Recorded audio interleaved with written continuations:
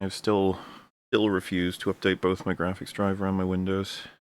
Check in every I don't once in a blame you. while to see if there's more definitive I do updates not on the blame positive you. end of things, and it's like, nope, cool, never mind. You hear the horror stories of these Windows 11 updates that are causing problems for people, and it's just like, man, it just didn't used to be like this. You didn't it didn't used to be that you were like afraid of updating anything for fear that it would break or cause a problem or brick your PC or anything. It used to be, ooh, an It's the same update. This will problem make things better for, for me as the user. as I understand it, the NVIDIA drivers, that the recent one for Resident Evil Yep. actually like is making the performance worse. So that's Incredible. yeah. That is really kind of remarkable, isn't it? That we're just at a point of like, so this update might just be a disaster compared to before, where it's like, oh, this update will definitely improve things. It could be anywhere from do nothing to brick my PC. Like, what are we doing? Come on. It used to be that, you foolishly download some crazy wacky thing and it'll infect your computer, but we're like steps away now from just your own fridge will betray you, technologically. I just don't like And it. how is it that, because these companies have a much larger market capitalization than they've ever had, but like Nvidia is like the most, like it is the highest value company in the world, if I'm not mistaken, like number one for market cap. They have more resources than ever, right? How is this happening? And Microsoft. What's going on, guys? Jeez. Oh, and it should be acknowledged, in in memoriam, Smiling Friends. Smiling Friends. Yeah, yeah, You were gonna man. say Ayatollah Khomeini. damn. It's like, oh, all right, we're It's rough, Rip man. Smiling Smiling Friends. True. is over. Look, I'm upset, okay, and I can't pretend that I'm not. Springy, you gotta smile because it happened. It's over Nah, it's only forever? 3 seasons, man. Two That's more not episodes. much. Are Yeah, they 2 never more doing another episodes. one ever again ever? Or is this like the end They've of not everything? locked it out completely. They said they But- might someday return. But Oh. it is Yeah. over. That's rough. And the whole conformity gate of people for Stranger Things, this is like an actual one that would be nice to have, an actual like, hey, we But, were just kidding. an actual. We were just memeing. Seasons 4 and 5 are still happening.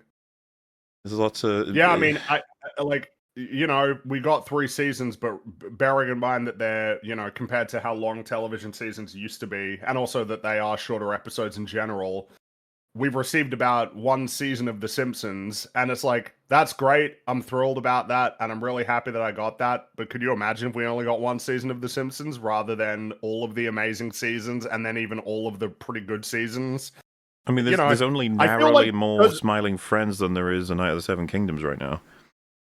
Yeah, in terms of total runtime, yes. And it is a little bit weird that people, because I've seen people say stuff like, yeah, but it's better to like end when it's still good rather than turn into The Simpsons. I feel like there has to be a healthy middle ground between like 3 hours of content versus the longest running television series like of all time. I feel like there's a healthy middle ground in there where a show can maintain its quality for a while and then end on top. It isn't this short. I'm not saying, but I'm not saying that any of you are saying this, but just, do you think that there is a level of, and I guess it might pop up in our conversation about A Night of the Seven Kingdoms because of J.R.R. Martin, but do you think that there is ever a sort of obligation that a creator of stories or media or TV shows kind of have to their audience in terms of finishing it or carrying it on for a certain amount of time? No, I don't. I don't feel that way. Like, because while I say all of this, ultimately, if they don't want to do it, if they feel like they've, they're burnt out, they're not passionate about it, that they're not making stuff that they'd be proud of, and if that's the reason why they want to stop, which is basically what they've said, like, I accept that. I'm still sad that we're not going to get more. We're not going to get more. But if the wizard said it, I'd accept it. But I'm not sure I buy it. I just don't. It seems almost impossible to me. Those guys could generate, a whole season's worth of jokes in one casual afternoon playing a video game. Like, have they actually said that they don't want to do anymore, or is that just speculation? That's what they've said. Yes. I mean, that's fair. I mean, they might be able to do more. I mean, maybe, but then if they are just burned out and tired of it, then maybe it's best that it goes away before it becomes Rick and Morty. And like, I wonder it's different than George R. R. Martin, because at least they've come out straight away, as it sounds like anyway, and said, yeah, we don't want to do this anymore. Whereas he's said for the last That he 2,500 is gonna years, do no, it, I'm yeah. still going to finish it. It's going to finish before I die. I wonder if it's something to do with the way that the show is made as opposed to the actual characters or plot lines or world building or anything. Like, is something about the way that it's processed or moved through a lot, like it's a lot of pressure or something that involves loads of people and they're just a bit tired of that, versus being at home thinking of like, what if a wacky, Gallop ran around naked in a big old beach, something just while yelling, about how he's lost all of his tax information. Then you're like, well, I can just come up with that and draw it and voice it and put it out within X amount of time, versus what everything needs to be done for Smiling Friends. I wonder if that's got something to do with it. Because I guess because obviously when you think about it from a writing standpoint, Smiling Friends is it's kind of like the reality is that it is harder to write for a show like The Simpsons than it would be to write for something like Rick and Morty. It's a reason why the fact that Rick and Morty like exploded after only 40 episodes is a little bit like, because you're doing a science fiction show where you can basically do like not only a science fiction show, but one where you essentially establish that you can do pretty much anything that you want. Smiling Friends is also pretty broad in terms of what they can do because it's an absurdist world. They don't have to be bound by, well, yeah, but this is like meant to be something of an approximate of the real world with regular people leading regular lives. I mean, cartoons in general can be quite liberating in the sense of what you can get away with, even when you're setting a story in a mundane world. Like The Simpsons is a lot more wacky and exciting than a typical, sitcom about a normal American family. And I guess with that, it's like, man, how does one run out of ideas for Smiling Friends episodes? Not only that, but like the other weird part is, why wouldn't they have just decided, all right, we were going to do 2 more, but we're thinking of running it down because we're kind of burnt out. We'll do a season to finish, or at the very least, an episode to end the continuity, so to speak, the story. Yes, rather than we're going to release the 2 episodes that we were working on, like at the moment. It feels like a because I guess that's almost like you couldn't just do like the one last season, the one last hurrah, like almost as a definitive end. Seems all rather sudden. So sudden, in fact, that many people assumed it was a joke. I think that makes sense that people would assume it's a joke because it's like sudden, yeah. Season 3 happened, it was done, and then it's like, yeah, season 4 and 5 coming soon. The little funny drawing that came out to then just be like, nah, it's over. It's like, damn, man. And like they're obviously going to continue doing their respective set me up to knock me down thing of making all kinds of animations with crazy characters and stuff, and you're just like, why those but not in the world of Smiling Friends? And it's just, you have to assume that the making of that show has gotten a bit, I don't know, out of their hands in the sense of how much fun they're having. Which, if that is just how it works, then totally fair enough. But man, what a shame. What a fun show. Yeah. And it was cool too because it really felt like Newgrounds humor finally getting into fully accepted mainstream after all these years of a show that's like really getting popular and big momentum culturally. But it was best of luck to whatever they do next, sort of thing. Yeah, I mean, if they're quitting this, then I assume that they got something lined up and planned. So whatever it is. I guess I'm curious to then hear again, what it is who whenever knows, it is like, time for them to how reveal easy it. it actually is to return to Smiling Friends now that, because I mean, now, it's Paramount, right? That looks like it's going to be acquiring Warner Brothers, which owns Smiling Friends. I mean, who knows if Cartoon Network, like, continues to exist. I saw a tweet like, yeah, Cartoon Network and Nickelodeon will be sister networks. It's like, I mean, they might, or one of them might just get gutted. I find it crazy the way that people have been talking about these acquisitions, like as if there's any particularly exciting outcome. Like, I don't get it. Oh, yeah. Yes, Paramount's got them. Now cinemas are saved. It's like, are you retarded? Are you actually, like, why are you saying that? Are you, like, what? anyway, yeah, they can have fun with that. Well, one more thing, I guess. The other day, we got a. How do you guys? Any thoughts on? Have you seen the new Pokemon? The 30th anniversary Pokemon. Have you seen the them? 3 new starters. What, the new Yeah. ones? Yeah, I did see those. not hugely impressed with them. I mean, they're I- cute, I guess, but I like like two the of dog. them. Yeah, I like the dog and the Gekwa. Gekwa is the, well, you can probably guess. Oh, well, I like the Pombon. bird a little bit.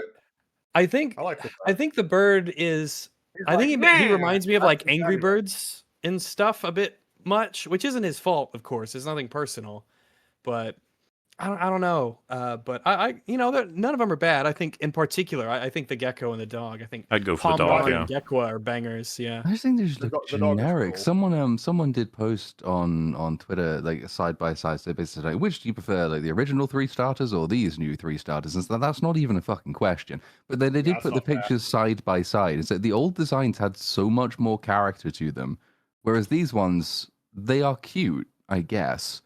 But like the dog, I don't imagine it will ever not just look derpy and retarded. And the bird ain't gonna have an looks expression happy. because it's a bird. And the whatever that is, the gecko salamander thing is just going to be sort of. I just don't imagine them being particularly varied or interesting. Like they're not as characterful as they used to be. I don't think. I mean, I certainly agree with that, but I'm almost comparing these ones relative to how bad they started to get towards like Gen 5 and 6 when they There was a were real low really point.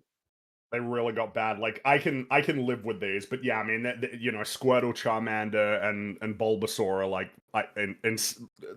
they're actually like Kind of insane, remarkable yeah. character designs. Ultimately, I you would know? say Gen 1 and Gen 2 are both Yeah.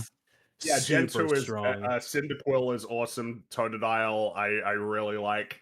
I really like Totodile. He's fun. Oh yeah, I love it. 'Cause, yeah, the big you know, mouth is very expressive. No and love for Chikorita, and I huh? like the Gen 3 one. Oh Chikorita's no, I do. fine. I do. Chikorita's It's all cool, right. but yeah, compared to like Cyndaquil is I think awesome. the problem is that you put Chikorita next to Cyndaquil and Totodile. Really, Yeah. it's rough. You know, in that regard I'm because they're partial to so Gen solid. 3 because of nostalgia. I do like Gen 3. That was the one that I first played, so you know.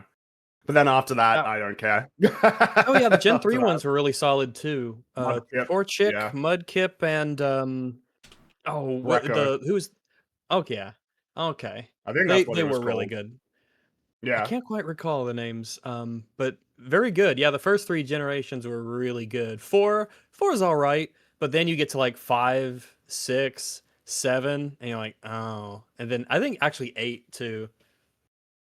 It was like, oh, this is Was it definitely just not Trico? quite. Was that the name? I thought unless that was a different evolution that I was thinking of. Trico does So sound Gen right. 4's oh yeah, it is Trico. Yeah. Trico? Yeah, okay. Then Gen 4 was Turtwig, Yeah, look at Chimchar, them. Look at Piplup. those lads. I guess I could Yeah. just paste that. But there's, I think once you hit Gen 3 and you're like, holy shit, these are all like really great. And then you hit Gen 4 and you're like, oh, I mean, it's okay. Piplup I like a lot, but Yeah. I the like other Piplup. two I I think think are a they're bit all weird. But okay.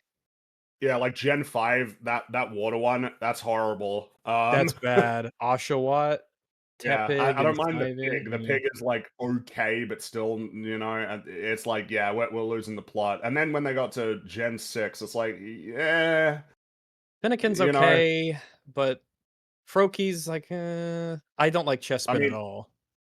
I don't. And then yeah, Gen 7, the only one is the cat. The cat's working, but the Yeah. bird and the seal there, it's like, Seal oh, thing, yeah. what's going on, And fellas? then Jesus And then by Christ, what Gen 8, happened they in were Gen starting 8? to You're like, what the fuck? I think like, Grookey is my favorite of the yeah, he's 3. all right. He's all Yeah, right, but yeah, the other Score two. Bunny, Bobble, The Score Bunny. it's not doing it for me. I mean, it's almost That's like lazy going as to see it fuck. when you, Score Bunny. Yeah, Yeah, Score it's just Bunny. funny in the Very name. but then you're like, what? And Squirtle, isn't it? It's like, nah, it isn't lazy. It's amazing. Squirts and He's the Turtle. best. It's a water. I was gonna say that Squirts was and way Turtle. better. It's amazing. God, Squirtle is awesome. I love Squirtle. Look at that. Squirtle's Look at him great. go. Bulbasaur, Bulb, Dinosaur, Bulbasaur, and of course Charmander, Char, Salamander. Yeah. Cyndaquil. And Yeah, then the it's like, fact that man. I mean, and the main thing working in their favor is that the evolution, you know, tree, it's just excellent all the way through, like Blastoise and Charizard. It's like, dude, these are some awesome Pokemon. There have been a lot of people who are begging Nintendo, Game Freak, whoever's in charge of it, I think it's Game Freak, to keep Pombon on 4 legs. They don't want him to end up evolving to where he stands up and is too anthropomorphized. They want him to stay like a dog, because there's been so many examples of a lot of these, 4-legged guys that eventually evolve into standing up on 2 legs and being a bit more hominidic, if that's a word. Yeah, that's kind of true. Yeah, but I mean, I don't know why even ask them to do anything for you. They won't. They'll just like make the games the way Yeah, that oh, they've it's always settled. made Yeah, them it's for settled. dirt cheap and make a. I saw someone point out that Super Bowl ad that they ran for Pokemon probably cost more to air than the most recent Pokemon game that they made, like cost to develop. Jeez, And it's probably true. Well, it probably is, because these games have like very low, but given how many copies they sell, the budgets are really low, like less than $20 million, I think. That might even be overestimating it, compared to, your typical AAA game, which is costing like $200 million. And I mean, they make a lot of money. This is like the best-selling series, So anyway, basically of all time. So yeah, fun times. good old Yeah. Pokemans. Mm-hmm. In other We're not here to news, talk about nicer, happier, woohoo news. New media came out and it wasn't dog shit. I don't know if anyone's heard about this. Hooray! Mark your calendars, everybody, for this event. For nothing else important that's happening today. But mark your calendars for a good thing came out. And I don't want to undermine it in the sense of like it's good because it's okay and surrounded by bad stuff. It's like, no, I think this is notably good regardless. Kind of neat that we got something like this, and we decided that we would today talk about it at great length, more than likely. It's called Night of the Seven Kingdoms, and this is your first and final warning. You go watch it before checking this out, I suppose, because we're going to break down go probably watch everything. it. Yeah, it is. We all endorse it. We episodes all. It's worth your time. Yeah, Yeah. it's And 6 it's short, episodes, man. 30 minutes, really 3 easy hours. to digest. You should go and see it. Don't Go watch it. Seriously, it's like Watch Night of the it's- Seven Kingdom. what was the last thing? It was that we covered. We told people to actually watch. It was Eternal I'm Sunshine drawing of a blank. Spotless Mind. Yes, that was it. Yes, it's the same So thing. it's kind of Please, ironic that go see you it. forgot. Forgot what? It's ironic that you forgot the movie that's about people forgetting things. What do you mean? I think you Um, forgot. But yeah, Oh Night yeah. of the Seven Kingdoms, good stuff. A Diamond in the Swamp. I get it's kind of it's interesting too. It's not often, or maybe it is, and I'm drawing a bit of a blank on it, which happens allegedly. The format of this, especially compared with another show that we covered pretty recently, Wonder Man, which had a bunch of little episodes that were only about 30, 25 minutes or so. You get that, and then you have this kind of back to back, essentially. One being pretty bad to meh by the grading curve, the generous grading curve, and this being very, very good and quite beloved by pretty much everybody. And they're both got those, not that many episodes, nice and short, very concise. Though I feel like it's pretty much a night and day difference between which of these shows really took advantage of its time and really kind of chalked it full with a bunch of memorable lines and cool characters, and it took advantage of its sort of setting and its premise, and it didn't overstay its welcome. Though the show certainly leaves you wanting more.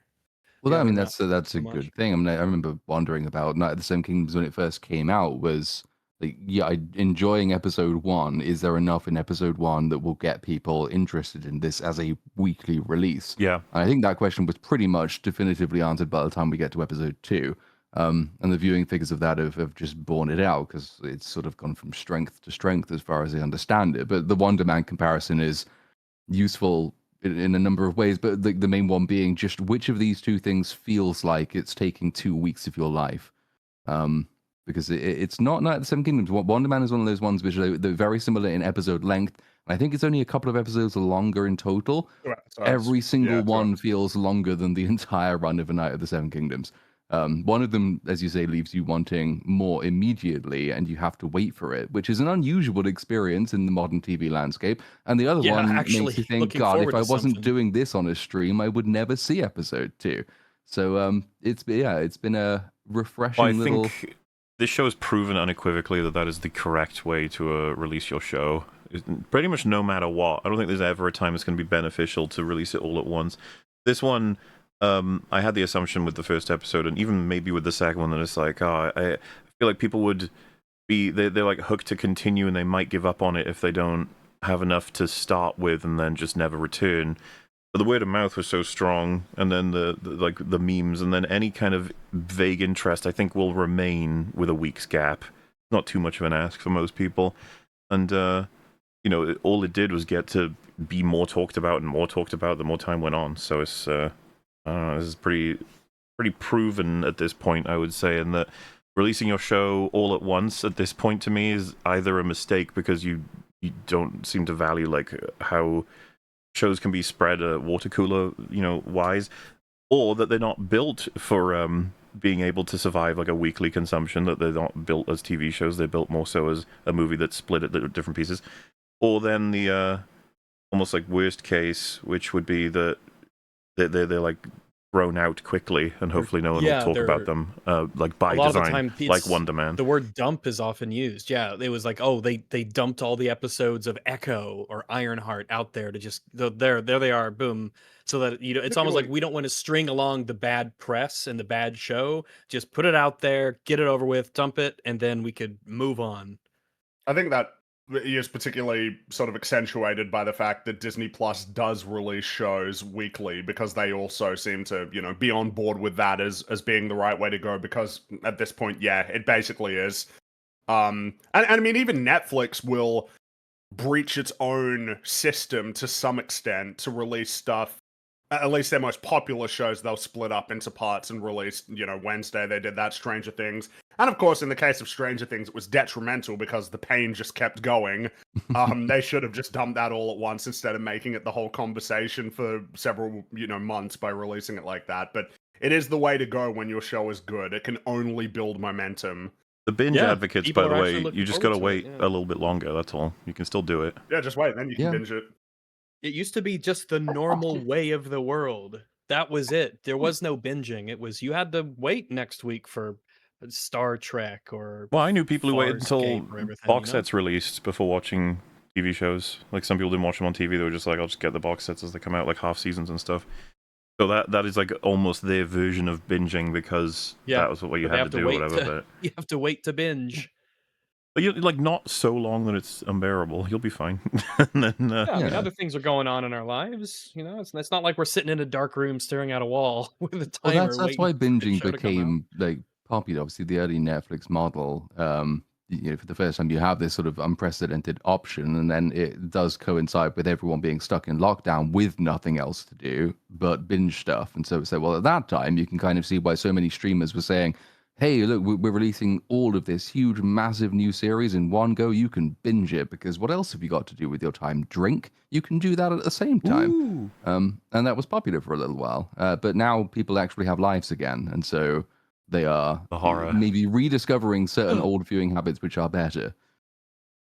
The ancient ways prove true yet again. Almost wasn't the case though, because when we could have had a Night of the Seven Kingdoms way back in 2016, I think, is when it was first pitched. And it was first pitched twice, in fact, because George R.R. Martin pitched it to HBO. And at the same time, independently, they hadn't discussed it with each other. Ryan Condal, obviously, who does House of the Dragon, also pitched it to HBO. And both times HBO said no. They eventually did House of the Dragon first. But George R.R. Martin's preference was to do Night of the Seven Kingdoms as basically one big TV movie, as opposed to episodically weekly release format. So if he'd got his way, we wouldn't now be having the conversation about how great it is to be going back to a weekly release miniseries, because it would have just been a one and done thing like a binged series. So by happy accident, we're here saying, no, this is probably the best model in which to do a show like this, and you should do it more often. It really earned its way into being discussed and shared and recommended by everybody. I still, it doesn't mean that like, so the first episode's not as good as the rest or something, or they build up, and it's like, it's just a matter of, as far as I'm concerned, momentum. You got nothing to work with, and it's like, this is these characters, this is this place. You're like, okay, and then stuff starts happening, and you're like, wait a minute, I care about them, and stuff's happening to them. Really great combo. Whole TV should try it. Yeah, I think that it's very appealing to be able to. Obviously, if something's very good, you just want more of it, But then there's that recognition you know, this is really nice. It's concise, it's digestible, and it lets you explore more ideas instead of super committing hard to an entire storyline or this massive overarching plot. You could bounce around, you could try new things, especially if it's part of. And I don't know too much about the Game of Thrones world. What's the official franchise name for it? A Song of Ice and Fire? Is that what it is? Mhm. What is The Yes. universe, What's yeah. it- Okay. So you could like, especially a big world like that where there's a lot of history and characters and things going on, you could bounce around and what's going on here at this time and here at this time and here at this time.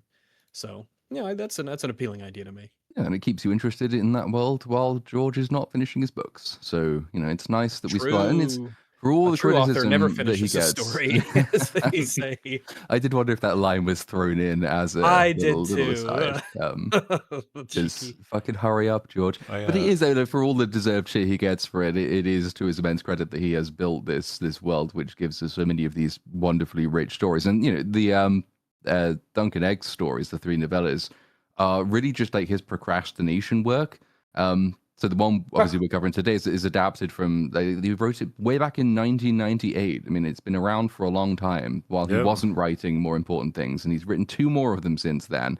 They are his favorites. That he really likes the characters, which is why he hasn't finished these stories either. But it also meant that when the adaptation was finally greenlit, and it's Ira Parker is the chap's name who did the pilot and is sort of in charge of most of the writing in this, worked very closely with George R.R. Martin. And basically, every third sentence George R.R. Martin speaks to anyone writing this show is, it must be a faithful adaptation. It must be a faithful adaptation because of his well-publicized falling out with Ryan Condal for House of the Dragon. He does not consider that a faithful adaptation, or indeed really an adaptation of his story at this point. So this one comes about, and it's seemingly is so far removed from all of the great epic stories. I think it's like 80 years after House of the Dragon. It's 90 years before Game of Thrones. And it's even 13 years after you get the Blackfire rebellions, which get a mention in this season, but they're not going to be massively important story-wise until the next season. But Yeah. it's set away from everything else, and it is such a small-scale local story that shouldn't matter, and it probably it's weird that it has as much interest in it as it does, except for the fact that the world George R.R. Martin has built is wonderful. It is brilliant. It's got so many interwoven parts. It is so deep. It's so well fleshed out for the most part. All of it knits together pretty neatly. There's not too many massively glaring continuity problems, and people love it. There's a reason they're still waiting for him to finish the books, however many decades it's been since he wrote the last one. So credit to him for that.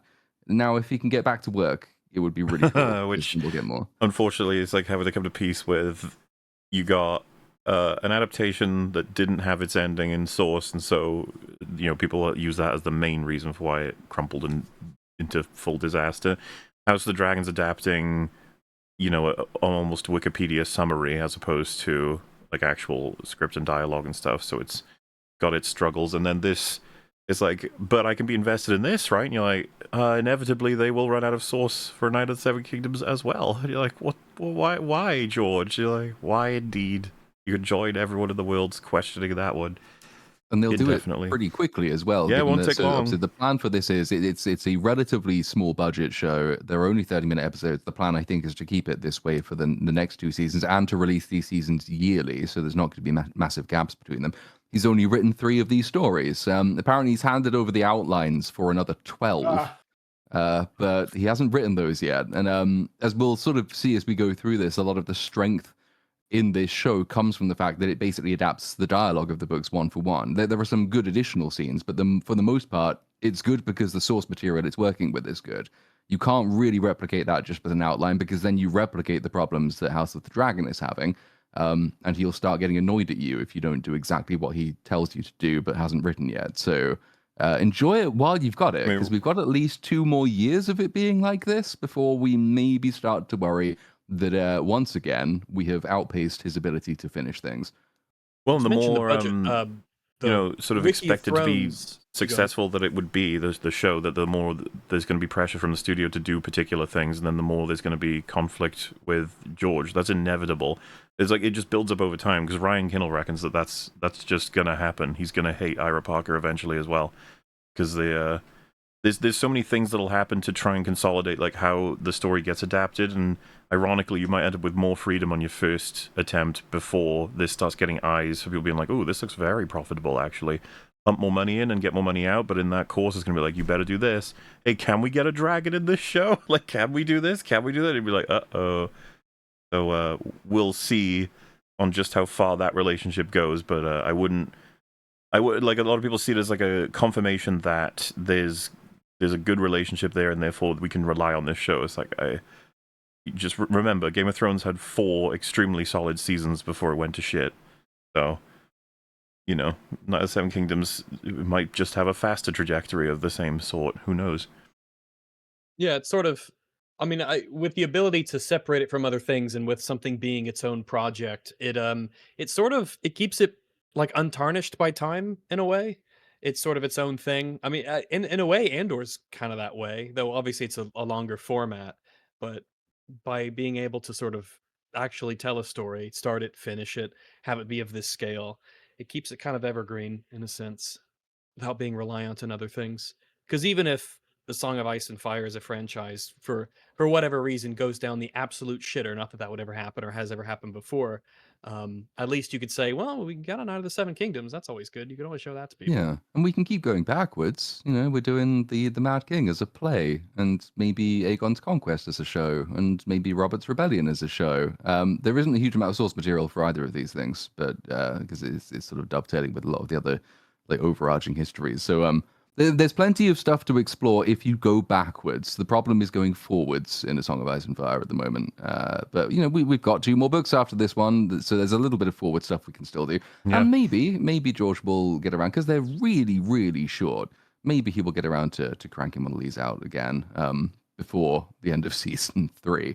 Because it's one of the nice things about it, and the slightly surprising thing about it, because I'd read all 3 of these novellas. When did I do it? Because I started reading all of it from like the beginning to end chronologically, all of the Song of Ice and Fire stuff, so I could fully appreciate how pissed off people are with George. And so I did that over the course of the last year, basically. And these being relatively early, it's been a while since I'd read them. So when this started, I'd kind of forgotten that they were all 3 independent things, and I was expecting like we were going to go all the way to the end of the Mystery Night by the end of this, to the point where like talking about it on streams is like, oh yeah, and we're leading to this really exciting place, and this is going to happen, and then you get to episode 2, and then you suddenly remember, no, they're 3 independent stories. There's a lot that's still going to happen in this one, but it is such a small scale thing. It all takes place over the course of basically a weekend. It's a single jousting tournament, and yet you can pack in so much wonderfully deep, brilliant character work in all of it. It dovetails with so many characters that you remember having been mentioned from other stories. Obviously, if you've seen Game of Thrones, you kind of know the endings for a lot of these characters anyway. If you've seen the cast interviews behind the scenes, you already know the endings of some of them, because the kid Dexter Solancel can't keep spoilers to himself, which is very funny. But just it's just lovely to see how you can just focus on such a small period of time, on such a small core cast of very interesting characters, and create something which is at the same time very, very narrow, but very, very deep. Whereas the problem with a lot of things, I think, at the moment is that we get a huge amount of inch deep and mile wide storytelling. All of the Game of Thrones stuff compares brilliantly to, say, like Rings of Power for that reason. Oh yeah, jeez. They typically are extremely focused, very character driven. They don't rush, and the care and attention is put into virtually every aspect of the writing. And I'd say that this is mostly true of House of the Dragon as well. Certainly was true of the first 4 seasons of Game of Thrones, and is true of all of this. And maybe, I don't know, it's a lesson that other people could learn. You do not have to cover 1,000 years of history in your first season to tell a good and interesting story. I guess should we just begin talking about it in that case? I think so. Yeah. We'll say, I guess thinking about it, I was looking at Wiki of Thrones says that the budget per episode of this show is only 6 million per episode, and House of the Dragon was about 20 million per episode. I thought it was Which 9 is- million for this show. That's what I'd heard. I'd originally heard 10, and this from a month ago says 6 million per. So I'm not certain. It's going to be one of those between 6 and 9, because I think I've read both of those figures. So it'll be somewhere that'll Right, be like okay. between 6 So let's and call 10 it million 8. per episode. I just remember looking at it first time thinking, damn, that's like half the cost of an episode of Starfleet Academy. And, you know, Is that Jeez. true? Really? yeah, My yeah, goodness. it is. Yeah, let me check. Okay. Starfleet. I want to say Oh, that's like boy. $20 million an Yeah, episode. 10 million. It says, yeah, it costs roughly 100 million for 10 episodes. Jeez. Man, really? Mm-hmm. But like nobody gives a like. Well, Does It's anybody? worse, Fringy. It's worse than nobody not caring. There's like an active hatred for it while also not watching it. It's the worst of both. You didn't even get people to watch it and they hate it. I'm not even sure that is worse. But I think it might be worse if no one Man. cared. Maybe. Man, I mean maybe. It's tough to say. Either way, not good.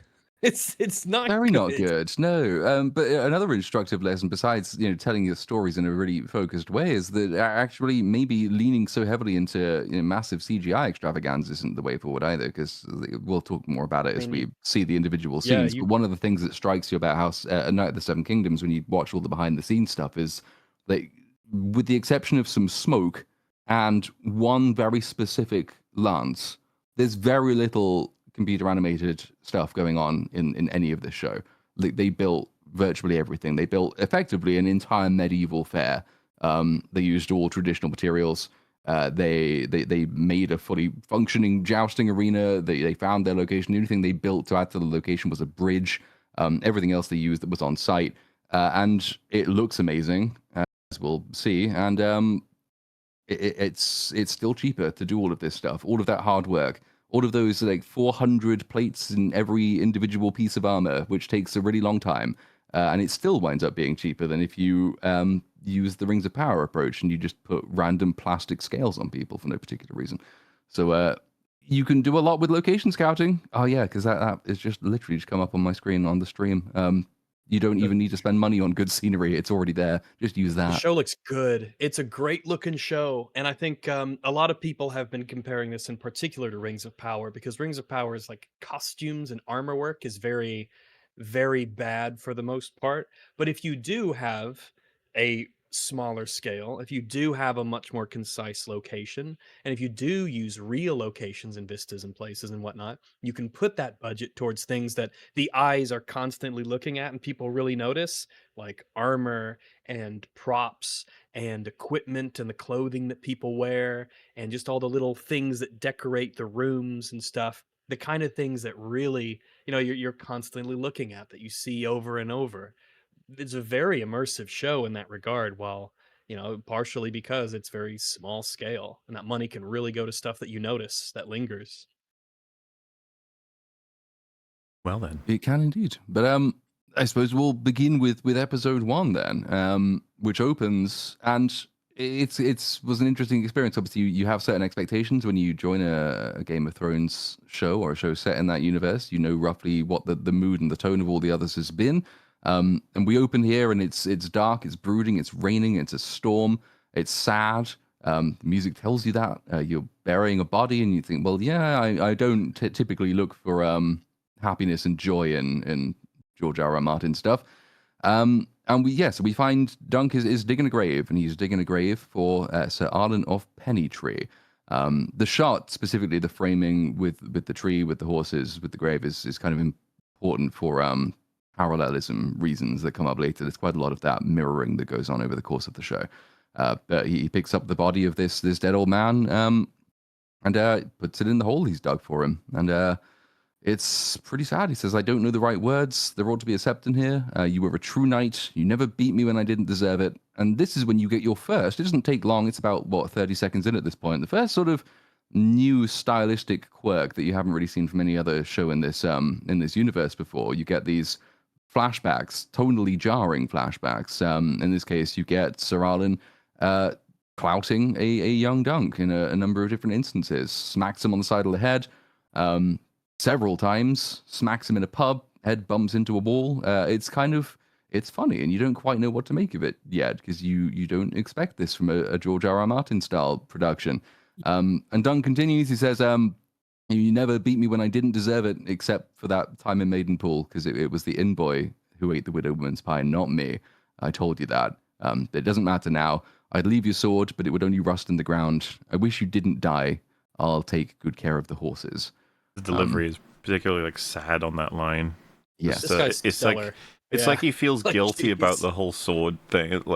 Just let me keep it. It would be worse if I left it with you.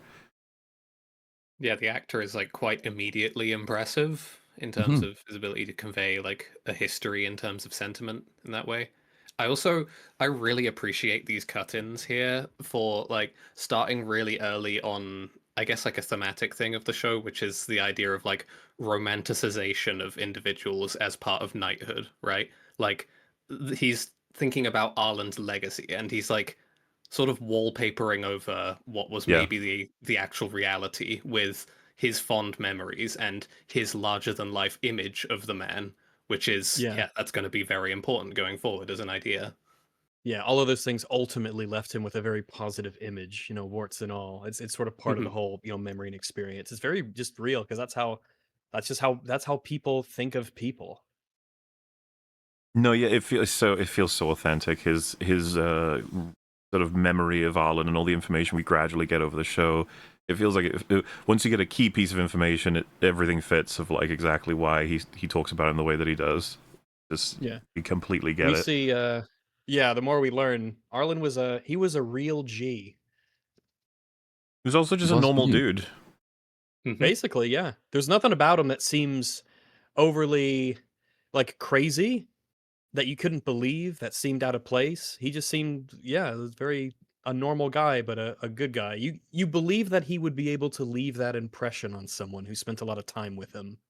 You would, and it already begs sort of interesting questions as well, because you're hearing Dunk saying you were a true knight, and you're seeing in such what high esteem he holds him, and yet here they are alone on like a completely empty vista in the rain, and he's being buried with no one else around. So like, your normal impression of knights in Game of Thrones is that they are typically, even if not good people, they are grand people, they are big people, they're people that the world pays attention to.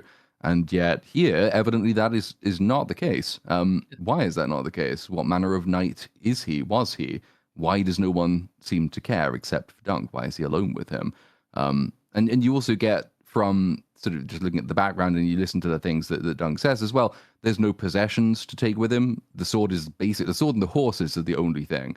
The stress placed on the horses as well being like it tells you how important small things are, and it also tells you by extension that that's partly because there aren't many other things to value. So you're already intrigued as to precisely who Sir Arlen was. And then Dunk as well, taking the sword, has nothing else to go with except for the horses. And then you'll quickly learn the value he places on being a knight, on living up to Sir Arlen's reputation, and the value he's instilled in him knows that he can't do this without a sword. What is a knight without a sword, after all? So there's a lot. It's really simple as well, deceptively so, because you also learn that Dunk is not a man of fine words, struggles to find them. He's quite simple. You pick all of this up again. This is only like a 30-second scene, and there's so much to talk about, not just about the world, but about the character involved in it.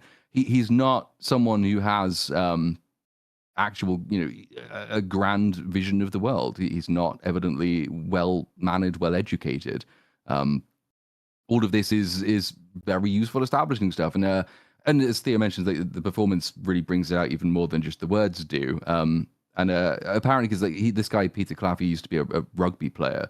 No surprise. And he walked in on the first audition and threw up, and they said that's exactly what Dunk would have done. So it kind of helps that they've cast someone who basically just Tactical is the vomit. character. No, yeah. That feels like it's something worth noting as well as almost an interesting running theme in establishing tone for this series is that every episode, often at the beginning, will feature one disgusting thing of somebody throwing up or shitting. Like, it's kind of a funny recurring theme in terms of like, Yeah. we're kind of on the lowest sort of level of the Game of Thrones world here. We're sort of there's a lot of down right at the contrast. bottom. there's contrast between the those irreverent scenes and people trying to be very very noble, and then you have the different types of characters that we bump into and how they view nobility and knighthood and honor. There's good people, there's bad people, there's all sorts of people in between. You kind of get it's a really neat cross section, I suppose, of the kinds of stuff that can be going on out there. There's warts and all, and I think that works definitely to the show's benefits because it doesn't have it. It's not that it's inconsistent. It just shows you both sides of things. I mean, like at the beginning, it shows, oh, it's very sad, and he gives this little makeshift eulogy and puts this guy in the grave, and then it, has the cuts to him getting slapped, and it lets you know, like, oh, we got, there's more than one thing going on here. It feels very much like it's showing you like the romanticism of it and like the chivalric ideal of the culture and the knight and whatnot, and then grounding it back in like the unseemly realities that don't make it into the stories as such. Like if we think about the stories of Sir Duncan the Tall or whatever, were they to be told, they wouldn't include a lot of the things that the show makes us see because they wouldn't be relevant to the. Yeah. He drank water that wasn't clean and started vomiting it up all night, or they wouldn't be talking about Sir Arlen. Well, they wouldn't necessarily be talking about Sir Arlen's his tree. I His don't know. knighthood. Yes, his tree his tree in the manner that it's presented in this show, Yeah, Arlen, so by the way, you'll see most of this stuff is all the stuff that doesn't make it into the book of the Kingsguard, which is obviously mentioned in Game of Thrones. 4 pages for Sir Duncan doesn't leave a lot of room for the stuff that actually makes Sir Duncan who and what he is as a man. It contains his great exploits, but they all come later in his life, and we're seeing the stuff that will never make it into that reference book. Alan, by the way, as time went on, I was like, I do recognize his face, and it was Alien 3's Morse, the sort of prisoner that makes it to near the end of the. I say near the end. I think he makes it. He just gets shot. But Danny Webb, who pops up in a bunch of stuff here and there, and it was just neat to be like, oh shit, there he is. The Arlen, who helped defeat the alien once upon a time. That's his legacy. Yeah. But we cut then to morning, which is another quite frequent stylistic trope this show has. You get these very quick cuts, not just to cut away flashbacks, but also just cutting between days. So you might go from a scene like this, very morose, almost brooding, emotionally sad, and that almost is not discordant, but it's certainly designed to be kind of, oh shit, it's now sunny. It's the morning after. There's not. They don't waste any time trying to smooth over those transitions. The transitions are supposed to be kind of slightly startling. And he wakes up and he's not really going to be lingering on this for too long because he's now, he's thinking of what comes next. What has he got left? He's got 3 horses and he's got a sword. He doesn't have any food. He doesn't have any money.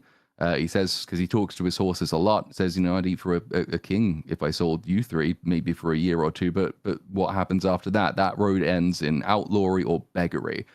So that single line tells you a lot about what his value set is. We already know that though he's a poor man, he's a man who doesn't have many possessions, he looks up to and values this ideal of knighthood and honor, which Sir Arlen has instilled in him. And the idea of becoming an outlaw or a beggar is intolerable to him. He's not going to do that. So he's now going to go off on his adventure to try and make something of himself. He suggests, well, we could go to a city like King's Landing or Lannisport. And then he picks up Sir Arlen's sword and he says, I could join the City Watch. And this is the first meme in the show, right? Stop raping, sir, which is very funny.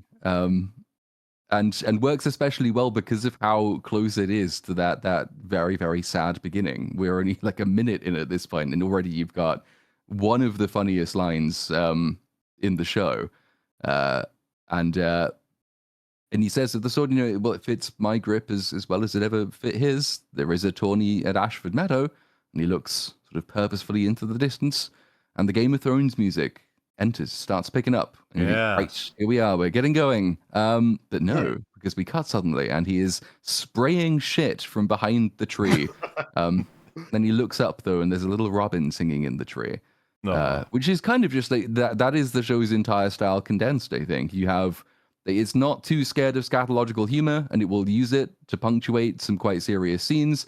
But then often in the same scene as something scatological is happening, you will look up and it's got its eye on something kind of beautiful and purposive and meaningful. It's because it was, I don't know, When I first saw it, I thought, "Fuck me, that's unexpected, very different." I don't know yet if I like it or not.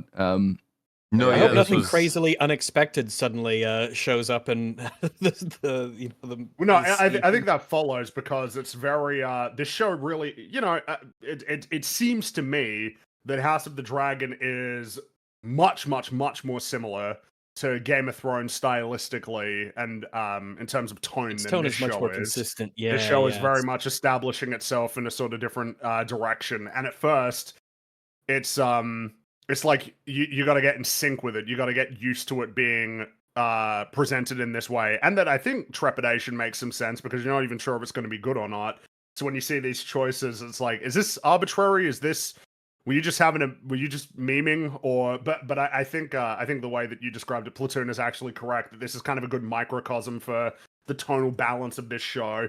In a lot of ways, it's dirty and unpleasant, but also that there's a sort of a serene, Mundane transcendental grandiosity. sort of values that are sort of the sort of aspiration of the show and the character, and that they sort of exist in this same realm, which I think is sort of important because I know that a lot of I've seen the conversation of the show being like, oh well, this is like a very traditional story. I think it's I don't think so. Like in totality, it feels like what it's trying to achieve is it's still kind of Maybe, modern in a sense, which is like, yeah, this is as will be revealed, a story about a character who is pursuing a very sort of straightforward and plain but very aspirational idea of like knighthood and honor. But this is also like a very difficult world to exist in. This is a world that's very challenging to pursue those values, and it's all very complicated and in a sense, like this imagery kind of feels like it's sort of, almost maybe foreshadowing or at least sort of establishing that tone. It's very like deliberately undercutting like the dramatic main theme swelling, right? Like that strikes as a very deliberate choice, obviously. It's mean, a I very s- standard story if you zoom out further. Yeah, I think that's probably true. I mean, it's sort of there's a novel called Ivanhoe by Walter Scott, which is this really famous medievally set, effectively a romance, which probably is. I think that Night of the Seven Kingdoms is kind of George R. R. Martin's play on that, but to Fringy's point about it being like more modern than it might first appear.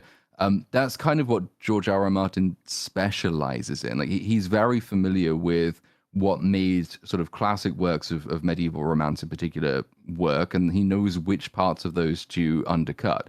He kind of strips the romance out of it, more so in Game of Thrones, and House of the Dragon's doing that as well in its own way, but it's a very different type of story. But in this, it's a more deliberate attempt to balance the two things against each other. On the one hand, it is romantic. It's a romantic story.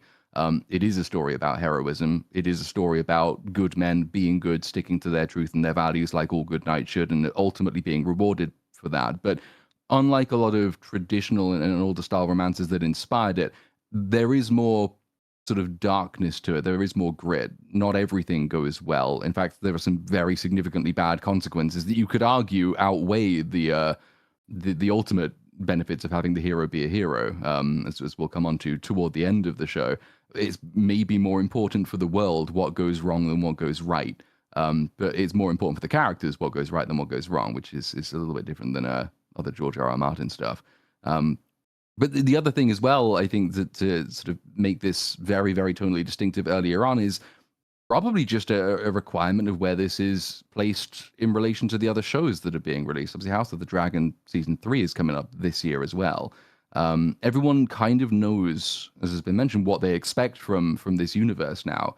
If you had another show which didn't go out of its way to tell you, hey, we're actually something different and something new and something quite unique, I wonder whether it would have held anyone's interest in the way that it has done, because you can get burned out from overuse of storytelling tropes. We have a lot of George R. R. Martin stuff. House of the Dragon is ongoing. Another show like that, or that's obviously tonally like that all the way through its opening episode, probably is just like, well, yeah, I'm going to get depressed again. And I don't really want that today. It was certainly a conversation starter, and a lot of people were like, what does it mean? Is it trying to be meta, or is it supposed to just be about tone, or is it just supposed to be funny, or is it, and I think that was kind of their goal. It's borderline experimental, as with a couple of other choices they have, and it's risky in the sense of like you could put people off, and I know several people were put off by this. They were like, that was gross. I was like, well, you know what? Yeah. The world is a bit gross. They actually, I think, lean into that deliberately to present a more authentic, sort of grassroots like hero story. This includes the parts that, as was mentioned earlier, don't end up in your typical like song or poem or retelling. Does indeed. We then cut away, so we get the title slate, Night of the Seven Kingdoms. Now, for now, that's what it reads anyway. That will change by Nice the and end. understated. By comparison to Game of Thrones and House of the Kingdoms, much more elaborate and grand introductions. This is very plain. You say House of the Kingdoms. He does, but that's okay. House of the Dragon. Yeah. So what I quite liked about this, just as a sort of general story thing, by the way, was just a guy who's lost the person who's kind of set in the path for him. He has some materials, and it's just like the world is actually your oyster here in terms of where do you want to go, what do you want to do. You have ultimate freedom in that sense. It's kind of just like, I've got very little to work with, but I've got a couple of values, and I've got one bit of knowledge that can take me somewhere, and it's like, I guess that's what I'm gonna do. It feels, I don't know, uniquely.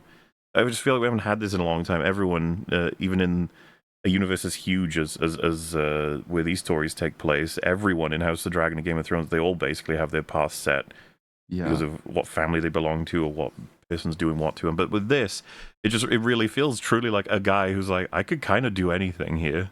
I'm gonna be a knight. Yeah, the politics are not dictating anybody's actions. It's not, like you said, like it's not great power politics between houses. It's like, this is just a guy on a road.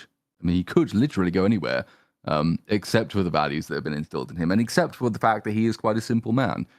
He's not got a great complex world awareness. He just knows what he thinks he should be. And the nearest place where he can become what he should be is Ashford Meadow, because there's a tourney. And, tourneys are where knights make their name. If he's going to be a knight, that seems like as good a place to start as any. So that's where he's off to.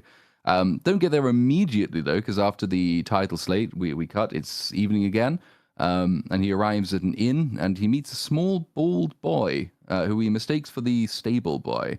And tells him to tend to the horses. And you already know there's something a little bit odd about the boy, besides the fact that he's bald, is the attitude immediately comes across as very, very unusual for a person of that social station, because he says, I could if I wanted. And Dunk is a little bit nonplussed by this strange child, as you would be.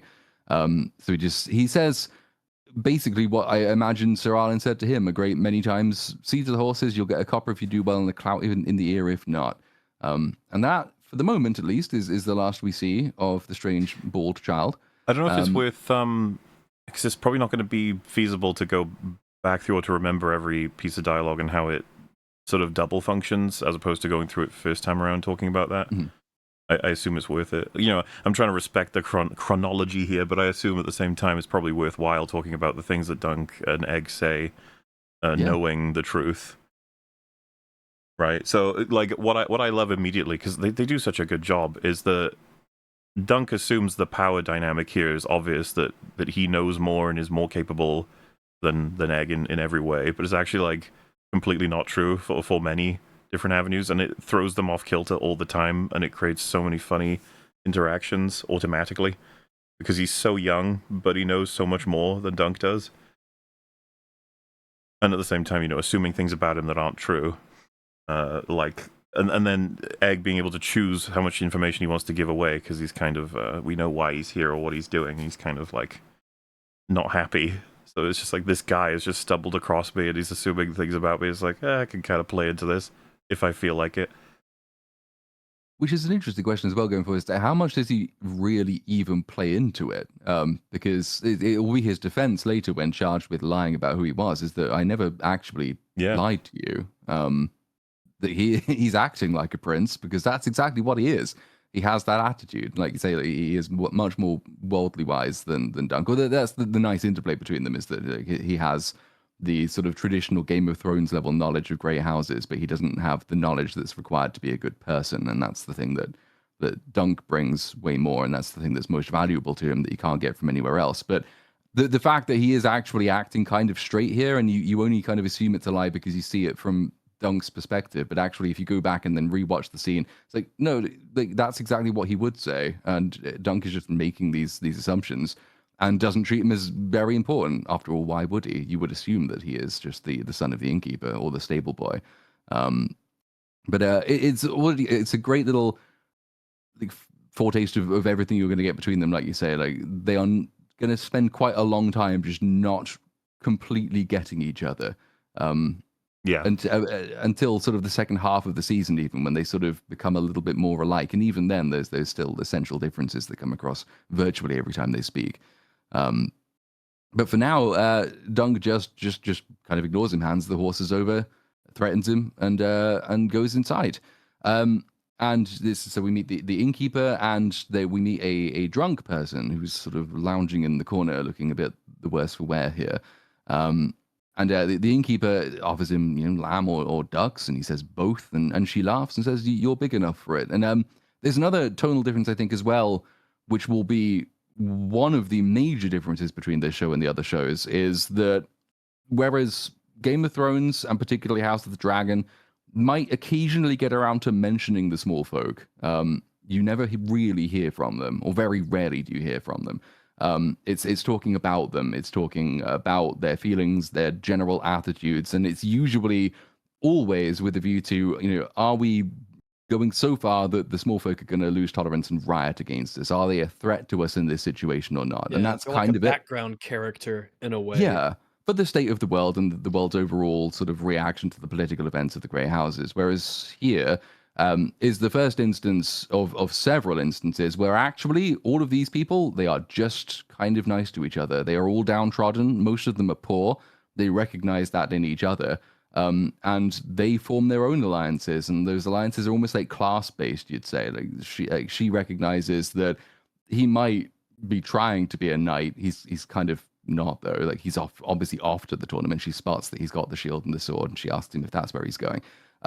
But she doesn't try and extort him. She's not cynical. She's not grubby. She's not manipulative in any way. It's just two honest people having a good, honest exchange. And the immediate threat comes from this guy, who's obviously different, is the drunk man in the corner. You find out kind of quickly who he's likely to be, because as he gets up and he says, "I dreamed of you. Stay away from me," which is a weird thing to say. And then he slams a dragon-headed coin down on the table. So you think, I think I have a fair idea who he's going to be. And it kind of gives you a foretaste of what the overall dynamic is going to be, actually. The lords in this show are not your perspective characters. They are the threat to your perspective characters. Or they're the things that you have to show deference to, and the things that might be volatile and do things which are going to injure you.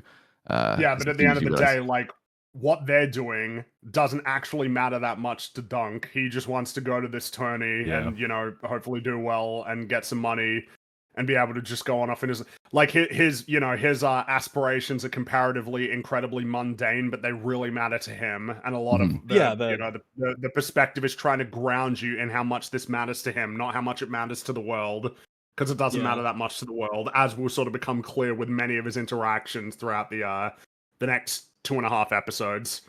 Yeah, the show does a good job in really selling the idea that the things that the nobility are concerned with are nowhere near the kinds of things that the average person is concerned with. They, in a lot of ways, they truly live in separate worlds.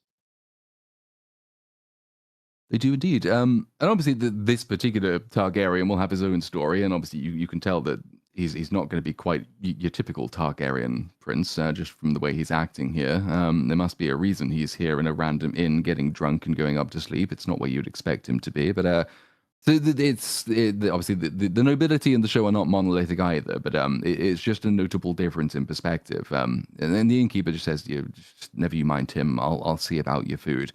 And gives us a few sort of like little thematic lines as well. Like she doesn't see really the point in in the tournament. She references the great tourney. She's like, half the town's gone down there. Her own kids would have gone down there if she could have let them. She doesn't see the point. She says, knights are built the same as other men, and I never knew a joust to chase the price of eggs. Which goes back to what a universal sort of, Yeah. universal, since the dawn of civilization. All that the regular folk have ever been really concerned about is the price of eggs.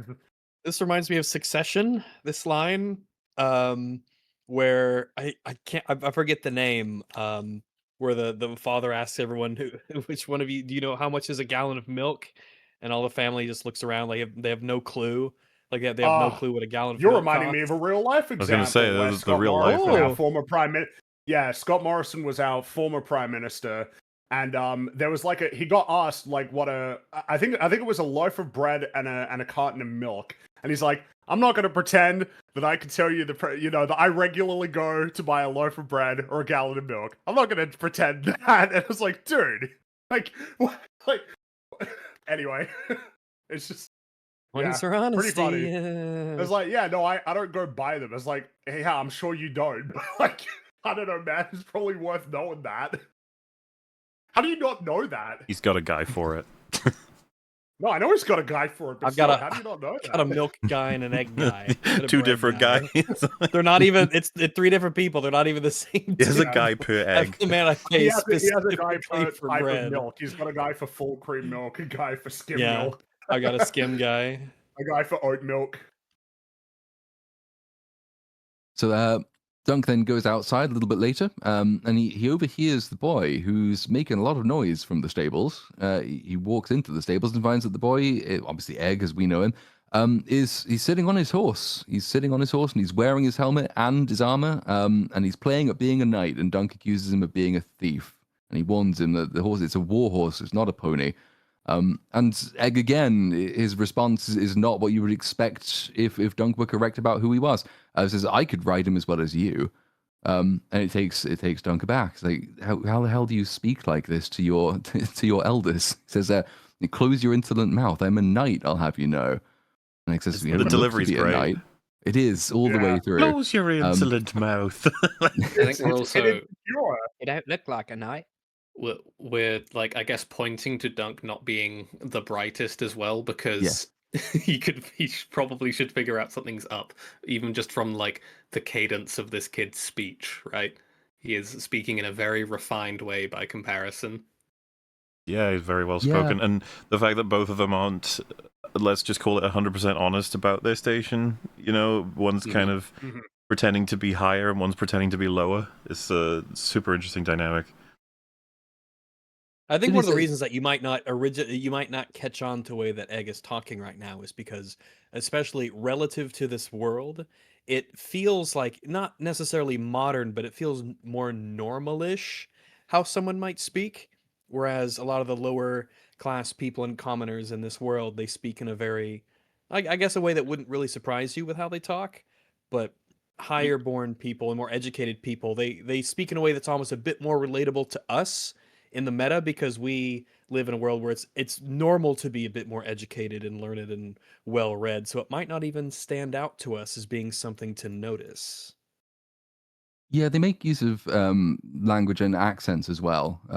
Accents are a big one. Like all the small folk are kind of various mix. It's not perfect, and none of the Game of Thrones stuff has ever been. Like, there's quite a lot of like language variation and accent variation, even amongst people who are supposed to be roughly from the same area. But usually in this show, like the small folk will be either like Yorkshire, Irish, Somerset, or Scottish, Irish, or Scottish in some cases. Just It's like, try to sound lower class is how I imagine the direction, right? Like, Well, that's why when they say like you sound like you're from King's Landing, I'm always like, bruh, we've got like what does that even mean? I can't remember her name, but who plays Allison, because she's got like a sort of Liverpool accent. It's like, yeah, but you're playing like a high class person, so you got to do the sort of proper sort of English accent. You can't be speaking the other issue they had was they hired so many actors who weren't consistent on their own accents being switched, like Littlefinger. He's like one of the worst. oh god.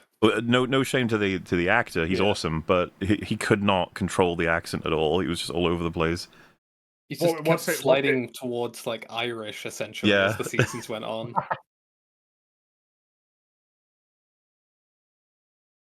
So yeah, the interactions continue. Yeah, and X says you don't look to be a knight, and Dunk says, do all knights look the same? And X says, no, but they don't look like you either, because your belt's made of rope. And Dunk says, well, so as long as it holds my scabbard, it serves. And Egg asks the question he's obviously very interested in, like, are you going to the tourney? Do you mean to enter the lists? Take me with you, please. And this is, again, one of those examples where it's not a lie, but it's kind of a lie by omission. When Dunk says, well, what would your mother say to that? And X says, not much. She's dead. And because the show does do a little bit, it tries to make it understandable from Dunk's perspective without him being just a complete retard. So you have the earlier exchange with the innkeep where she talks about her own kids. So it's reasonable from Dunk's perspective that he would expect that the stable boy is one of her kids until this precise moment when he says the mother is dead. Egg doesn't reveal anything more than the fact that the mother is dead. So now Dunk says, oh, so I guess you're just an orphan. And Egg's immediate response is a you as opposed to yes. And Dunk says, yeah, I was, till my sir took me in, taught me arms and riding, taught me everything as best he could. And this kind of gets Egg's interest. And Egg says, well, if you could bring me to Ashford, I could squire for you and you can teach me as best you can. Something Dunk is not particularly keen on, because he says, I don't need a squire. And Egg says, but every knight needs a squire. And you look like you need one more than most. Again, I like little his jive. little cheeky lines. I really do. He's not annoying. He's just got that. I get cheeky is just a good way to describe him. You know, He's insolent. Well, so just Yes. generally a little bit more confidence than you would expect, given their apparent relative station, Yeah, their right? This is a apparent knight, station, and you're just yeah. some kid, but like you seem to be really quite honest in a sense, like a little bit brazenly honest. But maybe you're just like a particularly arrogant kid, rather than it wouldn't be possible that you're like a prince of the realm. No, not that. That's Yeah, sort just of the obviously, thing, like yeah. in Dunk's defense, is that you would not really consider it a possibility to Oh, run yeah. into some noble lord just talking shit to Yeah, you it's in the so stables. outlandish. Wouldn't even consider it as a possibility. Yeah. The only giveaway is one that you can read into it retroactively once you learn who the other guy at the bar was, or the ones asleep at the table, because you already know that he is a Targaryen kind of by his look and also by his manner and also by the coin. And before, quite a long time, I think it is, before you learn who Egg really is, you learn that there are two missing princes. So if you're paying attention, obviously you can look back and you can figure it out. They do thread it pretty in. quickly. Yeah, like if you've got no context, you just need to ask the questions. But the show runs so smoothly, you don't necessarily have your brain power like focused on it. You're just enjoying the story. But it's like, don't you think it's weird that the kid is bald? Do you think it's weird that he's really well spoken and knowledgeable? Do you think it's weird that they said there's two princes that are missing?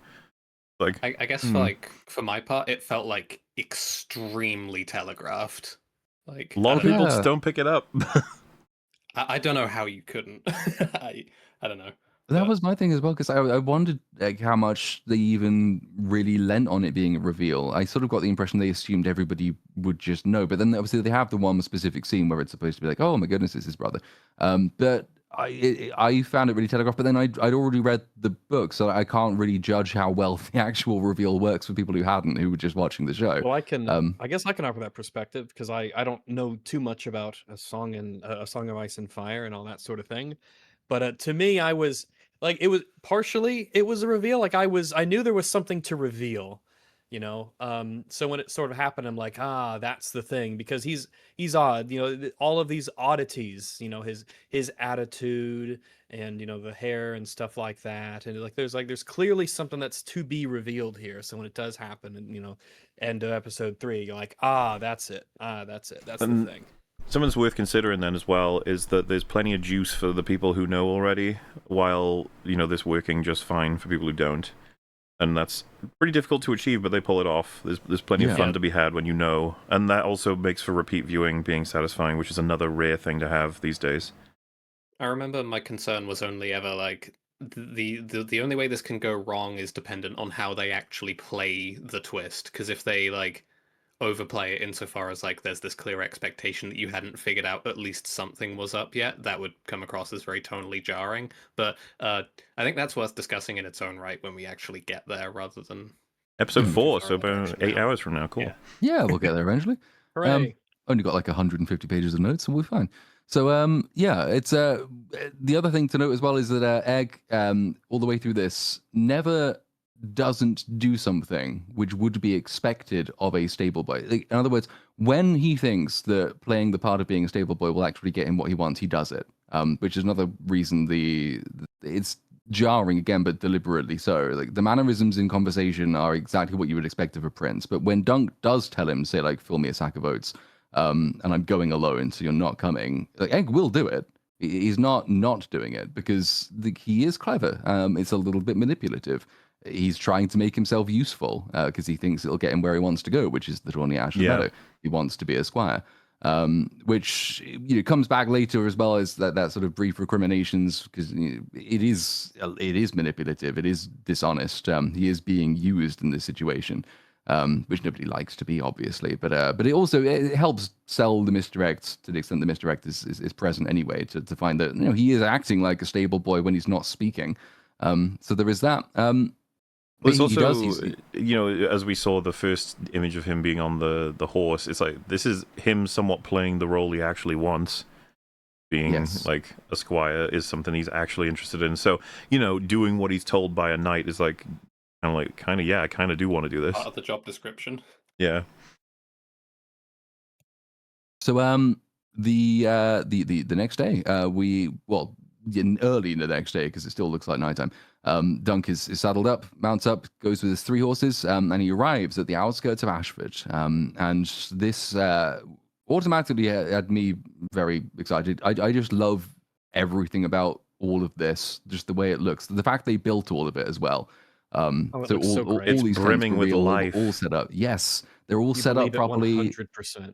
Like people were using them for various other purposes during filming, and it's so busy as well, which is something that I think quite a lot of other big budget fantasy shows miss. You can find, say, like, and Rings of Power inevitably comes up because it's so fucking awful. But excellent contrast. Yeah, find any given shot in any given town, city, or any supposedly heavily populated area. When they're in Eregion or really anywhere, it just doesn't feel like, oh, this isn't a place where people live and do things. This is a set, and it's not even a good one. No one could actually live here. There's not things actually happening here. No, nobody's doing anything. Just having people doing things in the background, things you would expect normal people to do. Hire a bunch of extras, have them carving meat, have them sorting flowers, have them running around looking busy. Yeah, just walk around with baskets like you're delivering something and moving around. Yeah. I could believe that a lot of them were on trying to like take this seriously in the sense of, borderline lopping it between shots anyway, just trying to like stay in character. It reminded me of the that wonderful episode of South Park with the guy who they note he's got a watch. Like, we don't know nothing about no fancy pants timekeeping wrist items in this Never place. Character. Yeah. Because this is a tourney, right? So this is essentially a party. So yeah, there's going to be a hell of a lot of preparation that is needed to get an event like this rolling. Yeah. Which is an opportunity here that people would be taking advantage of. It's busy because people are like, oh, there's a lot of people here. There's money to be made. There's jobs to be done. This is an opportunity for me. I'm going to take advantage of it. And it's the other thing as well, which you don't get from the other Game of Thrones shows, is that you're seeing this from the completely opposite perspective. So you can pick up in House of the Dragon with a big jousting tournament, and you're seeing it all from the perspective of the royal box, essentially. Like everything's just there, ready to go. You're watching the knights do what they do. Here, you arrive deliberately the day before, like things are kicking off in earnest, so you can see that this is what actually goes into making it happen. Like all these small folk are doing it. They are the ones responsible for putting on this great big tournament for the lords. The lords are here to play a game, and everyone else is here to work. You see them working, and you see the entire kind of local economy in just a few little snapshots of things people do. That lady's birthday, right? I forget her name. Ashford's daughter. Her name has escaped me at the moment. I've just got her as Ashford's daughter, Lord Ashford's daughter.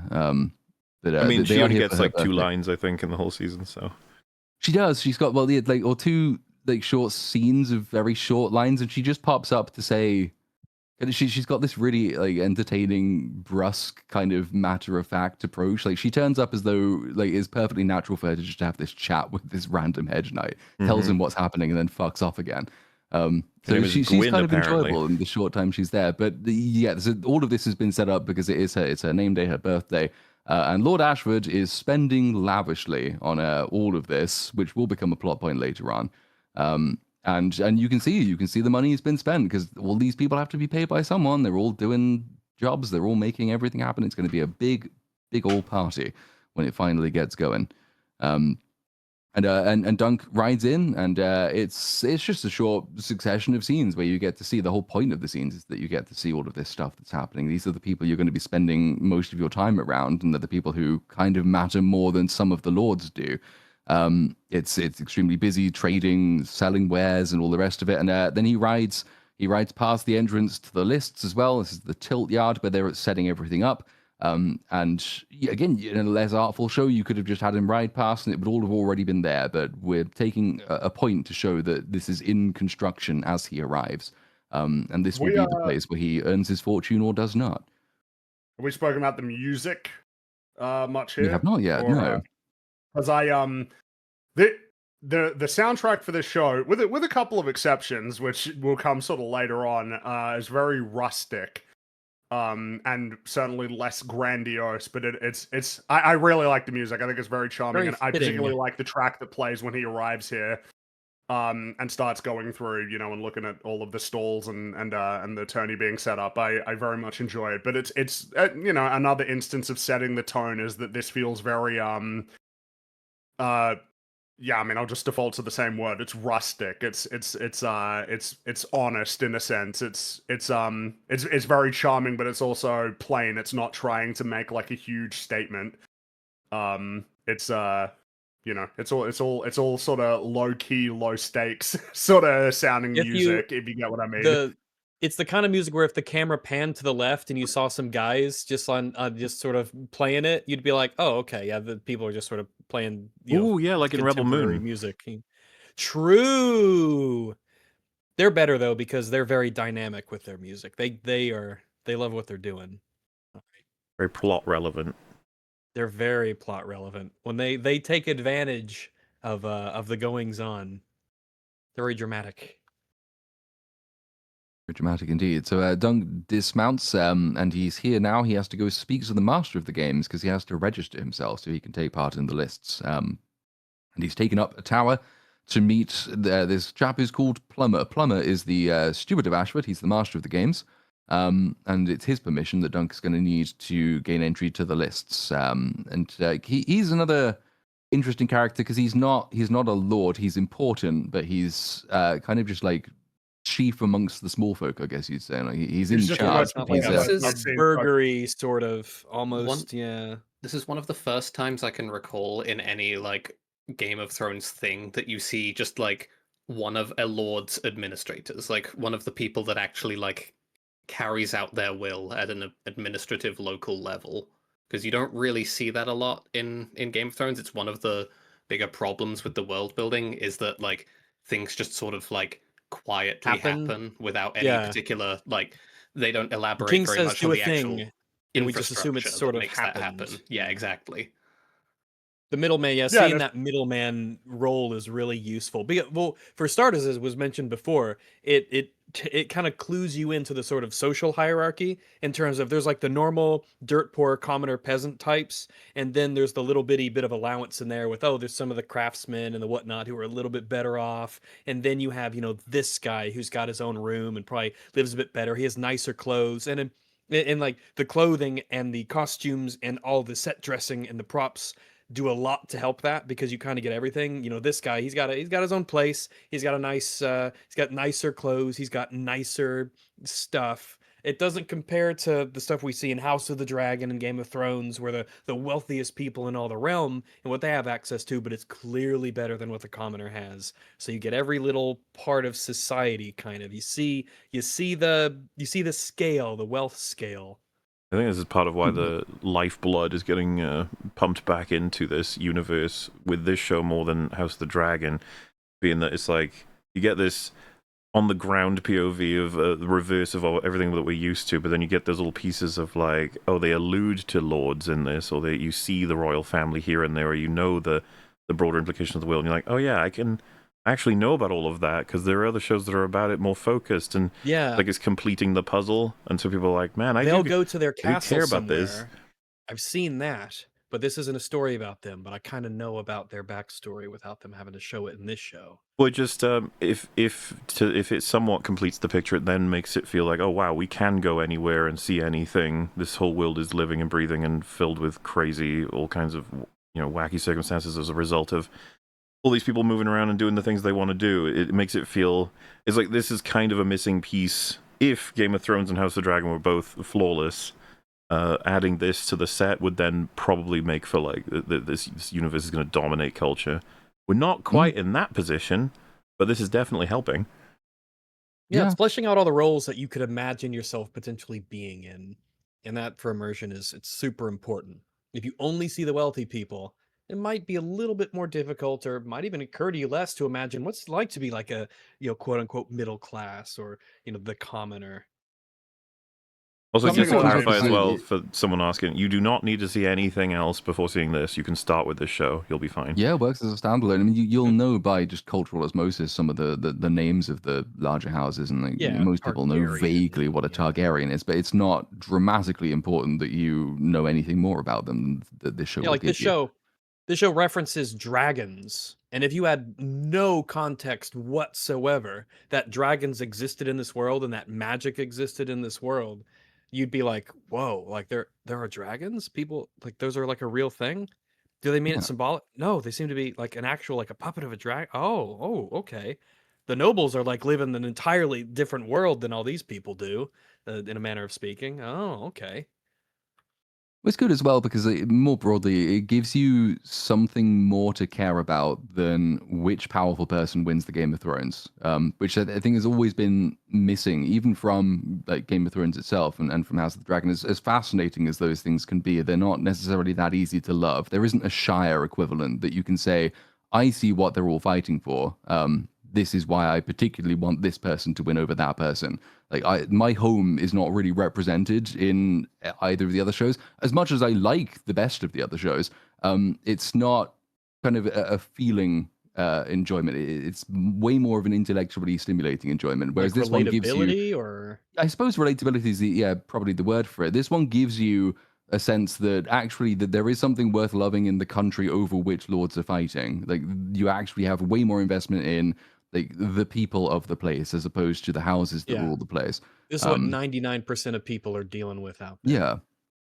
And it's all sort of conveyed in like even like the subtle mannerisms of the people here, because the plumber, as has been mentioned, like he's middle management basically, but he's obviously an up jumped commoner because he's got all the mannerisms of kind of like, not that I'm saying all poor people are disgusting by any means, but he's got like sort of mannerisms that you don't normally expect of like the landed elite. Like he fucking hawks phlegm into cups, and he doesn't stand on ceremony at all, and he's very matter of fact.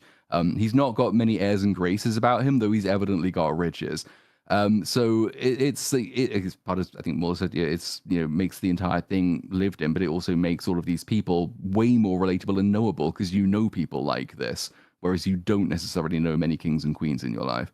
No, I think that does follow, and it probably does speak to maybe why people are so aside from its quality, but just like its sheer premise, why people are so drawn to it. Because it's like, Dunk, man, I'm rooting for this underdog Dunk, compared to when you're watching House of the Dragon. It's like it is much more of a, man, it's going to be so interesting to see the ways that they all try to fuck each other over, but ultimately, like, I don't really care what happens to you on like a personal level, like whatever happens will be interesting and exciting, but like I want Dunk to succeed. I want him to do well. Yeah, and stick by his principles as well, which is is the struggles he goes through, even here, obviously. So this scene, like, he is extremely naive, and traditionally in a Game of Thrones story, if you are naive and innocent, you're going to die. But there's going to be more seasons of this, so it's not a spoiler to say that he doesn't. But he turns up and basically says, well, I was squire to Sir Arlan the Penetree. Look, he knighted me. Here's his sword. It's got his penny in it, so I'm in, right? But that's not as simple as this, because this is a tournament for lords and knights. And actually, unfortunately, life is not quite as easy as everybody just taking you at your word. So Plumber says, like, well, it's a sword, yeah, but I've never heard of this Arden of Pennytree. Did anybody witness you squiring? Were you knighted by him? You do get a little flashback, which notably does not confirm whether or not Dunk was knighted by Sir Alan, which is the thing that sort of goes throughout the show, is that open question as to whether he ever really did get knighted. And Dunk tries to tell the story. He says, yeah, he knighted me before his death, and he charged me to protect the weak and the innocent. And this does not impress Plumber, because Plumber says, well, did anybody see this? And Dunk says, it was raining, there was a robin in a tree. And this is another example where they sort of play on your Game of Thrones trope to sort of subvert it, because then Plumber gets quite nasty. He says, this is Ashford. This is not somewhere you can just come and lie. In fact, we punish people who come and lie. And he says, men who pretend at sacred oaths get hung naked by their hands and feet. They get lowered down, arsehole first, onto a sharpened point, and we fuck you dry. It's called the Ashford chair. So he again asks threateningly, do you have witnesses? And Dunk doesn't. Like, what's he supposed to say to this? And it's really awkward. And you think, yeah, this is a Game of Thrones character. I know this because this happens in all the other shows. But then Plumber kind of pulls the rug out from under you and says, no, I'm just bullshitting you. The Ashford chair. As if you would be taken in by such a wild story. You will need to pay for it, and you will need horses and armor and men in training. But we're not gonna actually kill you for lying about this. Which is a nice little tonal shift again. Just tells you that this is not going to be one of those shows necessarily where the meanest people have all the power, and the meanest people will win. It's the beginning of setting up the idea that, and we'll see this with the nobility and everyone. It's everybody. There are some assholes and there are some good people, and there's a lot of people in between, because every different person has a different personality. So you can't just it's not like everybody in the universe is just a piece of shit. There's a lot of variety to the people that you get. I would say it's key as well, because this is the first of 3 significant instances that I can think of in the show of Dunk presenting his perspective, the person kind of cynically tearing it apart, and then him being like, okay then, and turns around to leave, and then they're like, wait, what? No, wait, because it's like, I didn't realize you were just being genuine. I thought you were trying to wheedle your way into getting something, like everyone always does. And he's like the first person of many who are like, oh, you're like a nice person who's just trying to do stuff. Like, okay, well, in that case, you can do this. Wasn't prepared for that. Yeah, well, and that's kind of why people see it as a breath of fresh air in this universe, because it is a nightmare for almost every character we ever see. And in some cases, especially the best people have the worst time of it. So seeing someone just be like, I'm just looking for something pretty straightforward and simple, and then they're like, blah, ha, ha, and scare him with all kinds of crazy shit or try to take advantage of him, and he's just like, okay. And they're like, oh. Yeah. And it encourages people to be a bit softer, to be a bit more kind, to be a bit more helpful, and then that develops as the show goes on to show just how inspiring a soul like that is in this universe. Yeah. And then they do each other favors which are not self-interested, which is another important difference. So, like, as the bit you just mentioned, like, Dunk is disheartened by this, and he does turn to leave, and Plumber takes pity on him, basically. But like, he offers him advice, which is not going to benefit Plumber particularly. It's not going to be to his detriment, but it's not going to reward him with anything. He just offers because he sees that Dunk is probably kind of a good, honest man. He says, look, if any of the other knights at Ashford, if they know Sir Alan and they can vouch for you, then I can let you in. So maybe you should go speak to one of them. And Dunk says, well, he did spot the banner of House Dondarrion out in the field. So that might be a way in, because just a few years ago, Sir Alan served Sir Manfred Dondarrion's father. Sir Manfred is the one who is here. But Sir Alan served his father, and I'm sure, Dunk says, that like, he'll remember him. So that's it. So based on the kindly advice of a person in a position of authority, which is not something you often get to say in Game of Thrones, he has a plan now. He just has to go and find somebody who remembers his Sir Alan, and because of how highly he esteems Sir Alan, he assumes that everyone else will do the same and remember him. We will find out in short order that is not the case. because it's sort of the emerging theme of the show actually is that there are some kind lords, very few and far between. They tend to be the lesser ones, and they tend to be the poorer ones. But generally, the people who are going to be nicest to you are the people who are below that station of society. They will be poor people, and they will be middle management, and not people who you would expect to be honorable if you've been taught that knights are honorable. So he goes out and he has until the next morning that's his deadline. He has until the next morning to find someone who will vouch for him. But he was also warned that, defeated knights, if you do enter the lists and if you are defeated, you will have to forfeit your arms and your armor and your horse. And to get them back, you'll have to ransom them. And Plummer says, I assume you have the coin for this. And Dunk just very flatly and honestly says, oh, God, no. Which is not, because you see it on Plummer's face, it's like, that's not the response he's ever heard from anyone before. Most people would lie about that. He's slightly taken aback. But Dunk says, well, I won't have need of coin. And then he turns to leave and he bangs his head. It's like, well, you might be overestimating your own abilities a little bit there. But he heads outside and he goes to the pavilion for House Dondarian, ties his horses up outside and says, tells Sweetfoot. Sweetfoot's kind of the protagonist horse, mind the other two. Sweetfoot's an important secondary character who gets one of the strongest scenes in the first batch of episodes.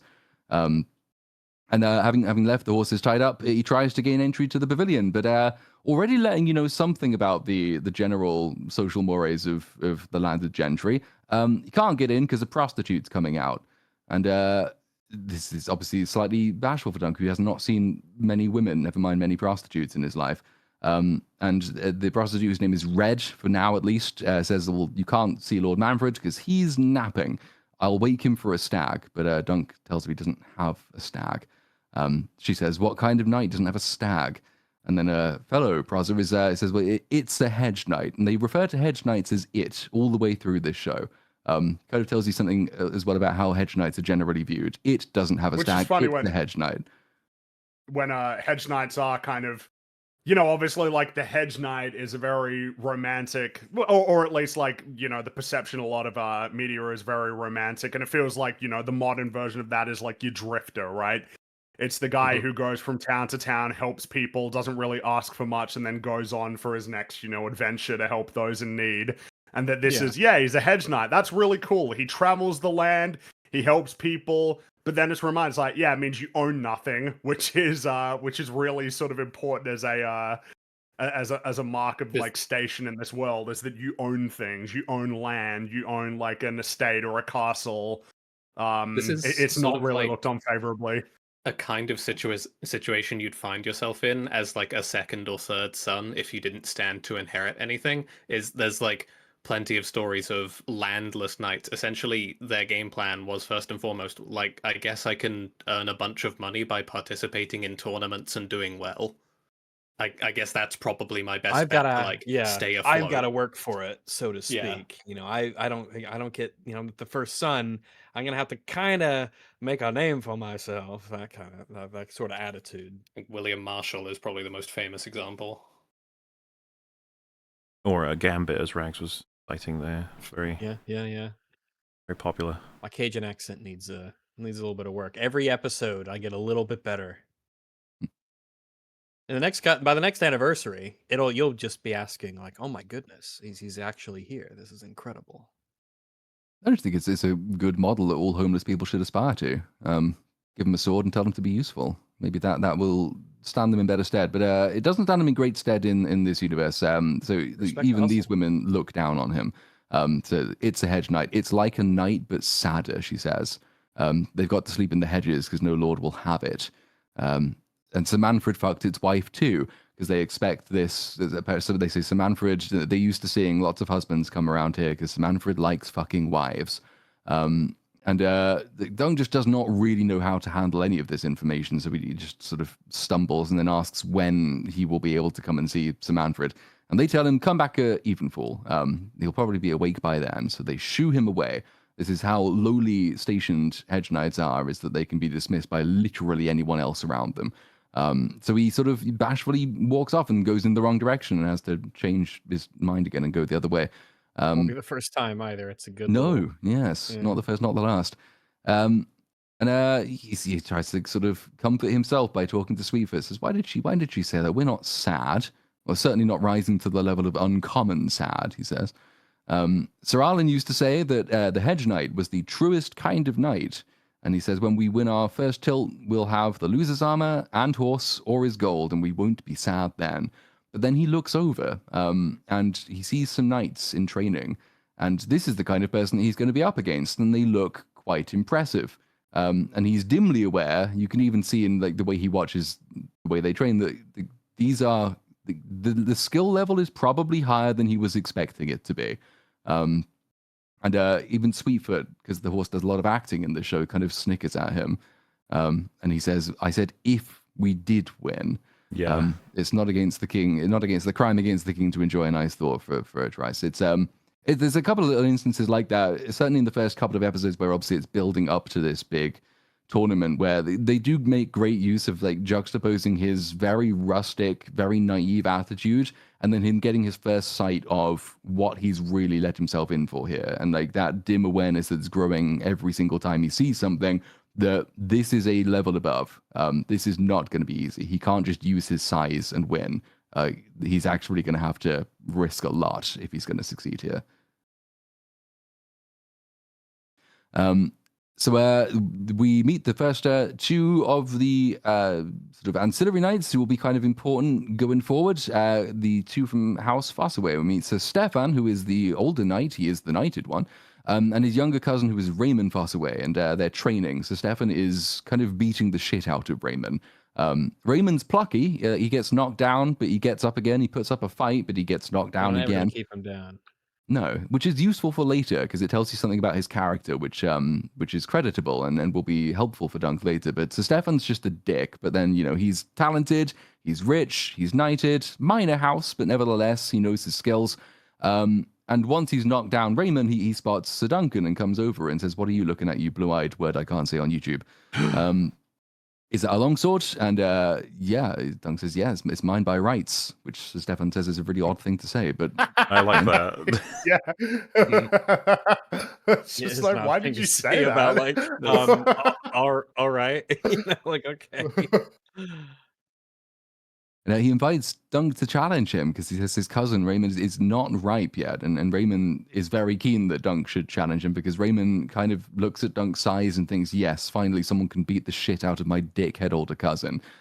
He says, I might not be right, but my cousin's rotten to the core, which is an important line for later. When Sir Stefan promises something, rotten apple in the house. That's the sigil of the house. Fossaway is the apple. But if later on Sir Stefan promises you something, maybe remember the line that he is rotten to the core, because you probably shouldn't trust the man. Dunk, though, he says, no, I've got matters to attend to. And Sir Stefan says, matters of the hedge, I don't doubt. And then he laughs at his own joke and walks off. And he's right, actually. It is matters of the hedge, in a sense, is what he's about to get up to. Yeah, because Dunk is kind of overwhelmed a little bit, and he doesn't like all of the busyness and all of the loudness and the colors and the noise. So he wants to go find somewhere way quieter and more just generally peaceful, where he's more at home here. So he finds a nice little elm tree by a river, ties up his horses. Track as well that I like, the little whistling song. Yet again, a very it is refreshing. Okay, it is a refreshing sort of tone, not just for this universe, but also just like in general. That we've just got this nice, charming little song for him going and finding a nice, peaceful tree out in the in the forest nearby, getting cleaned up and getting set up. This is going to be his his hub of operations, essentially, is this little tree. It's probably worth noting, like, this show is very well shot. Like, it's a lot of the shot composition is very nice and pleasant. There's a lot of beautiful scenery. It's really quite pleasant to look at. It is, and that all helps sort of sell the romance of the hedge knight lifestyle. Although, like, then every time it does that, though, you do tend to get that sort of cutaway reminder that, okay, this looks lovely. Oh shit, no, it isn't. So obviously, like, he He's goes, swatting ties his away horses up, he's swatting flies away as he's going to flies. the tree. But the main one in this Yeah. scene is that he bathes in the very cold river, you would assume. Then he starts beating his clothes out and sniffs them, and they are disgusting. And it's actually, as nice as this might look, there's some stuff there that you as the audience might not necessarily appreciate, but they throw it, like, they make sure you know that the life of a hedge knight is not just like lovely sleeping under the stars. You probably smell most of the time, and everyone comments on how he smells like a farmer. So it's very careful to ensure that yeah, this looks lovely, but there's some sensory stuff that you're not picking up, audience. So we'll tell you what that is. So he ties up two of the other horses, Thunder and the other one. He takes Sweetfoot back into the tourney grounds because it's evening now. He needs to meet Sir Manfred and get vouched for so he can enter the lists. But he arrives and he's told he is still napping because he has gouty toes. That's the excuse anyway. And he follows Red into a tent and he finds more women. And one of them is like mostly naked and pretending to be dead. And he's kind of surprised and startled by this. And they sort of mock him because he's a hedge knight. This is what you do to hedge knights. And they still refer to him as it. And they tell him that basically he's doomed if he tries to enter the jousts. He says, like, I don't have many options. If I'm going to become a knight to a lord in the castle, and they say, well, you should find a safer trade, one whore to another. And he's wounded by this. This is another instance of the thing Morley mentioned earlier, the thing that we've already had with Plummer, where like his very genuine response changes the behavior of the people around him. So they've mocked him all the way through. He wears his heart on his sleeve. They've seen he's offended, and he says that you don't have to mock me for this. And they respond positively to this. They don't keep mocking him. They apologize for mocking him. They say that they've seen a lot of men like him in places like this. They all seem to be the same. So that's kind of explaining their own attitude, but they don't really mean anything mean by it. He just like he's got a limit, he's got a line, you know, where he will say something. Well, you're like, hey, you know, don't do that. You know, I've got feelings too. He doesn't just sit there and take it. You know, there's eventually a point where he does, you know, stand up for himself in a manner of speaking. Yeah, and just that show of empathy basically between two people who are effectively not part of any upper class in this society, but they find that point of commonality. But Red does leave him with the warning that you should be good to your body. It is the last one you'll have. So he leaves them. He enters another tent, and there is a performance going on. Some actors with a big old dragon puppet, very impressive looking. Very. It looks really cool. Yeah, It looks really awesome. Yeah, this is sweet. Which they made. So another thing I really love about like all the behind the scenes stuff is that they didn't just commit to making all of it practically, but they committed to making it practically using all of the materials that were accurate for this sort of time period. So they tried to steer away from using, even if it would be easier to do it, using say like cheap, very lightweight plastics and things like that. They tried to avoid that. Most of this dragon is balsa wood, plywood. It's made of things that could reasonably have been made at a time like this. And even the fire, because it's mentioned later that it's like using pollen, but actually that's real. They did actually use pollen for the fire. So when in the laser scene, when Ed points out, it's like, how did you do that? That's the technique they really used. They wouldn't have been allowed to use gas-powered flamethrowers inside the tents anyway, so they were sort of forced to do it. But they looked at how fire shows would have been done in medieval times, found the same kind of pollen, and just used it. So actually, it is a real, authentic medieval puppet show, albeit on a slightly larger scale. That's super awesome. It really is. It lets you really get into the mindset of why someone would walk into this tent and be kind of like amazed and transfixed by it and super impressed. Because like, this is actually really impressive what you're looking at here. It's funny because I'm reminded of the fact that in a lot of Marvel movies that we all make fun of for being slop, if you watch the behind the scenes, you will see this tremendous effort that they put into building like the props or creating the costumes or the makeup or the prosthetics for like aliens and stuff like that. All of the concept art that they've, created, just an immense amount of work.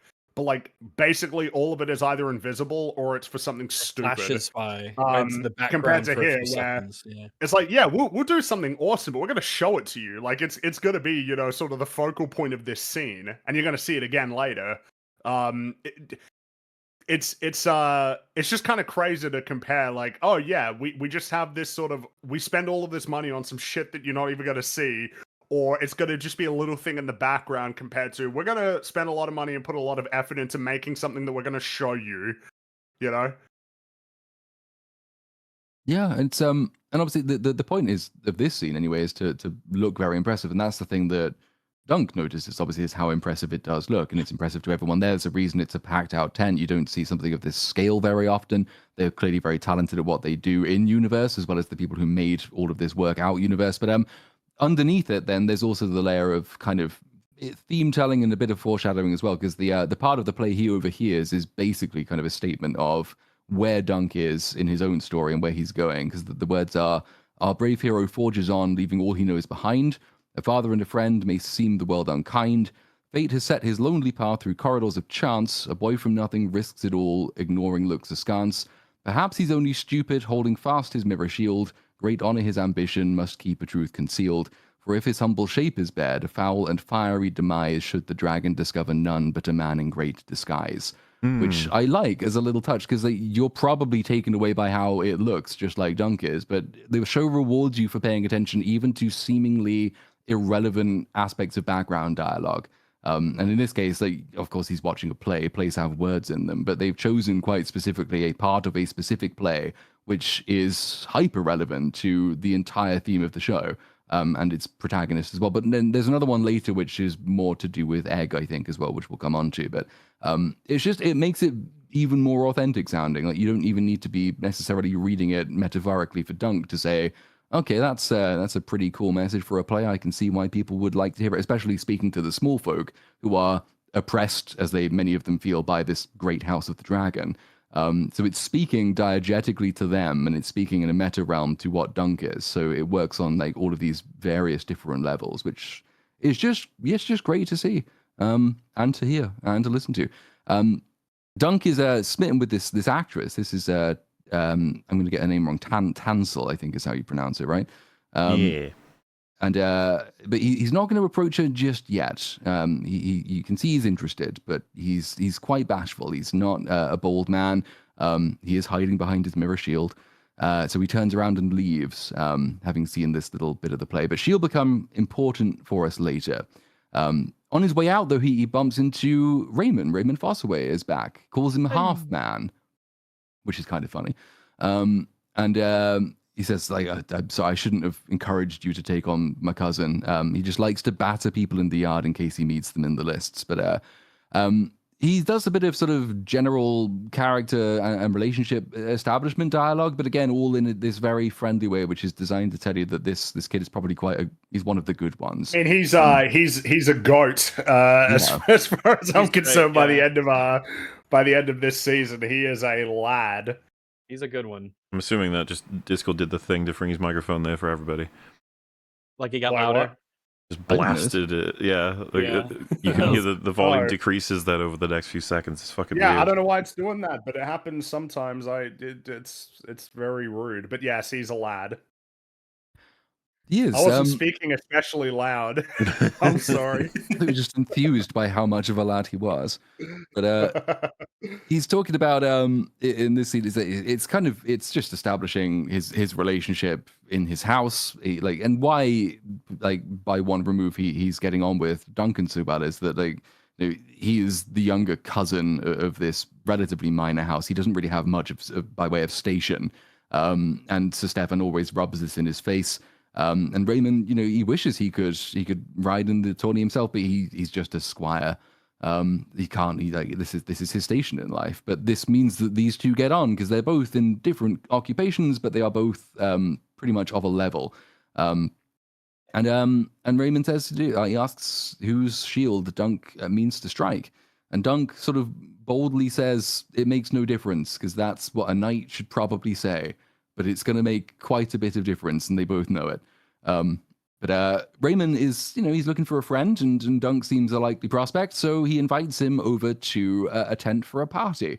And the tent belongs to probably one of the standout, at least, performers of the show, I think, is Sir Lionel Baratheon. Definitely a crowd favorite for pretty clear reasons. Yeah, the actor whose name escapes me. He was told basically the pitch for... That's the one. He was pitched on his character by saying, like, it's a cross between Jack Sparrow and Ernest Hemingway. And you can kind of see Okay. both of those things in All his right. performance, and that's the thing that made him take the role. If that sounds a lot of fun, I'll do it. So we get our first look at him as Dunk enters the tent. He's up on his high table. He's wearing his big stag crown. He's known as the Laughing Storm. And he's It's not a really fun name, by the way. Just That makes is you very think. good. the Laughing Storm, yeah. And it's like his entire performance is again not what you would expect of a man in his station. He's extremely erratic, and he knows how powerful he is, but also he's like he doesn't really have many airs and graces, or like he sort of doesn't. He jumps between them, and it's hard to do justice without being able to sort of see and particularly hear the No, performance. But I like get you on that. It's like he simultaneously he has an ego, but he also kind of doesn't at the same time. You know, He's very like approachable for he's very someone at his level. very confident, but very affable. Well, he's fun you too know? because the first few seconds, even minutes, you might be led into thinking like, "So great, we're dealing with another powerful person who's a piece of shit to everybody." I'm guessing, Yes. and you're like, "Not quite, no, not at all, even." Hmm. Because he mumbles to himself, and he's he's trying to get some words out, something about 4,000 years ago, and then he's like, "Oh, none of you fuckers are listening to me," and then he makes them all shut up so he can give this speech, and then you think, so that's the bit that makes you think, okay, so he's just probably going to be like a massively arrogant dickhead. And he goes through his spiel, 4,000 years ago, our ancestors gathered in an Ashford field to blood each other with sticks, have a little bit of gay fun. It was the country's first ever joust. Then so they say, okay, so he's breaking into some big peroration about how awesome and prophetic and momentous it is that they're all gathered here again today. But then he goes, well, I say, what the fuck was I going to say? Yeah. Which is like the disarming moment where he's like, okay, so this is not someone who is actually like completely like a complete dick. What he is just he's very temperamental, but in a fun way as opposed to a menacing evil way. Yeah. And he says, men could not have devised such a joy, so who was it? Fuck it. 100 gold to the man, beast, or god who sticks me best. And then the food arrives and everyone starts having a big merry party. Lots of booze, lots of dancing. But then it sort of flips back again, because that makes you think, okay, so he's a pretty chill guy. And then Dunk's wandering around and he's picking up food, but then he looks up and he notices that Sir Lionel's just staring at him and he looks really threatening. And it's like, well, I guess I should go and say hello. And he goes up to Sir Lionel, and what is your first interaction with a lord? Because this probably is Dong's first interaction with a lord of any kind ever. What do you even say? And what do they say to you? But then Sir Lionel's opening question is designed to disarm him further, because he says, like, have you ever been punched in the face before? Big men get punched more than little men. Did you know that? And Dunk says, no, but I believe it. And so it's like there's this weird sort of game that's going on. Is they're trying to figure each other out, because Dunk is obviously out of place here, which Sir Lionel has spotted. And Dunk does not have any experience with nobility, so he doesn't know what he's supposed to be doing. So sort of similar to the way that his interactions with Egg earlier and later in the show go out, that there's this, like, you're kind of on this knife edge as to whether what is he going to be incredibly offensive? Is this going to be and all end in tears, or are they going to form this really unlikely relationship somehow? But you kind of get enough, I think, by this point from Sir Lionel already to know that he's not going to be an evil dick, so it'll probably end well. But in this scene, it's still sort of, it goes back and forwards, one edge of the knife to the other, as to whether or not this is going to go nicely or badly. Because like there's this point of commonality. It's like big men get punched more than little men. Well, I believe it, says Dunk. But then Sir Lionel switches and says, is that why you slouch? Which is an insult. So you don't get punched. You've been cowering all evening like a maiden on a wedding night. And Dunk gives us a little bit of the backstory that we'll learn more of later on. He says that where I grew up, you learn how to go unnoticed. And Sir Lionel says, well, the seven above gave you tallness, so be tall, or I will name you a heretic and burn you, drown you, throw you off a tour. What do they do to heretics? Yeah. As he looks over, and it's a genuine question as well, as opposed to rhetorical, which just makes it funny. Burn them, he says, am I fine? So what have you bought me? And Dunk, now things are going wrong, because it's like, what, I was supposed to bring something? And Sir Lionel's kind of like, what do you make of this? Like, you've come to curry my favor and you've come with an empty hand. And he tells like about Lord Catherine, the smug cunt in red, he says, he can't pay his rent and his people starve, but even he bought me something. So you've come from my head then? And Dunk says, no. And then Sir Lionel sort of gets to the point, so then why the fuck are you in my tent? And Dunk just says, supper. And this is the thing that's like the ultimate icebreaker, because Sir Lionel kind of appreciates that kind of bluntness, and he laughs. And he says, okay, then that actually makes some sense. And then they share their names, and he says that the name Sir Dunk is stupid and ridiculous. Do you like dancing? Again, on the thematic value of, once again, overthinking and assuming in a cynical way what Dunk might be here for, what he's after, or how he's going to take advantage, and how to stop him or anticipate him, or to deal with whatever reward he might give. It's like, no, he's just a dude who's hungry. He's just a guy. Yeah. That's it. He just wants to eat some food. Which and is then, it's and I think it's safe to conclude that this has instantly endeared him to Dunk in a way that we'll see over the course of the next 6 episodes, that he's kind of like willing to help him, now, and like try to create a relationship with him. And it's like, on the basis of what? On the basis of just, yeah, man, he just wanted to eat some food. That makes sense. Well, it makes him, like, it takes a second to think about everything he's seen of Dunk so far. He's like, oh yeah, obviously. It's like that all lines up. That's what you were doing, right? He is as plain as he seems.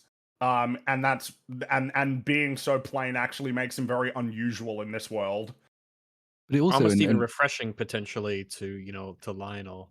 He's yeah, just like he's very approachable. He's like, oh, this is just like a normal guy. This is a guy I could just chat with. I mean, there's a lot of good like Lionel memes out there because of his personality and how he gets along, and the sort of meeting your bro at the party and that sort of thing, and how quickly two men can sort of just like connect and be pals and friends.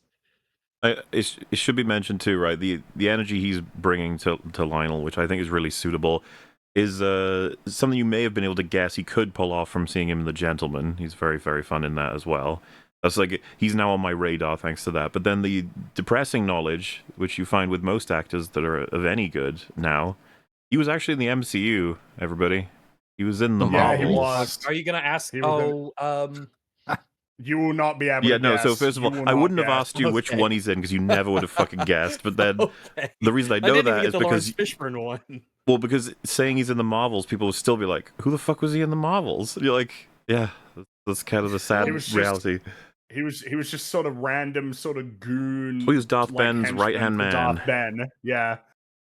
But I mean, saying he's a right-hand man feels like it's not even, because he's like not even that, really. Like, in a sense. He is the Marvel's version of that. I don't know if, he is, but like, he's not the right-hand man in the same way that you would think of right-hand men in like various bits of media, right? It's just like, yeah, he's sort of there, and then you just kind of stop seeing him. It's insane. The amount of talent they'll hire that it's like on one show can make a major impression. Loads of people's favorite character, Lionel Baratheon. Meanwhile, like, he's in the Marvels, and you're like, he was? Yeah. But I mean, it's even the same can be said for the people who actually play, like, I see people reminded that Christian Bale was in a Marvel movie. He was. He was in a Marvel movie. I don't think this is the same category, because he was excellent, like, with what he did. Yes, that's true, but the material, the material was shit, and it was, nobody remembers or cares about it. But I get what you mean. This is more like Mads Mikkelsen, Caecilius sort of thing of like, damn, man. Like Rags mentioned, Lawrence Fishburne, very, very good connection, because it's like, what a great actor, and you're like, he was in the Marvel universe? You're like, yep. Yeah, he was, and nobody remembers. But yes, compared to You've told me, and I don't remember. Yeah, that makes sense. It was Ant-Man and the Wasp. It is the most forgettable Marvel movie, probably. Which also Marvel would probably benefit from actually going through and just accepting that, okay, nobody likes or remembers this movie, so we can just treat it as though these actors have never been in the MCU before. And well, they did that once. They did it with Gemma Chan. She was in Captain Marvel. She played a blue lady, and then they were like, "Oh, that was a bit shit. We'll give you Cersei in the Eternals." It's like, wow. Also, the almost reverse of that is they have recast characters that they know no one cares about. Like or his pal, I forget which the name. Oh yeah, because Zachary Levi plays him in the second one, and then in the third one, right? Yes, and then someone else was in the first one. But it's just kind of funny how all of that works, because it was you mentioned Ant-Man and the Wasp, and it's like, yes, the movie that also has Walton Goggins in it. Yeah, Walton Goggins is Walter bad Goggins is in guy. that movie? And Oh, Yeah, shit. he's just sort of bad guy, man. He's like who's currently he's not carrying the main another guy. TV show on his fucking star power and charm alone. Meanwhile, it's like, what Mhm. was he in that? And you're like, he was there. He was sort of bad man who just kind of wanted to get the tech just because that was sort of his He's role that in guy, that. yeah. But on But I mean, here, not wasted at all. It's like right away he's made a very strong impression, which Oh, it's something They that's knew, probably yeah. worth noting is the gradual escalation in the station of the people that he meets. Because obviously, that first meeting for organizing whether he can be in the tourney, this guy that he's meeting is not actually that high in station, but relatively he is intimidating. He's a barrier to entry. He has some amount of power. And even though, he's presenting as a knight, it's like, well, he's not kind of legitimized yet. He needs someone to vouch for, so he's in a position of vulnerability. And now in this case, it's like, yeah, you're meeting a lord. This is, the only step up really from this would be if you were to meet like a prince or Essentially but royalty, that, yeah. That kind yeah, of like, thing. but that'd be crazy. But it's all very deliberate, in terms of ramping things up. But then like the tension, it escalates, but then it's brought down immediately. And in this case, it's very much, it's like, oh shit, is Dunk in danger? Like, is he actually in danger right now? And then just supper. It's like, yes, all right, now it's all chill, and they're all gonna have a dance. It just completely diminishes There's an the appropriate tension. Yeah, Nice it's ups an and appropriate downs. level of tension too. It's not like something crazy and wild happens that's unbelievable. It's like, yeah, you bump into the wrong person and you say the wrong thing or find yourself in a place where you're not supposed to be. In this world, with the social hierarchy as Well, it is, you could like actually be in serious fucking trouble. and that's the thing. This it feels like this show, because as much as it is absolutely true that you can watch this without watching Game of Thrones or House of the. I was about to call it House of the Kingdom again, House of the Dragon. As much as you can do that, obviously this show was made with some awareness of where it exists in the meta, and it means like going into it, you almost have the expectation, like, yeah, a conversation that goes badly, that could be like life threatening for Dunk. But then it's sort of playing with that expectation to sort of ratchet up the tension, and Yeah, then not and everyone only would to then do that. surprise you, right? To drag it, which is funny. It feels like, I guess, it's got that in common with Game of Thrones of surprising you and defying your expectations. It's just that in this case, instead of main characters getting their heads chopped off, it's, oh hey, no, actually Lionel's pretty chill. All right, they're gonna have a dance. That's great. I love the the dance memes with the music over it and the Yeah. colors changing. Everyone's like, "We're so back" and stuff like that. I I, really do I like it. appreciate how like as we go on throughout this like stage of the show and throughout the escalation that Fringy mentioned, we're sort of like through each of the characters he meets, we're looking at like a different aspect of like what a knight is as like a figure in this society. We start with Sir Stefan and like it's in training, so we're dealing with like, the martial skill and whatnot. And Dunk doesn't quite fit in there. Then we move into this environment, and it's the larger than life, like personality you would find in the storybooks, right? That's what defines Lionel. He is this man of energy and uses his station to be like this really bombastic figure that it really is like unparalleled in terms of the way he exists in the world. And then we're going to keep seeing that progression going up. But in each case, it's clear that Dunk doesn't like, it's almost as if he's like trying to discover what about a knight is actually important to me. What Mhm. about being a knight is the part that is actually like something that I want to pursue. Yeah, and it's kind of the overarching objective. It's like what sort of beyond Dunk to the core sort of theme. It's like what makes a knight, right? What is it to be a knight? Is it your title? Is it your renown? Is it your claims of like land? Is it all of these sorts of things, or is there some like higher transcendental value that knights ought to uphold? And obviously, you got some pretty iconic. I would say safe to say are going to be iconic given how well they were responded to and how much they were memed immediately. Lines, from certain characters, maybe at the end of episode 4, to sort of reinforce that. But that it's and I suppose something as well that's worth noting, and it feels like it's tangential to that, is the nature of how Lionel wants to encourage Dunk to sort of be Duncan the Tall, right? Like, don't be small. you know, if you're blessed with essentially being who you are, then you should embrace it. And it's even the same with the dancing sequence, how Lionel starts trying to step on his toes. It feels like it's very much trying to encourage him, like, be, I don't know, be active, like be Assert you, yourself, be right? big, Yeah. be bold. And you can That's read what that he as wants like to get from having him. learned what other knights doing now, like testing each other technically before the list starts, trying to work out what they're doing. You could argue there's an element maybe of that, like seeing what he's capable of, how quick he moves. But then I know the actor said that like the psychology he went into that scene for when they're dancing, trying to step on each other's shows, is that like Solano just can't quite grasp the concept of a man who's bigger than him in any way. So like he's kind of frustrated and trying to figure out what this creature is, and he's in this game like which he's not winning, but like he thinks he should win, so he just carries on going. The one thing about the casting that I think was a small mistake is that the actor's not big enough for Lionel Baratheon, but he's got everything else. It would work a bit better if not just taller but also bulkier. I think bulkier, although I mean the fact that he's so like larger than life in his personality, but actually kind of wiry in terms of his builds, is an interesting juxtaposition that makes him kind of interesting to look at. In a way that's not like he's not conventionally imposing, but he is still kind of imposing. It's just that like he's compensating for his lack He's of never stature by being but he's also not relying on the size I think to do it.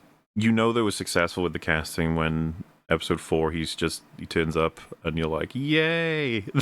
Yeah. There he is. It's another Lionel scene.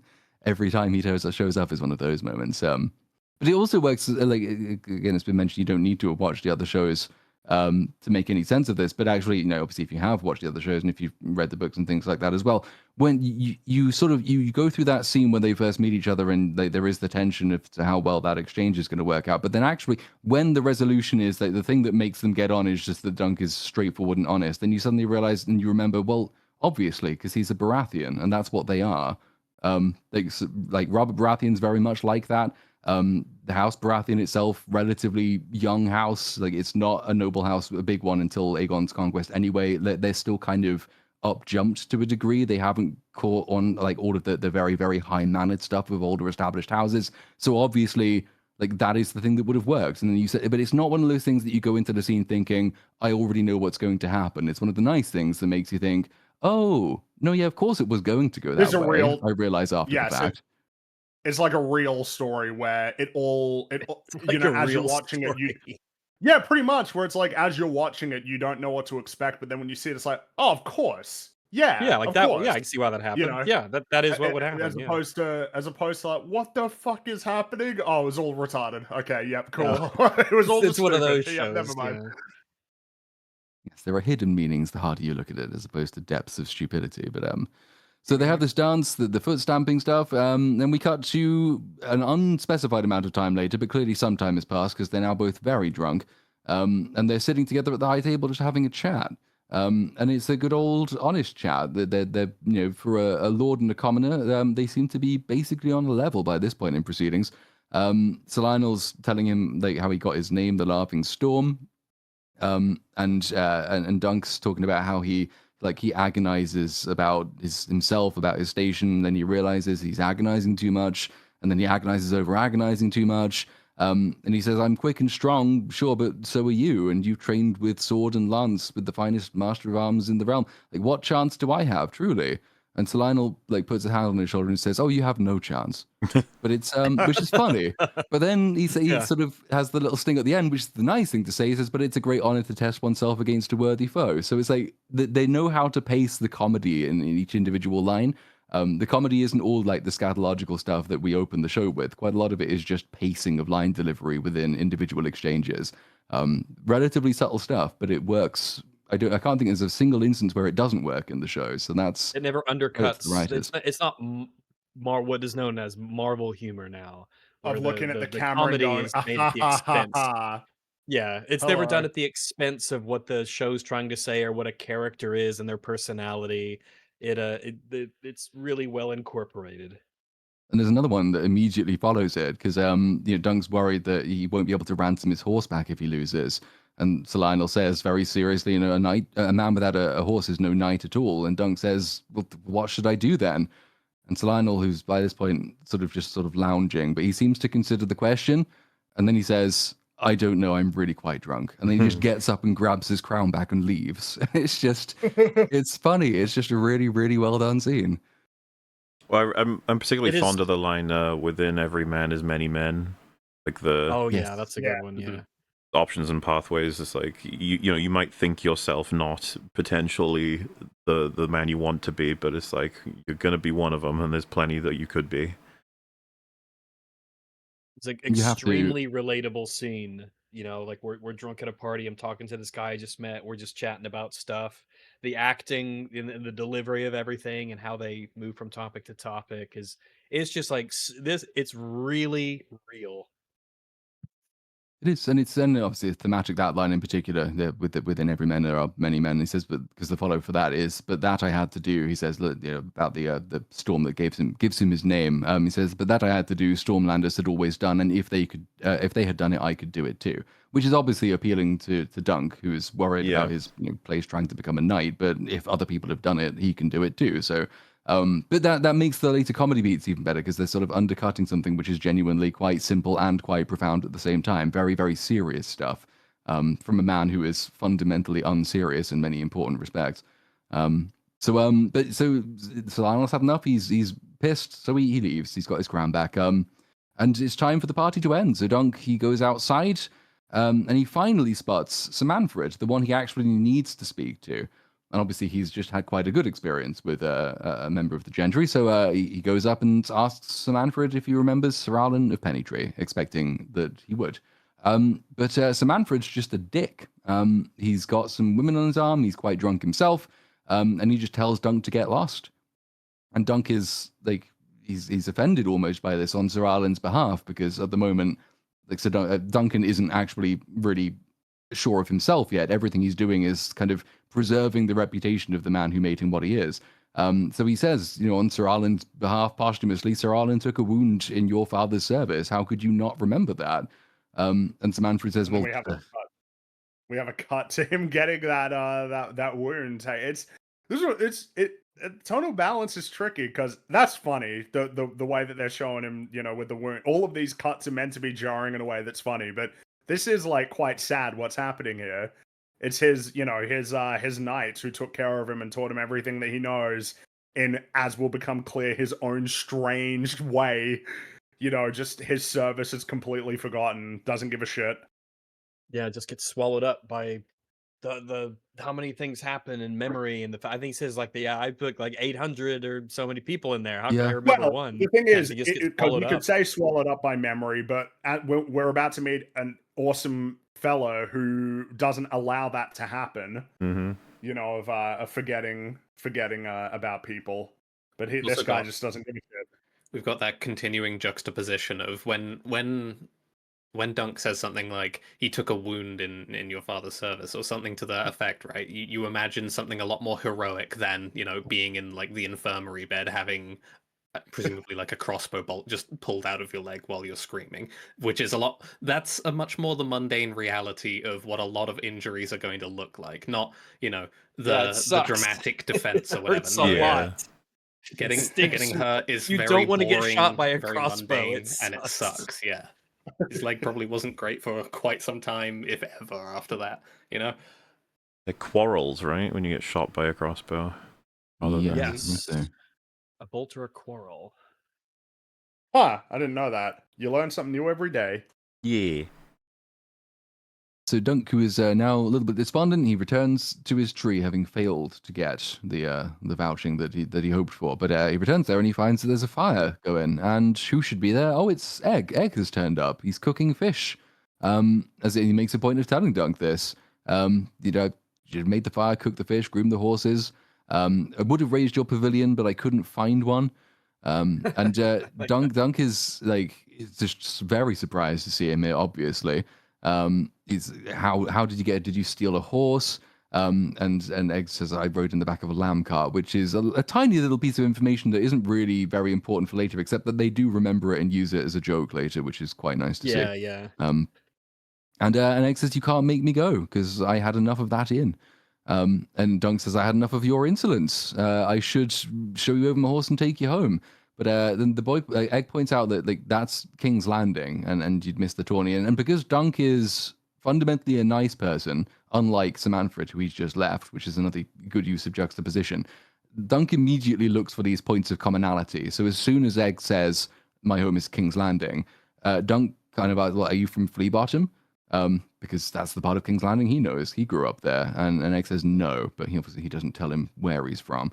And I think if Dunk were more discerning, he would be more curious about exactly where Egg is from. Yes, You're from because you King's don't Landing. sound like anyone I met in King's Landing, or certainly not anyone from Flea Bottom. But that's because Dunk he's a very simple, honest man who expects simple, honest goodness out of other people, and immediately looks for that in them and doesn't really have many cynical thoughts inside his head.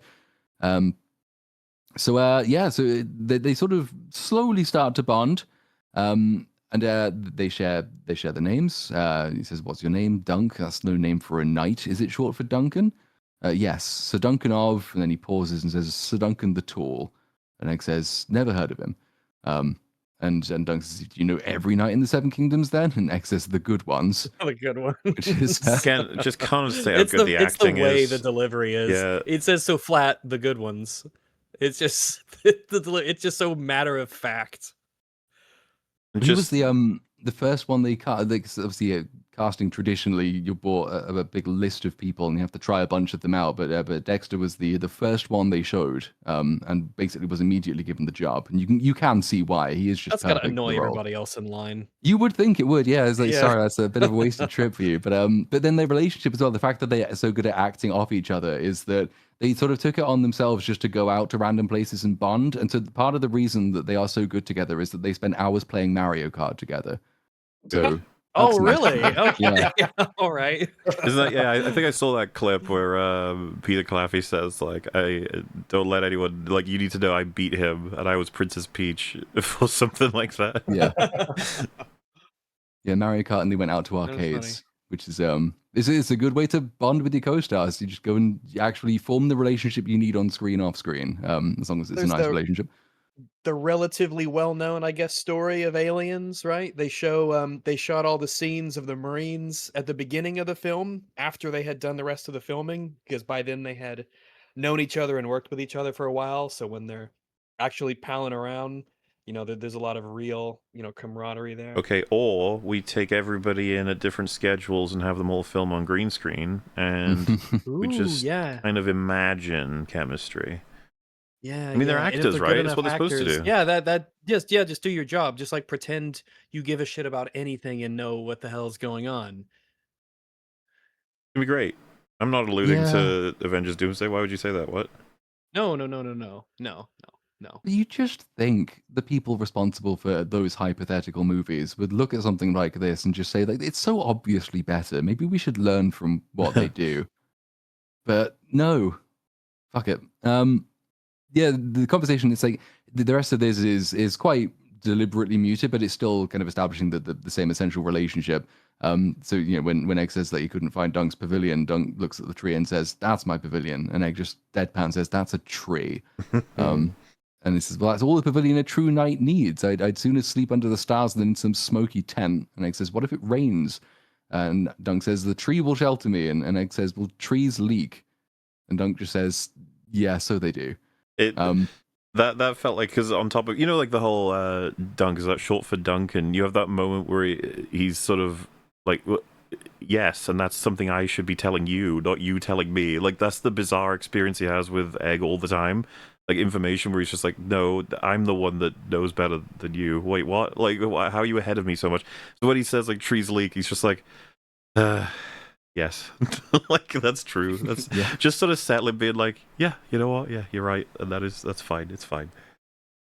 There's also, I think, probably placed together quite deliberately, having him begin by saying Dunk, is that short for something, Duncan? And then at the end of the conversation, Egg says, "My name is Egg." And Dunk notably does not ask if Egg is short for something, which is that is the reveal that's later. But I think they probably did that deliberately because Dunk just doesn't think to ask any more complex question. I think Like, it's the just 'cause information he's he's given bald. is just I was what going he's to say, taken. I would Yes. recommend anybody who really enjoyed this show to read the book, because you get a bit extra in terms of, they're not.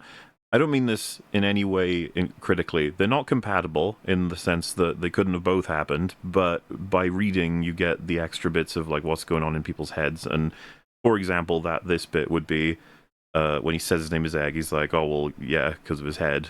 Like that, like that's what Dunk thinks, and that's as simple as it needs to be for him. It's just like straightforward. That's intuitive. Moving on. You don't need to assume anything more than that. No, I mean they tried to compensate for that occasionally because like the reason he's able to speak to his horses to voice some of the internal monologue stuff. But yeah, generally speaking, it's hard to do the internal thoughts in a show which you're not reading. Truly, the best version of adaptation where it moves mediums and it benefits and it both gains and loses, right? Because that's kind of like the best version of this, where we get to have an alternate. You get to see so many faces with so many feelings, but now you've lost the insight of what they're saying and thinking, monologue wise. But that's exactly the exchange you'd expect, and it's really nice to see this, because then you're just like, they should both coexist and celebrate each other and promote each other. Same, by the way, I don't want to ignore the graphic novel as another avenue to pursue as well. I saw some comparisons between the graphic novel and some of the scenes in the show, and it's like, oh wow, they gave a shit. What do you know? That's neat. I think they said that they deliberately. So when painting Dunk's shield, which happens later, I think they use the graphic novel as it's either the graphic novel or the book, but one or the other. They basically tried to make it a 1-for-1 copy, just because like they admired that's popular. The fans like it, so why would you change it, kind of thing. Which is nice respects paid to the other mediums. But the scene sort of draws to a close, and they've kind of they're on a level now. Dunk, being a nice guy, says that I should probably either beat you bloody or send you home. But if you stay and prove your worth, I guess I can take you as my squire during this tourney, and after that we'll see. And he says, like, I don't have much, but if you're good, you'll have clothes, you'll have food. It'll be rough spun, and the food's just going to be salt beef and salt fish, but you won't go hungry, and I promise not to beat you except when you deserve it. So basically all he's doing is he's trying to step into the shoes of Sir Arden again, which is very simple premise, but very rich in the way that it interplays with all of the various different characters that he encounters throughout the story. And Egg says, yes, my lord, and Dunk says, sir, I'm only a hedge knight. And then they lie under a tree, and the fire is crackling, and they see the shooting star, which will be important for the shield motif later. And Egg tells Dunk it brings luck to those who see it, and all the other knights who are in their pavilions, they're just looking up at silk instead of sky. And Dunk tells him, like, go to sleep or you'll get a clout in the ear, but then he does keep the conversation going one beat longer when he says, does that mean the luck is ours alone? And Egg smiles and just closes his eyes, and they go to sleep, and that is the end of episode 1. So pretty good start, I think. Oh, yes, yeah. Absolutely.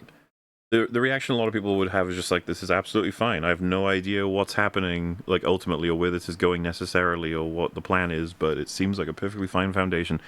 Meanwhile, a lot of the people who'd read the book were like, oh, they've got so much shit right already, and all of this is going to lead into all kinds of wacky shit that's going to happen. So it's like a very solid foundation for both sides of the viewership, I suppose. If some people would have claimed like it's a bit too slow or they don't really know where it's going, it's just like, don't you fret, you'll be fine, you'll be right invested. I think after even the second episode, you get enough dialogue and interactions between these two that you'll just be invested to see them chatting, making food, talking about knights and stuff. Like, you don't actually need much more than that, but then you get way more than that. You do indeed. And you get quite a bit more than that in the very first scene of episode 2, because we open with another Sir Arden flashback, and he walks out of a house, and he's totally naked, and he has a huge penis. I probably won't show that, just to be safe. It is. Yeah. It is absurd. It's kind of hilarious. It's kind of wild. It is very funny. There was a little behind the scenes bit where it turns out that they'd made the same people they got to make Hodor's prosthetic penis had to make this prosthetic penis, and they had to add a pissing function to it. So the guy who did it says, we just thought it was like a natural development on the work we'd done before. We need a big fake penis. It's like, I know a guy. It's something to put on your CV. So the flashback is overlaid with Dunk narrating in the present day. He's approaching various other knights who he hopes will remember Sir Alan. So like he says you might not remember him, but he was a true knight. He was different from other men. Peaceable nature, quiet and humble. He's a veteran of 100 wars, but an enemy to none. He always knew what was expected of him. He never complained. And in the flashback, you don't really see a huge amount of this because the point of the story in the flashback is different. Because what we're seeing is the decline of Sir Alan at this point. It's the rustic aspects of being a hedge knight, which conflict with obviously these talks about him being a true knight, veteran of 100 wars, and there he is sleeping under a tree, getting drunk. He's got a nasty wound in his wrist. He rides along whistling, and there's sort of an unfolding story with the flashbacks. So, like, you know how strong and vigorous he is in this opening section. Not strong and vigorous enough to beat Dunk in the fight, but you know he gets up and carries on going. But he will sort of decline over the course of it, suffering from wounds and age and all the rest of it. So it's a bit of sort of joint storytelling. The myth that Dunk tells that he believes himself about his master, and the truth that was his master's actual life. Which is just a great use of visual storytelling combined with the audio stuff. That contrast is vitally important because it makes you question how much of what Duncan believes about Sir Alan is really true, how much of it has been augmented in his own head, and how much of it matters in the end. If he was fundamentally a good person, does it matter that he wasn't so great a knight as Dunk thinks that he was? And yeah, and Dunk says even as he was dying, he just got on with things. He meant to be a benefit to those around him. It didn't make him rich. Held no lands. He sired no children. And you sort of see him riding, singing, and whistling to himself very cheerfully. And then we cut forward. It's nighttime and it's thunder and rain, and you can see why Dunk has formed this relationship. They are so very close. Sir Alan seems to be a very, very affable guy. It's a lovely kind of comradeship they have, come rain or high water. Something that's sort of because obviously, yeah, we're seeing things about him that are like, oh, that's a bit almost scuffed. Like he's not, he's not sort of the archetypal romantic figure. But if Dunk is who he's presented himself as so far, which is a very humble, kind, and honest man, and Sir Alan is the greatest influence on him. What must that say about Arlen, regardless of any of the things that we see about him that aren't so, great? If Dunk is this great person, that must in some sense be a product of Sir Arlen. I just like the way they play with context. Is that you go off the explicit words of Dunk and then you match it to flashbacks, and you might have the thought of like, oh, is he much worse? And Dunk's kind of just trying to rationalize it all. Then you keep getting more and more scenes. You keep being like, oh, he's kind of just a normal dude. He's just doing what he can for this kid that he's with. But then there is like a key aspect to him that we get to that makes him slightly more special, I would say. Mm-hmm. Yeah. But we see that now obviously they continue to ride through these flashbacks as Dunk tries to big up his skills and thing, but you can see he's clearly declining. Like he's unsteady on his horse, he's breathing heavily, and he's trying to put a brave face on it. Like as soon as Dunk shows concern, he just rides off and starts singing and whistling again. But it's flatter, it's slightly more slurred. He's clearly not doing particularly well for himself at this present moment. But none of the stuff, like the human stuff, is what Dunk is using really to appeal to the lords, because he's trying to appeal to, I think it's the lords of House Florent, Tyrell, and Hayford.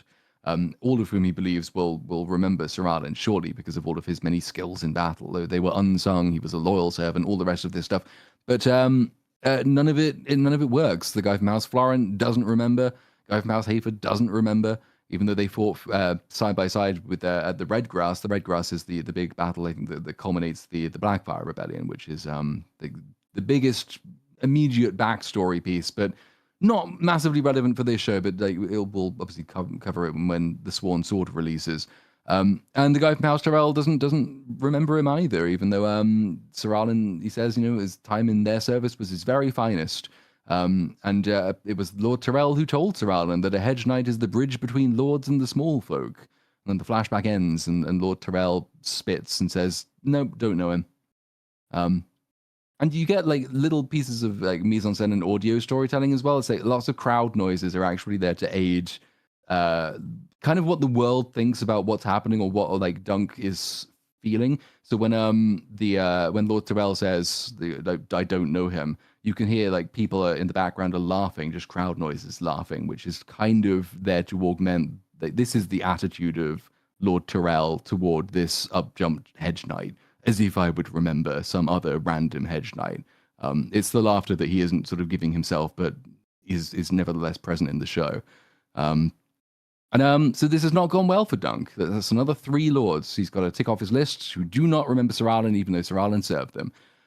So he's walking through the tawny field with Egg, and Egg says, "Was he a shit knight?"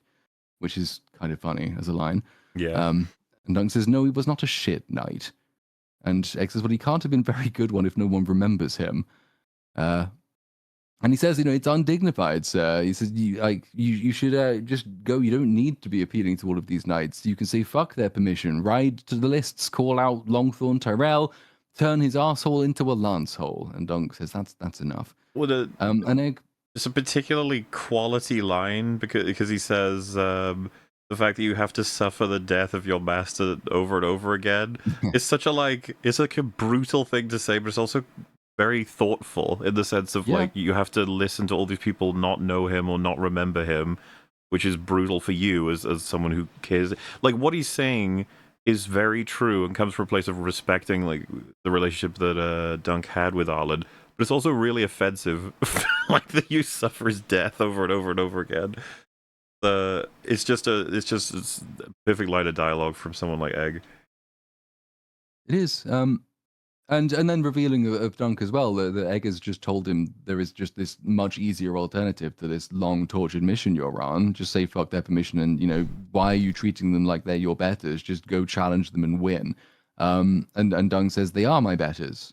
Sir Arlen was a great knight. Someone will remember him. So though an easy option has been presented to him, he's taking the harder path because it's the more honorable thing to do, not just for himself, but in remembrance of his master, which is very revealing of his own character. This is what he is. There will be another couple of instances where the easy way out is offered, but it's the dishonorable thing to do, so he doesn't do it.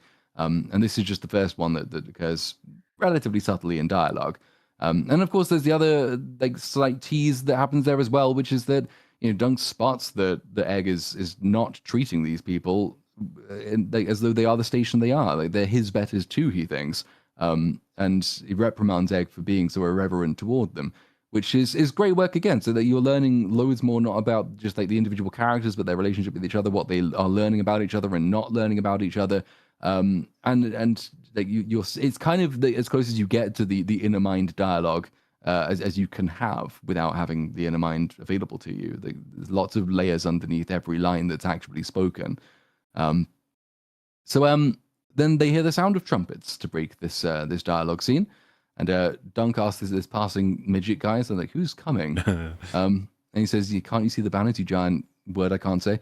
And you can say that, as long as you don't say it like 3 times in a row. Because you already said it once. Oh, did I? Shit, it just slipped out. It did. Oh, it's the fucking, he's like a... Now you have to say it. He's like tiny as well. The accent is like, can't you say the banners, you giant cunt?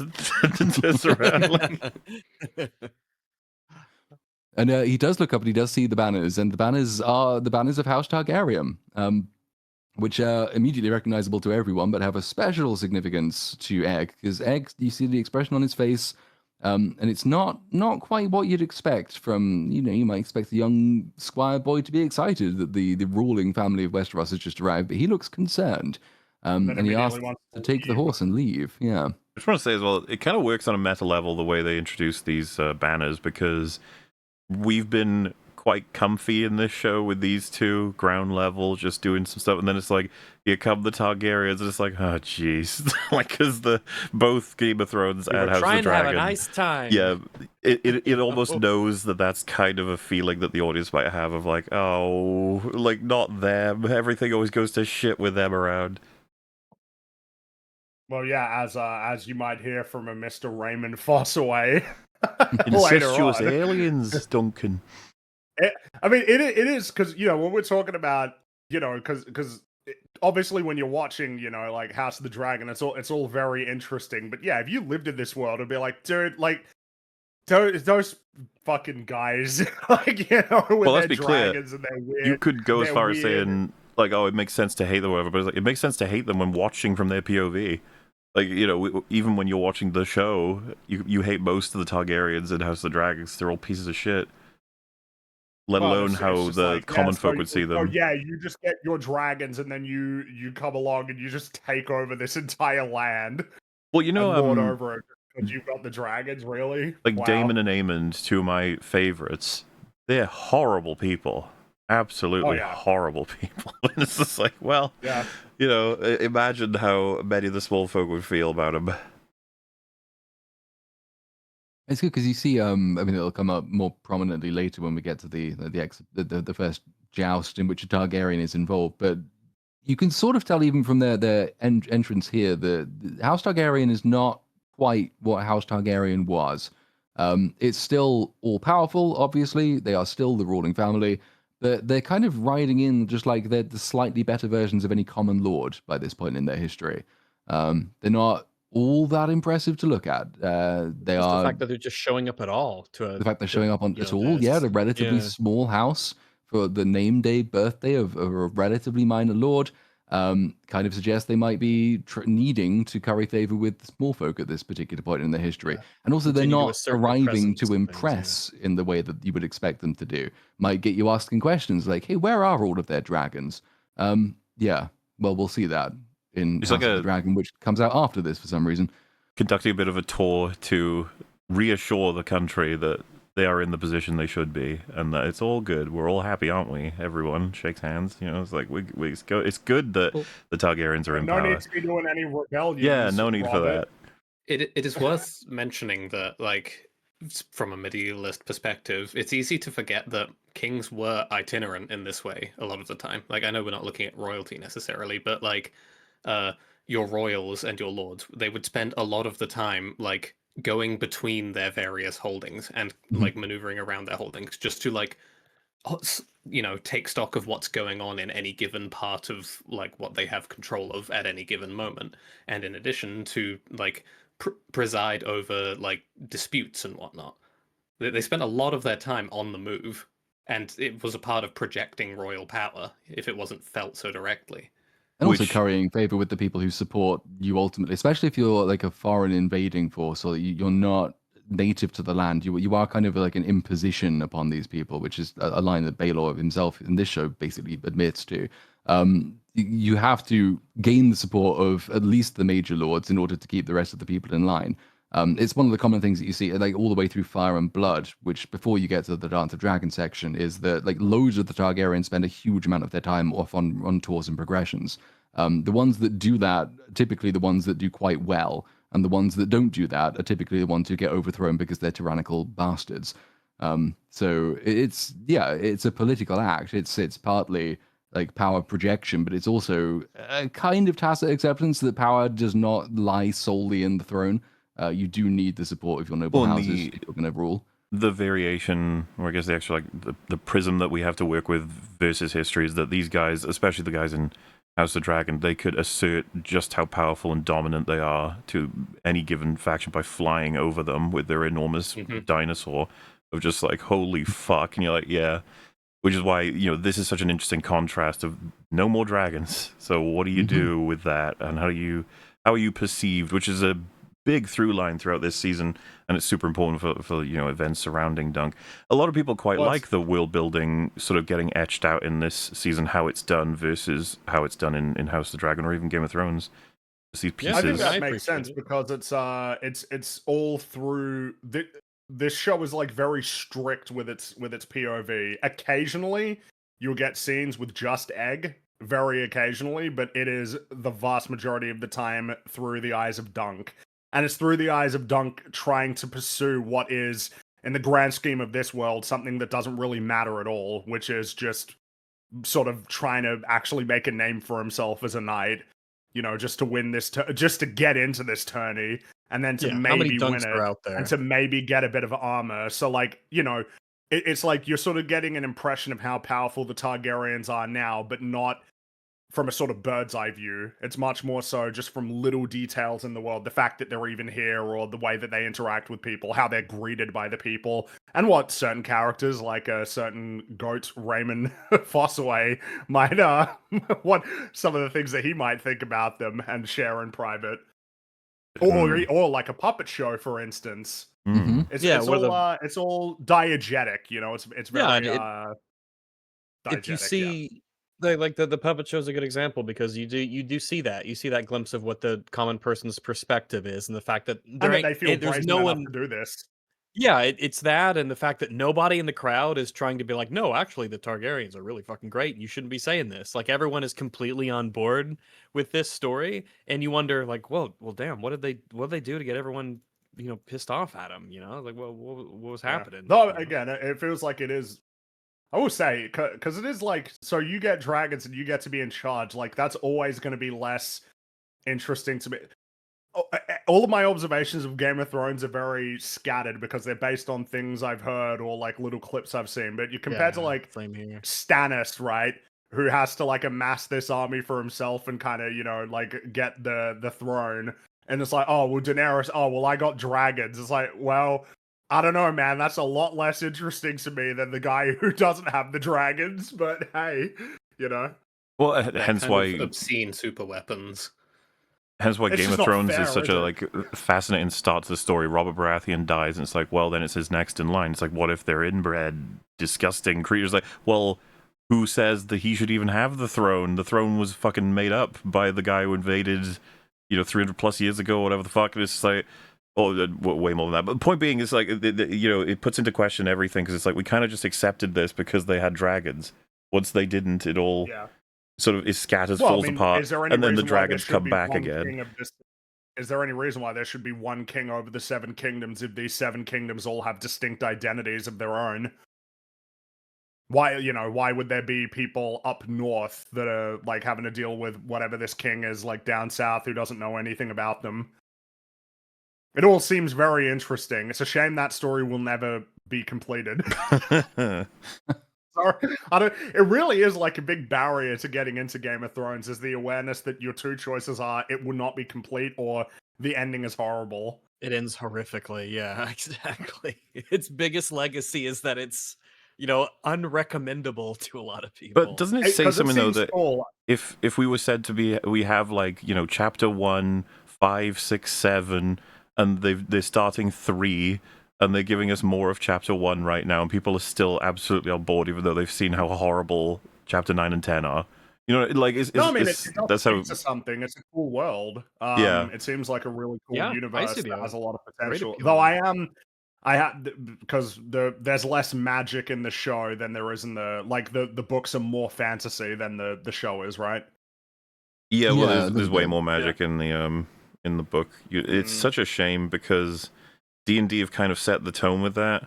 They don't like their magic, and so now it's like following suit. The writers. Okay. How do you incorporate the magic into it when it wasn't as present in the main? You have to sort of like recultivate the show's entire the franchise's visual identity, and in terms of like how people perceive it, which is I guess House of the Dragon and to a lesser extent Night of the Seven Kingdoms are sort of moving in that direction, but that's going to have to be a long process. Yeah. Well, that's the thing. If House of the Dragon settles, if like the skill floor for that is season 2 and you get a complete story, and Night of the Seven Kingdoms keeps going, eventually people should be like, can we just remake Game of Thrones? If we do that, we can solve a lot of the problems. Tell you, man, one wonders. Give it long enough, and there's lots of material they can do in the intervening time to make time. They're remaking longer. Harry Potter. So that was only like 12 years ago that I finished, right? So. Or maybe longer. Yeah, no, it can't be that much longer. Well, the films ended in 2011, I want to say. So, 15 years. And it's going to be, it just seems so unlikely that they would announce a Game of Thrones remake before doing Robert's Rebellion, Aegon's Conquest, all that sort of stuff. Yeah, they'll wait a little bit longer before they give it another go, I imagine. Would be sensible. So yes, Dunk gets an idea, and he's going to go off to pursue this idea while Egg goes and takes the horse back to camp. You kind of already know what Dunk's... Yeah, that's the trailer joke, right? When it says, if you run off, I'll hunt you down with dogs. You don't have any dogs. I'll get some. Yeah, it's a good little scene. But you sort of know from the scene what Dunk's big idea is, and you think, based on everything you know about the Targaryens, and based on how every interaction he's had with the Lord, who is not a Targaryen, has so far gone, this is a terrible idea. Because obviously his idea is, I'm going to go and ask probably the head of the Targaryens if he remembers Sir Alan the Pennytree, and you're expected to think that this will be a terrible, terrible thing that will go badly wrong in order that the show can subvert it when he actually gets there, which is quite nice. But the Targaryens themselves arrive, and obviously the main character for them is Baelor Breakspear. He is the Hand of the King. He is the firstborn son of the current king, Daeron II, I think it is. So he's a very important guy, and he gets the fulsome introduction from the Ashford Herald. But then as an afterthought, he says, and his brother, Maekar. And that's kind of it. Just like expression of just this.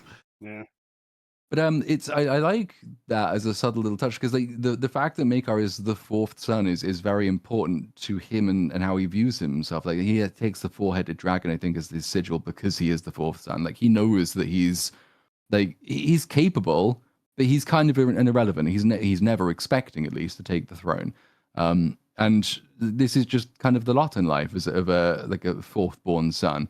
Even town criers don't really remember that you're there until they're prompted. And it kind of informs his characterization going forward, how deferential he is to Baelor in most of the scenes where they share together. And obviously the eventual torment of what he does. He's just he lacks that essential self-confidence of someone who was born to rule. He's born into a ruling family believing he never will. And so he's kind of less fulfilled as a man, I suppose I'd say. But it's all seeded just with that one town crier saying, and his brother Maekar.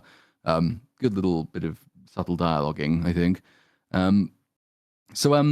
Yes, they've arrived, and Baelor it's not what you'd normally expect of a Targaryen. He doesn't have the hair, he doesn't have the look, and he doesn't have the manner or the personality, because the Lord of Ashford says it's a great honor to receive your grace, but Baelor is kind of, he's nice, he's on the level. He says it's a great honor to be received. He's evidently playing a relatively meek Targaryen. He's not domineering in the way that you might expect him to be.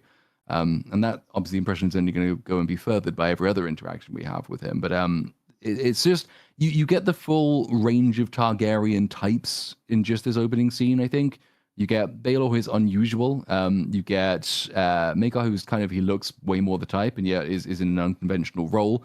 And Dunk's first actual interaction is with Aerion Targaryen, who is a little bitch because he has a rhyming name, I think. Wouldn't if you want one of those. Aerion Targaryen. Yeah, that was not a. Don't do that, guys. Don't do that, guys. Did you expect him to grow up to be a well-adjusted human being? What were you thinking? Well, there's out there. Isn't there a Daenerys out there somewhere that their parents named their kid that, right? Oh, I think there were quite a few. Khaleesi and Daenerys were Yeah, you probably shouldn't name people after characters whose stories aren't over yet in like a kind of grim world. So you're probably not a good idea. Mungus Readers, Thurman Merman. I remember. Mungus Readers. Mungus Readers. Mingus, wasn't it? Mingus. Yeah, Mingus Readers. Mingus. And Mingus Readus and his brother Mingus. Jesus. That was a choice. But so yeah, Dunk is first meetings with Aerion, because Dunk is sort of gawping at the royal family, and Aerion says, he orders him to take his horse. And Dunk says, I am not a stable boy. And Aerion snootily says, not clever enough. And Dunk's kind of nonplussed. What do you say to that? And Aerion says, but if you can't manage horses, fetch me some wine and a pretty wench. And Dunk has to say, well, I'm not a serving man either. I've got the honor to be a knight. And Aerion says, well, knighthood has fallen on sad days. So, yeah, he's a dick, quite quickly and neatly established. He's only going to go on and get worse. You have to have at least one Targaryen be a dick. But he leaves his horse behind. They do a good job with this, because I think any average viewer might be like, is this background sort of, in terms of just these are the higher level people here, we're getting a brief intro, it just gives a bit of flavor because we're going to be focusing on Dunk, whereas every last piece of information is super important. It's going to let you know, like your brain will settle right into what these things will mean later on. Because as you've summarized, like all of the key pieces of information about each member of the Targaryen family is like, yeah, the show needs you to know this as soon as possible, even if you're not focusing, even if you treat it as background information. It's like, as long as you get this quickly, it'll be very helpful because things are going to, explode quickly when we get to episode 3. And all the pieces will be in place, which is Yes. vitally important to do. So Aerion's horse, which he just abandons, lashes out at the actual stable hand, and Dunk ends up playing the role he just said that he did not play, because he just has a way with horses. He's big and he's comforting and he speaks to them on a level, which is the thing that comes up again later in the show, is that they almost do use horses as sentient creatures, I think quite deliberately, which is nice to see. So he takes it and comforts it and has a chat with it and leads it into the stable. And this is how you know that he's awesome, because he's nice to horses and just animals in general. Yes, always good to I establish. mean, it really is like nice. an easy way to get people to be endeared to a character as if they like animals. It's very but I mean, he is sort of well. yeah. He's like he just knows how to talk to him and talks to them like they're people, which is fun. And then you get another thing that I don't know has necessarily been done in Game of Thrones before, because someone from off screen addresses him and addresses Dunk and says, "Oh, the pretty ones are always temperamental," and Dunk makes excuses for the horse, and the guy off screen says he meant the princeling, not the palfrey. And then the camera pans around and you see that these are not two random like small folk stable guards; they are the Knights of the King's Guard. In the canonical white armor. These are very, very impressive. They're supposed to be very, very impressive people, but obviously the other two shows don't give you that perspective, because we always look at them from the perspective of the people they guard.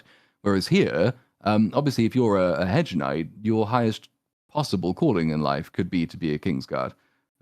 It's like the ultimate dream of probably every knight in the Seven Kingdoms, is to be one of these people. And here Dunk is, having had his first contact with them.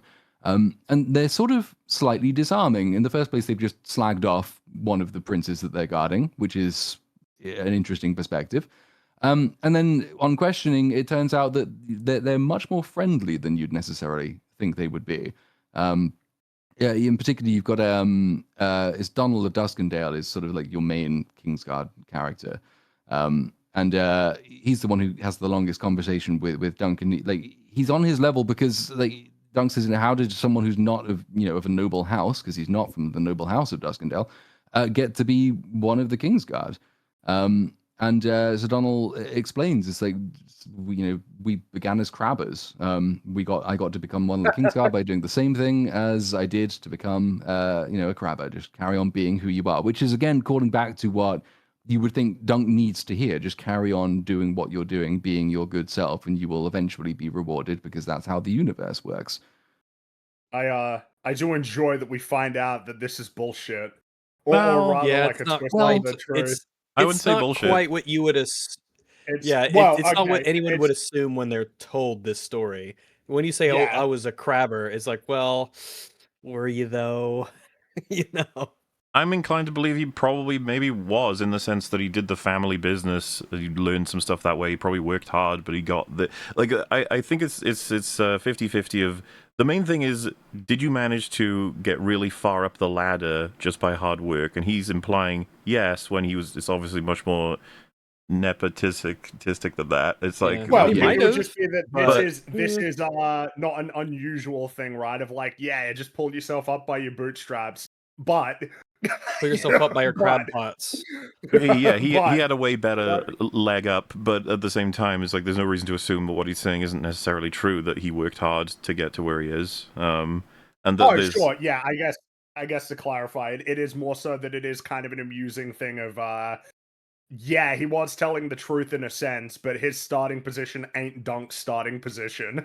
They did not. No, but they did not. It's why I kind of start in the appreciate it in the same sense that he's obviously trying to even encourage him that it's more than possible for him to do whatever. It's a good thing to encourage. I didn't read it as him.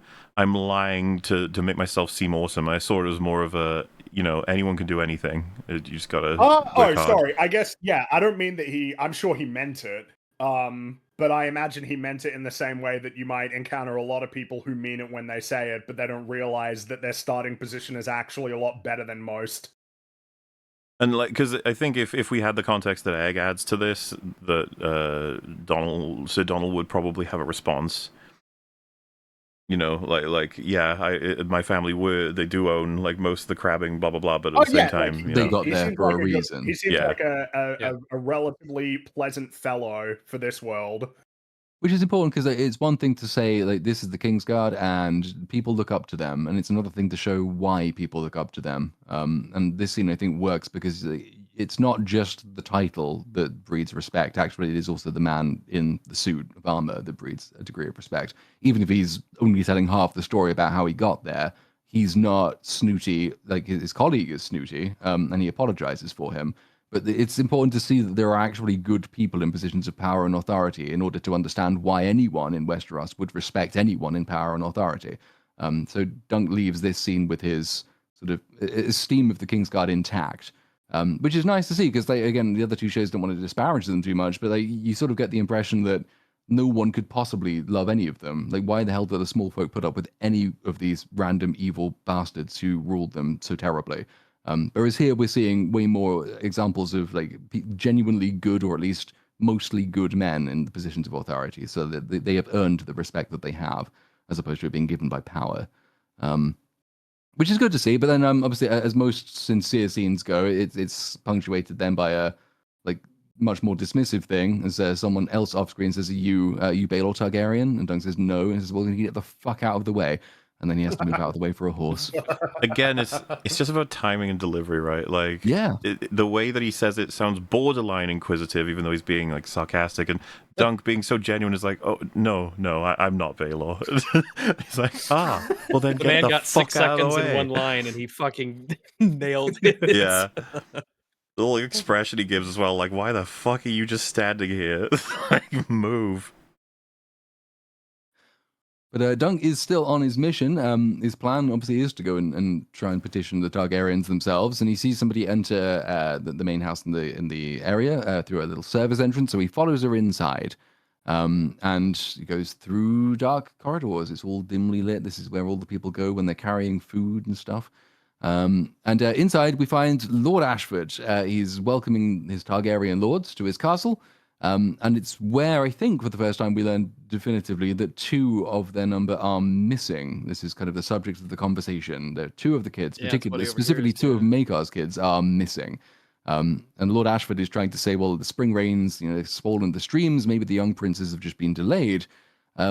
And Maekar is very different in temperament and delivery than Baelor is. He swears quite a lot. He doesn't stand on ceremony. Best summarized by, "Please do not curse our gracious host." I said, Yes. "Fuck me, not fuck him." Whatever, fuck off. It's the dichotomy there is great. Baelor speaks very, very, civilly, softly. It's just that Maekar just fucking bulldozes into a conversation. Yeah, he's diplomatic versus not at all diplomatic, but then that's the expectations of their differing roles. And Baelor tries to, calm Maekar a bit. He says, Daeron's done it before, and he's disappeared before. You shouldn't have commanded him to enter the lists.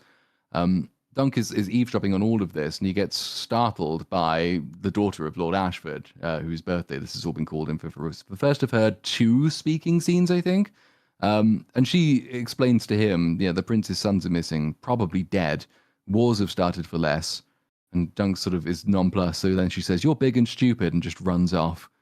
And it's like, okay, Yeah, fair. right? Little kid. Don't know what to do with that. I do like that her role in this is like so minor, in the sense that the fact that you're so far, all these characters, they're so far removed from like the whole reason that all of this is even happening. It's not even like a concern of theirs in a way.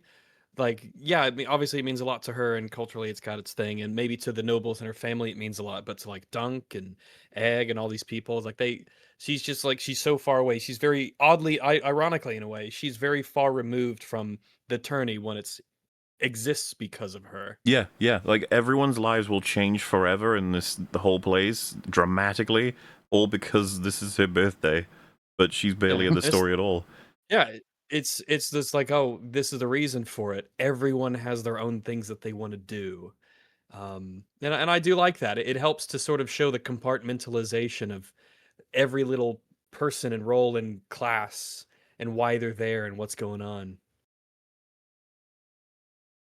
Baelor, meanwhile, is trying to placate his brother, and you get this because Maekar becomes more important than you would expect him to be by the end of this, and specifically his attitude toward his children and his attitude toward himself as a father becomes much more important here. So this is kind of setting the essential dynamic here, as Baelor is telling him that Daron doesn't belong on a tourney field any more than Ares or Rhaegal did, and Maekar's quite unkind and honest when he speaks about his son, by which you mean he'd sooner ride a whore than a horse.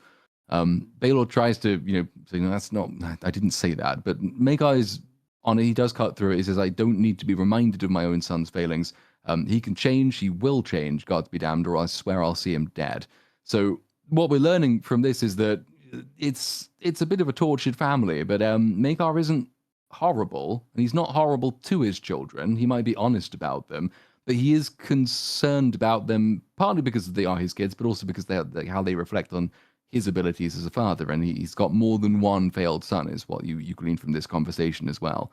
So for all he might affect to be quite gruff and a bit carefree, he's kind of deeply wounded by the actions of his own children. Becomes more important later, but it's all established from this point onwards, and you see more of it as the show goes on. But this is the part at which Maekar then spots Dunk, who's loitering outside the room eavesdropping on this, and summons him in. Just a bit funny that Doug is half and half trying to figure out exactly what his plan is, what he's even doing. Maekar just being like, what the fuck are you doing? And then he's just like, oh shit, yes, here I go. It's just like the way a lot of this works in this story of just Doug kind of being on board, and then life just fucking hits him in the face, being like, let's go. And the dynamic between all of the three of the main ones in the room at this scene is quite good as well. So Dunk obviously is very apologetic, sort of comes in mumbling apologies. He's trying to explain why he's here. And of course, the story doesn't really make very much sense. Why the hell would a hedge knight come in and say that another knight had refused to vouch for the existence of his hedge knight? Which I love. And Maekar's response is, who? What the fuck is going on?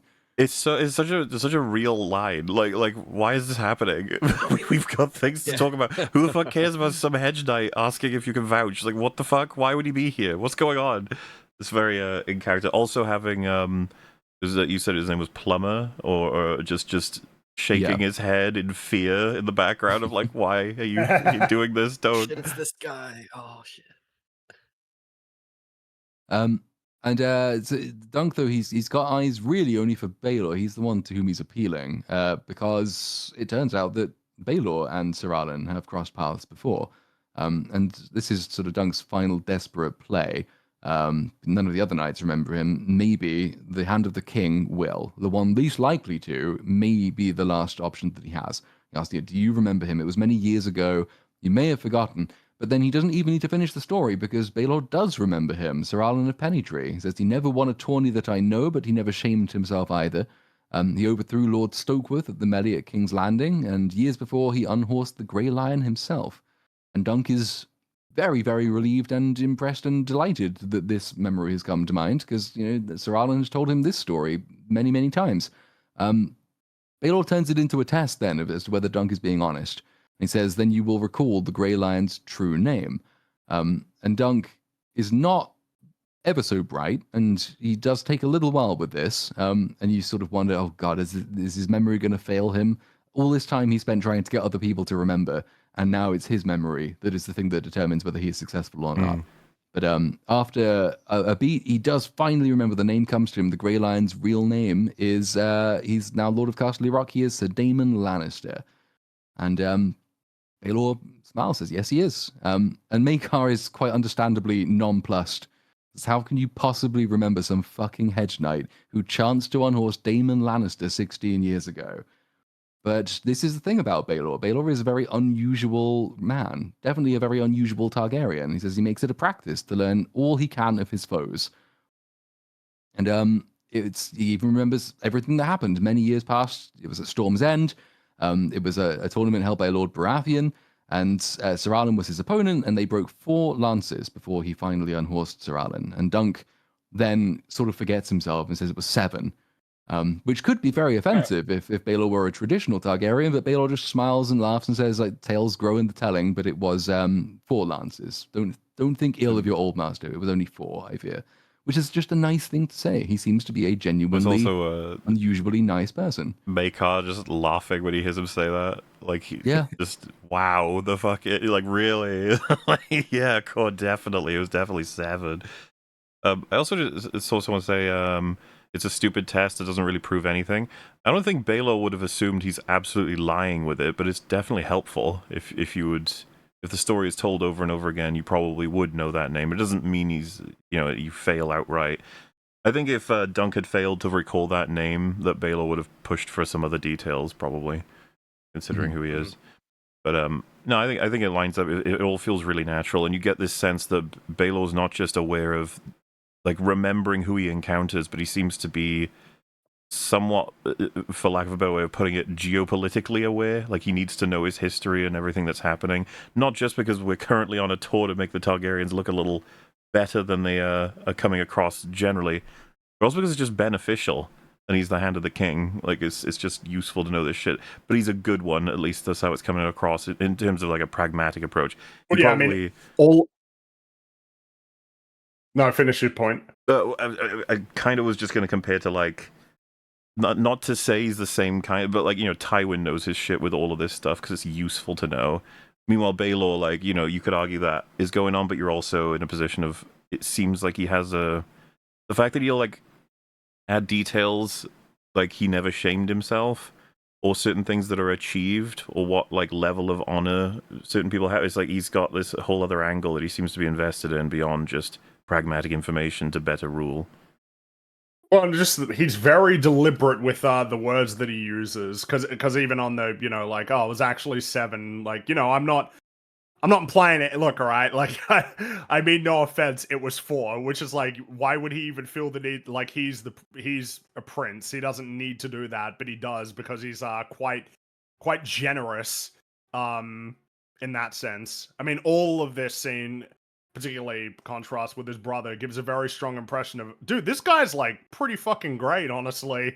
He's like a really cool guy, I do think as well, when it comes to analysis, if anyone, because this scene, for book readers, they're happy because it's all very representative of who Baelor is. But if you're going through it for the first time, you'd be like, yeah, he seems cool, sure. And it's like, just, you'll understand it your second way through. Like, yeah.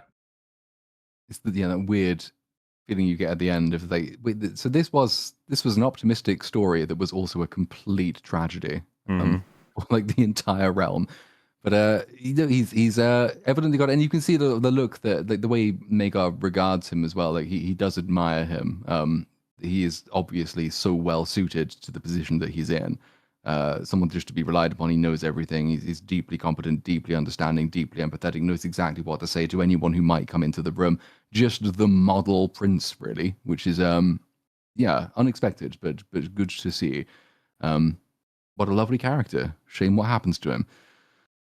So Dunk apologizes. He's right. It was only 4. I apologize. And Baelor calms him down. Says no harm was done. And Dunk carries on reminiscing, well, vicariously about the story that Sir Alan told him about Baelor. You gave him his horse and his armor back. You took no ransom. This is an impossibly nice person. And Maekar just kind of goes, ugh. And then he says, Alan said that one day the 7 kingdoms will be safe in your hands. Baelor tells a joke, says, not for many years, yes, I pray, self-deprecating, which of course Dunk takes deeply seriously because he thinks, oh shit, I've just implied that the king should die. Yeah.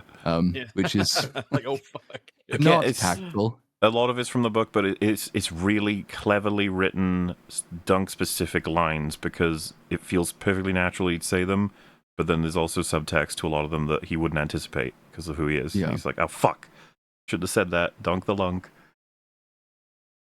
And Baelor continues to be just the absolute epitome of diplomatic. So he says, you wish to enter the lists? And Dunk says, yes.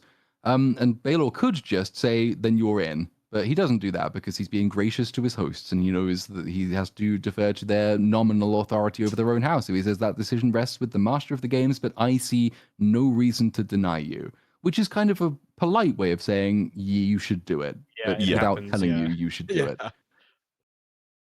And Very promises, as you say. tactful. I like that. Yes, And very then tactful. make I'll just be like, now fuck off. And even then, Baelor apologizes for that behavior, says you should forgive him his sons went astray on the way here, and he fears for them. And Dunk says, Best of line. course, I trust they will not be found dead. As what I was just Maker's saying expression. about the way his lines work, that's might be the best one in the fucking show for like, I trust they'll not be found dead. His reaction of, what the fuck? Like, What is that? What? Why would you say that? Like, was that a veiled threat? Yeah, Even almost like. But we know it's because, you know, it's like a concern that they might be dead. The daughter had mentioned like a fear of it. So to Dunk, that's a really nice and reassuring thing to say. But in context, it's like, what the fuck? Why did you say that? Yeah. I'm sure your mother won't die of cancer. It's like, yeah, me Thank too, you, I man. guess. Me too. We're on the same. We're in agreement. But Baelor gives gives Dunk one more sort of instruction / piece of advice, which is that because he's not of Sir Alan's blood, and only a trueborn son is entitled to inherit a knight's arms. So he says that you will need to find a new device, a sigil of your own, for your shield. So Dunk says, "I will, and thank you again. I will fight bravely. You'll see." And he leaves, and then goes the wrong way again, and turns around and kind of shamefully hobbles off in the other direction. So that's his next mission now. He's got everything he wanted. That impossible plan impossibly somehow worked exactly as he needed it to work, because he just came upon the one nice Targaryen in history. And now he has to go and find someone who can redecorate his shield and give him a new coat of arms. So he goes back to the puppet player. It's all just so small compared to how crazy things are going to get in the second half of this season. It's like these these feel like the little quests as part of some bigger quest that is still like a relatively early one in the RPG, you know? Oh, Yeah, yeah. it's like the you need to tutorial sort of is here's how gather you learn these the few- game. Go talk to this guy. Go talk to this guy. Aren't we having? And then the inciting collect incident happens, these, and it's you like, know, this is the these game, items. bitch. Hope you're ready. Well, because Now that you know what the buttons do. as you were going through, Fringy, a lot of the assessment as these episodes were happening were like, you know, anticipating what will happen in this joust. Will he become a knight? Will he earn the arms for like officially in a sense of doing all the things a knight does, and blah blah blah. And sort of the book readers are like, so that's Well, yeah, because obviously going into this, I didn't know where the story was going to go, and I just thought, oh, so this is going to be a little show about a knight and his new squire going on these little adventures in Westeros. They're like, yeah, sure, for a little bit. That's what it's about. That's the thing. I mean, the stakes climb so fast and yet so naturally. It's kind of crazy that they pull it off. So Dunk arrives. There's another play going on. Has the memorable line, "All men are fools and all men are knights where women are concerned," which is pretty quotable in many instances. But at the end of it, Dunk introduces himself to Tamsel. Finally, he's built up the courage. He's obviously enthused now. He's got what he wants, and he's on a high. So he has the boldness to introduce himself to her. He gives her a coin for the current performance, and then he gives her one for the performance the last night as well. And Egg asks how she does the fire tricks. Correctly guesses that it's pollen. And you sort of notice immediately, though Dunk is brave enough to have said hello, he's not really very good in conversation and doesn't know what to say, whereas Egg is immediately comfortable talking to basically anybody. So he sort of leads the conversation. He asks about the fire, he asks about the puppets, and it's only sort of half-heartedly and bashfully that Dunk finally says, "Could you paint me a new device for this shield?" And then when he's asked what he wants for the new device, he doesn't know. And then he gets worried again because he says, "Oh, you must think I'm a fool." And then she repeats the line from the play about all men being fools. He says that the field should be the color of sunset because Sir Alan always liked sunsets, but then after that he has no ideas at all, and then it's Egg who provides basically the rest of the figure that he wants, the elm tree, like the one that they spent their first night under, and it should have like a big river, brown trunk on the tree, green branches. It should be an elm tree, and Dunk says, and it should have a shooting star above. And could you do that? And Tansel says, yes, she probably could. And you've got that nice sort of synthesis then of the man that Dunk has been up until this point, which is really just the person trying to live up to what Sir Arlen was and kind of the man he's becoming. He's his own person with his own experiences.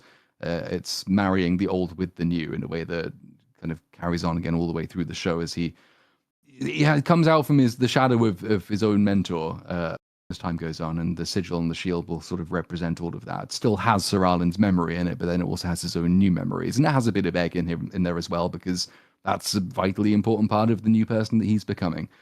Two bits on Egg as well. Just his interests that I'm glad they showed with the dragon and the fire, and then the point of preference for finding out how it's done. That's going to be important as time goes on. But also his little expressions throughout this whole sequence are hilarious. He's almost like taken on the responsibilities suddenly of trying to help Dunk wingman shit here, like of trying to come across at least somewhat impressive on the side of a knight, but also noticing that Dunk's clearly trying to like operate in some way impressively here, but he's failing miserably. So just the little sigh of you're asking for it to paint the shield. You don't even know like what image you want. It's like it's like sabotaging us right now. We look so stupid, but try to make up for it as time goes on. I think it was this point where I was just like, holy shit, this act is really good. Like it's going well beyond just delivering lines properly. He's getting all the body language and expressions down as well with ease, and it makes it feel like it becomes very funny. And it does break the ice as well, because Dunk says, "I'm Duncan the Tall," and Tansel says that I'm Tansel. The boys used to call me Tansel Too Tall. And you think, oh, they found a point of commonality. Maybe Dunk's in there with Egg's help. But then Dunk says, "You're not too tall. I mean, you're just right for." And again, with a comedic shot of Egg's head just swings to him. Like, why did you say that? Really funny. He says, "Puppet." I mean, it's very, very easy to see why, even if you haven't seen the show, or obviously if you have, like why the memes of, Dunk and Egg have just been very like abundant. They play off each other so well. They're so likable. You want to see them together. You want things to end up well. They've got a certain energy to them that's just really appealing, and you want to see more of it. It is, and then he almost leaves with the shield, forgetting he needs to leave it with her. Has to be reminded both by her and Egg. And then we cut away. Then he and Egg are at the bar later with a mug of ale each. And he's slightly concerned that he didn't handle that particularly well. The size difference between these two is so hilarious. I know. It is crazy. Particularly with this shot. It was like the size difference is so significant, you'd assume they might be fucking with your, like with forced perspective here or something. It's like, no, it's just because he's huge and he's a kid. But like, truly, look at this. It's like humans, such diversity in size. This is like completely irrelevant to the show in a sense, but could have been an avenue to, I guess, further communicate Egg's place in the world. But Dunk might get in trouble with some heraldic authorities later, because the color of sunset that's not a recognized heraldic color. There are specific tinctures you're supposed to use, and the color of sunset is not one of them. Tut tut. Well, this is made up history. Martin has his own. He's tried to do his own like rules of heraldry and stuff in his universe. So what about, because from Dawn, right? She's painting. Maybe they have their own rules. Who knows? Tut tut tut. Not indeed. And so you get that scene. It's almost, I think it makes it more comical, the fact that obviously you have this huge size difference, and the Egg is obviously such a tiny kid, and yet Dunk is basically now having a conversation with him as though he's exactly the same age and an equal about how well he flirted with the girl just then. Like, he's looking to Egg for encouragement that he didn't completely fuck that up. And he says, it didn't feel well handled. And Egg says, well, she is painting a shield. And Egg says, well, it's for pay. And Egg says, you're both gigantic. And Dunk says, is that promising? Egg says, it's a commonality. Every little moment is so good. Like the fact that he says you're both gigantic, he's like, is that promising? Like, what do you what do you even mean by that? He's so excited at the potential. I even like the like do you opening the conversation about how it was handled. Egg has a little bit of a like and puts his cup down to like focus on the conversation, because he's like, I'm gonna have to really think about this. It is actually legitimately kind of impressive managing to write a character like Dunk, whose foot is so perpetually in his mouth in a way that like makes sense in terms of the continuity of character, right? Because you have to have a constant sense of his psychology and of his like understanding and lack of understanding in almost every one of these like really, really bizarre and novel social situations he keeps running up against. Yeah, he's like I said, I really do think it's a note of how clever the writing is. Continuously convince us that it's he's still endearing, he's still good-hearted. He's just keeps making these mistakes, and they're very buyable. And the conversation continues. The whole conversation's great because there was already one quite funny joke in it. But then it's sort of the tables turn a little bit, and now it's Egg who's seeking encouragement from Dunk. Because Egg wants to know if like he'll ever become a knight himself one day, and Dunk says, "Well, sure, why not? You're a likely lad." And Egg says, "Well, I'm a bit puny," and Dunk says, "You'll grow." Egg's still concerned though. He's like, even for my age, everyone always told me I'm puny. And Dunk says, everyone always told me I was stupid. And he doesn't continue. And Egg says, and Dunk says, as though like there's another answer that's supposed to come from that. Egg says, what? And Dunk says, what? He said, what did you do when people said you were stupid, sir? And says, what business is that of yours? My problems are my own. What business is that of yours? Trying to help me? Help you what? Grow? It's good all the way through. These two just like because people are in chat already making comparisons, but it's like Mandalorian and Grogu, you could have learned how to like. This is so obvious. The fact that both of you can talk and you're completely opposite in station, but also knowledge, also temperament, like and. The amount of conflict you can generate that's just fun, endearing, and it binds them together in a relationship is like this is how you're supposed to do it. I didn't realize it was so fucking hard to figure out, but here we are. And extremely entertaining. Yeah, here we are.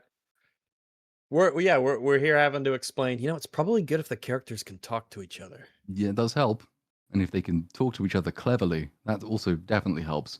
And the dialogue is well written. What a novel concept. But and it carries on the book because then like the tone shifts a little bit, but I mean it's still very comedic. This entire chunk of the episode is very lighthearted. So the conversation's interrupted by Lionel Baratheon, who just rocks up on the scene and demands that Dunk join him in the war he's about to fight. The war in question is a tug of war, though. Calling his drink piss froth. What is this piss froth? Oh, he's so much fun. Will you heed my call to war? You're like, what? It's like, yeah, we're doing tug of war.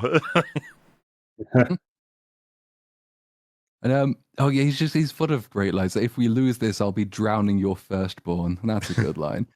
And so so he's got Dunk on side, and also Egg is on side. Egg is completely useless in this tug of war against all of these huge men. He's detrimental at one point. He is apparently that. I don't think that was scripted. He said that he was going to fall over, and so he just grabbed the rope to stop him landing in the mud and just hung on, which is very funny when you watch it. And they just left it. But Dunk is so big and so strong that Lionel Baratheon just decides, well, he's not really needed at the moment, so he goes to grab himself a drink. And Dunk is doing all of the work. Can't do tug of war on an empty stomach. No, you can't. It would be absolutely suicide to do that. Yeah. And so Dunk holds his own. He gets a good firm footing and just pulls, and he's even winning on his own. And Lionel Baratheon comes in at basically the last available moment, smacks him on the arse, grabs the rope, does like 2 seconds of pulling, and then claims victory for himself. He's very fun. It's a very fun little sequence, isn't it? Yeah. Yes, it is, Fringy. I feel bad because Fringy will never know, but yeah, you just like it's like you shouted that at us. Oh, I didn't. I very quietly said it was a very fun sequence, but it's so bizarre because as you said that, you went from really loud to nice and quiet. It's like Discord was like, "Do you need a help there? Oh no, you're good. Okay, we'll turn you back down." It's like, what the fuck? It's like so rude. Up. Yes, I'm not. I'm just saying it's a fun little sequence. That's all I wanted to say. Mean old Discord. Yeah. We get a nice little scene transition here because they all celebrate victory together, and Dunk throws Egg up in the air, and that transitions to a big flaming fire torch, which is it just looks all the little details. Every little transition is handled very well from a technical perspective. So we're now at nighttime. There's a big old fire show happening, and Dunk is admiring a suit of armor, and he compliments the smith. This is Steely Pate, who's going to be an important but minor character going forward. He compliments him. He says he does really good work, and Steely Pate knows this. He says none better. Dunk is here because he needs himself some armor for tomorrow. He needs a gorget and greaves. He needs a great helm. And Steely Pate says, "You jousting or working?" And Dunk says, "Both, maybe." And Steely Pate obviously sizes him up. He's a very, very large specimen. He says he has armored bigger, and he has some pieces in the wagon that might do. He says, nothing prettied up with gold or silver, just good steel, strong and plain. I make helms that look like helms, not winged pigs and fancy foreign fruit, but mine will serve you better if you take a lance in the face. Very, very important line in two respects for the actual joust we see later. And Dunk says, well, that's perfect for me. And but unfortunately, it's quite expensive. It's going to be 800 stags. And Steely Pate says, well, that's if he's feeling kindly, and he is feeling kindly. And Dunk does not have that much. He does try and trade in armor made for a smaller man. And Steely Pate offers to lower the price to 600. But Dunk only has 2 stags, which is not quite enough. But in another example of people being basically nice to each other, Steely Pate doesn't completely dismiss him out of hand. He says, that will buy you a day. If you send your squire along with the rest during that time, then I'll sell you it. Otherwise, my wares go to the next man. And so Dunk, he's given Dunk some time. He's given him a grace period to raise the rest of the funds to get the armor he needs. Like I said, it's just another example, and they do this with a bunch of them. It's like Dunk will walk away, and then it'll show the character sort of having a moment of realization, being like, "Oh, okay, wait." Like, it's just cool that they clearly know what they're doing. Well, because Dunk is just this needed injection of happiness in this horrible world, and so many people are happy to see it, even though it's really simplistic. Of just like, can you? I'm trying to make this work. I have nothing to really work with, and so an armorer like this is like, well. I just want to talk about, for you, a copper is like kind of the summary of this whole interaction, but that's a bit later. But you get what I'm saying. It's just, yeah. You love to see it. You do, but it does lead us to a sad, sad scene. Because Dunk really needs this money, and he really needs the armor, because he can't exactly compete without it. But he only has one thing of any real value to sell. And that is Sweetfoot, his best horse. So, yeah, he's very apologetic. He doesn't want to do it. The music's lovely. The whole scene is lovely. The warmth of the fire behind them, that really close moment as he talks to Sweetfoot. Says, if I win, I'll come back and buy you again, I promise.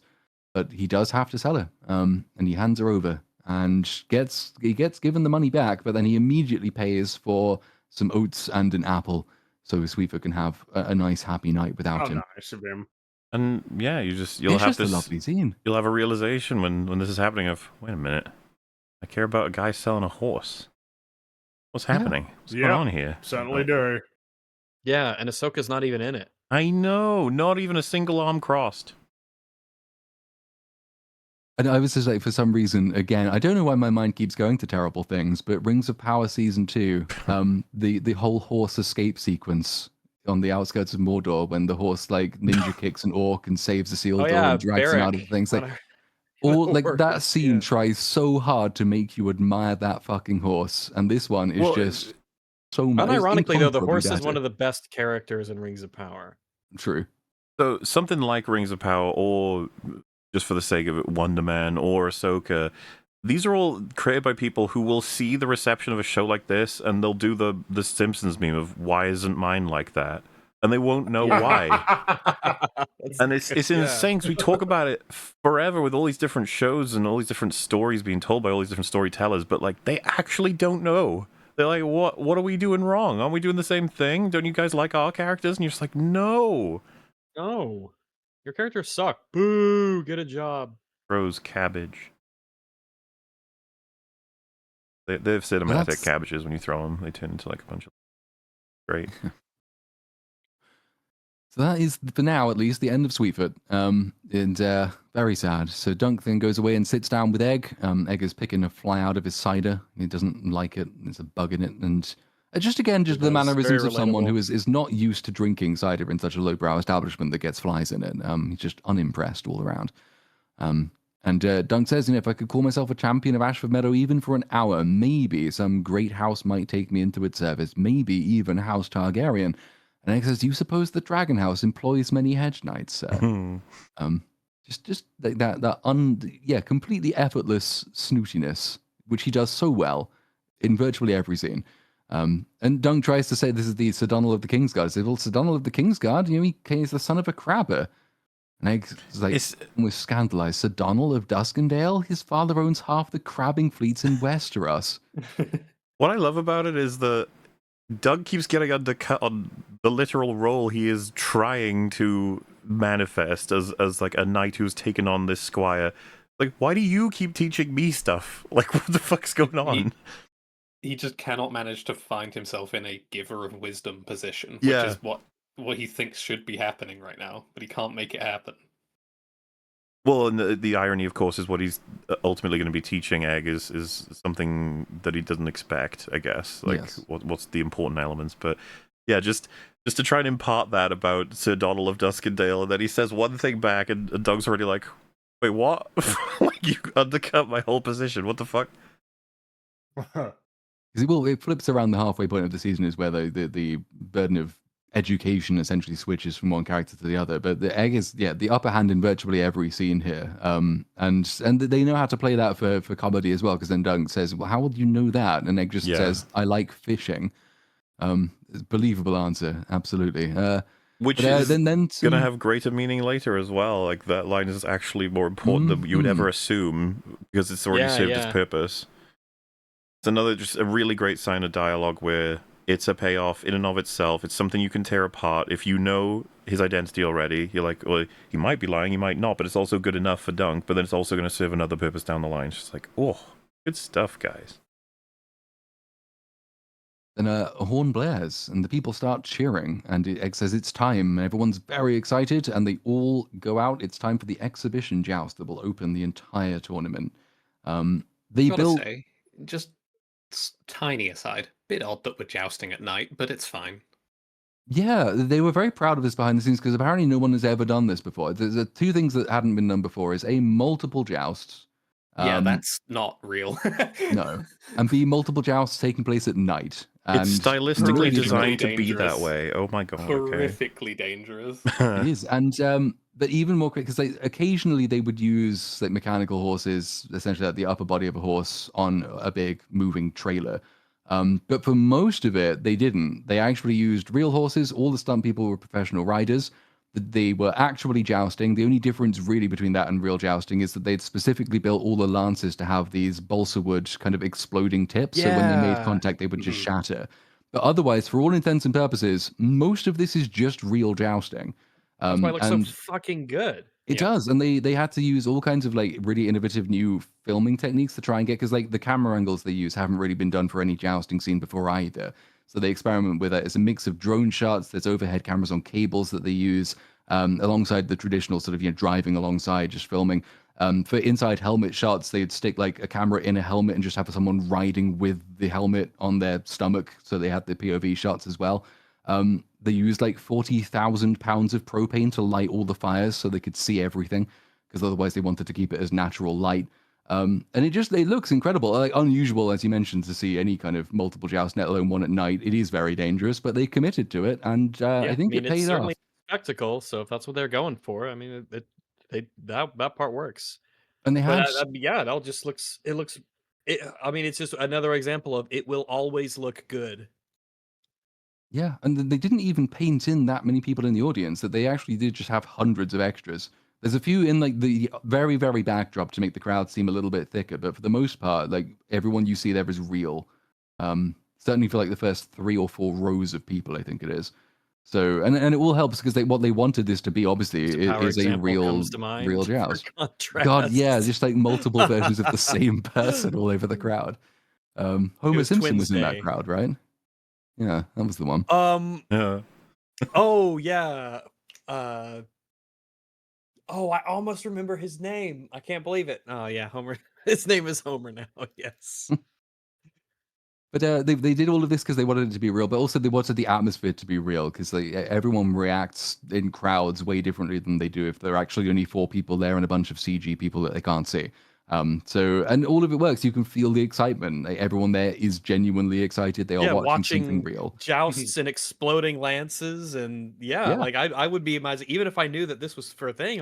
I mean, you're surrounded by all the production, real guys on real horses charging at each other. I'm like, yo, this is like, I could believe if I was one of those extras, I'd be like, yo, I'm at a joust. I'm here. I'm in Westeros. I'm at the place doing the thing. This is insane. It's more strange. I wouldn't be acting. I would just be thrilled. I think this is a nitpick of mine. I'm not sure if it manages to reach that level, but we see Valar like once or twice or 3 times or whatever in before he becomes more important.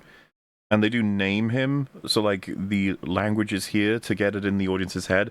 I really wish they would shoot him from his other side, because the streak of white hair is so much easier for an audience member to remember him being like, oh, that's the guy with the streak, I got you. But like we see him here, this is the wrong side, and later when Aerion implies for a moment he's going to challenge him, we see him from the wrong side again. Quote unquote wrong side. It's not necessary, and there's no problem. It's just from a filmmaking standpoint, it's just like, why didn't you do that? It would be like people would be like, oh, it's that guy. I got you. The best way to do stuff like this, of course, is people with eye patches. My God, do you remember an eye patch? It's like, oh, that's the eye patch guy. I know that guy. Maybe get one of those later. Yep. Oh, we love eye patches. People like me who are bad at names, boy, let me tell you, eye patches are fucking ace. All right, we love eye patches. The guy with one leg, it's the guy with the antlers. It's always super helpful, and he's got one of those sort of iconic looks, and it's like, take advantage of it, show it more. And it is. I mean, I probably think it is fair, even as a slightly more than a nitpick. Given so, it's important that Valar is here. Obviously, it's important that Valar has entered the lists, and it's important that we see that this is the armor that belongs to Valar. Yes, those are 3 very important pieces of information because. Like a later scene relies on you remembering it, and it trusts you to remember it. It doesn't really call it out. In a way, I think even the book does. The book has a specific line in it to tell you that this is what's happening, and the show doesn't think it needs that. But because it hasn't gone to the lengths it could have done to make Valar instantly recognizable, like you are having to do a little bit more work than you would otherwise have needed to do. But that's for later. For now, though, this is all just brilliantly impressive stuff. It's not just impressive, though. It's slightly daunting. Obviously, Egg is very enthused by all of this, but this is Dunk's first look at what jousting actually entails. He's gone up against rings before. He's practiced riding. He's practiced holding lances, but he's never been anywhere like this. And he starts off being kind of enthused, and as he sees how dangerous and brutal it is and how skilled everyone is, and how like they are capable of such athletic and acrobatic feats. Like people are swinging off their horses and jumping back on again. Like this is something he is not really ready for, and it's something he's going to have to do as soon as basically tomorrow. So, and you see that he conveys it really well. You see the changing expression on his face. Like Egg is obviously really excited, and Dunk starts that way, but over time it's more wondrous, and then it's trepidation. All done wordlessly, but done very well. So just a brilliant scene all around. I think, is this the one where there's the guy who eats the fish? Yes. Yeah. That was a real fish for some reason. Like the actor insisted For some reason. He wanted to do it with a real fish. And he thought he'd only have to do it the once, and he had to do it like 5 times with 5 real fish. So he ate 5 raw fish for no particular reason. But it's commitment to the bit. Devoted to his craft, 100%. Shout out to that guy. Shout out to Fishman.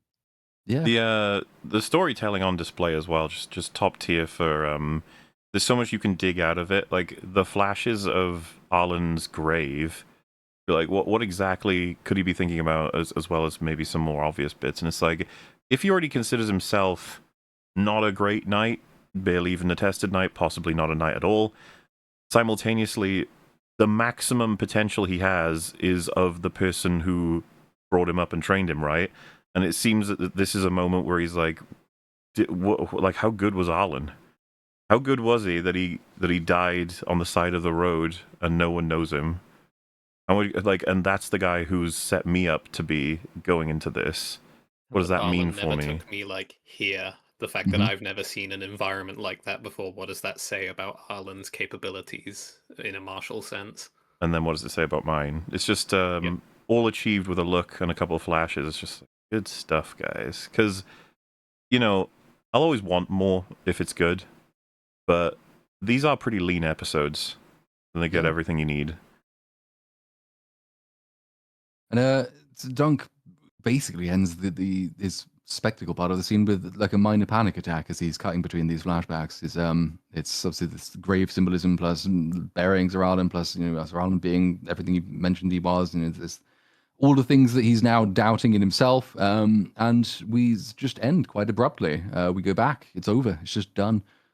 Egg still massively enthusiastic, play fighting with a stick. He's play acting the Battle of Blackfire, which again something that he has, once you know who he really is, a particular interest in. The Targaryens have a special interest in the Blackfire Rebellion, but Dunk isn't paying any attention because he's kind of shitting himself. I just love not literally in this scene, but Egg getting so stuck into this fantasy of being a knight fighting a rebellion, seeing Dunk's kind of just in his own world and sort of stopping himself. So he's like, "Take that, Blackfire bastards!" And then splendid writing tonight. Switching back into his like actual normal sort of thing instead of losing it kind of in his own fantasy. It's just again like, wow, you keep impressing me, kid. It's rare that kids can do that in media because they're usually shit. They are often terrible, but he's good in every scene. And Dunk has a little peroration for the episode. He says, "Do great knights live in the hedges, die by the side of a muddy road? I think not. Sir Alan wasn't gifted with sword or lance, and he drank and he whored, and he was a hard man to know. He made no friends either. He lived now on 60 years and never was a champion. What chance do I have, truly? But he was good to me. I wasn't his family, but he kept me like we were. He raised me to be an honourable man, and all those noble lords can't even remember his name. His name was Sir Arden of Pennytree, and I am his legacy. On the morrow, we will show them what his hand has wrought."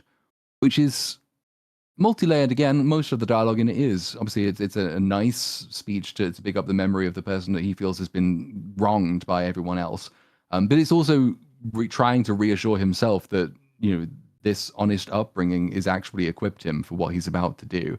But also no idea how true this is actually going to end up being.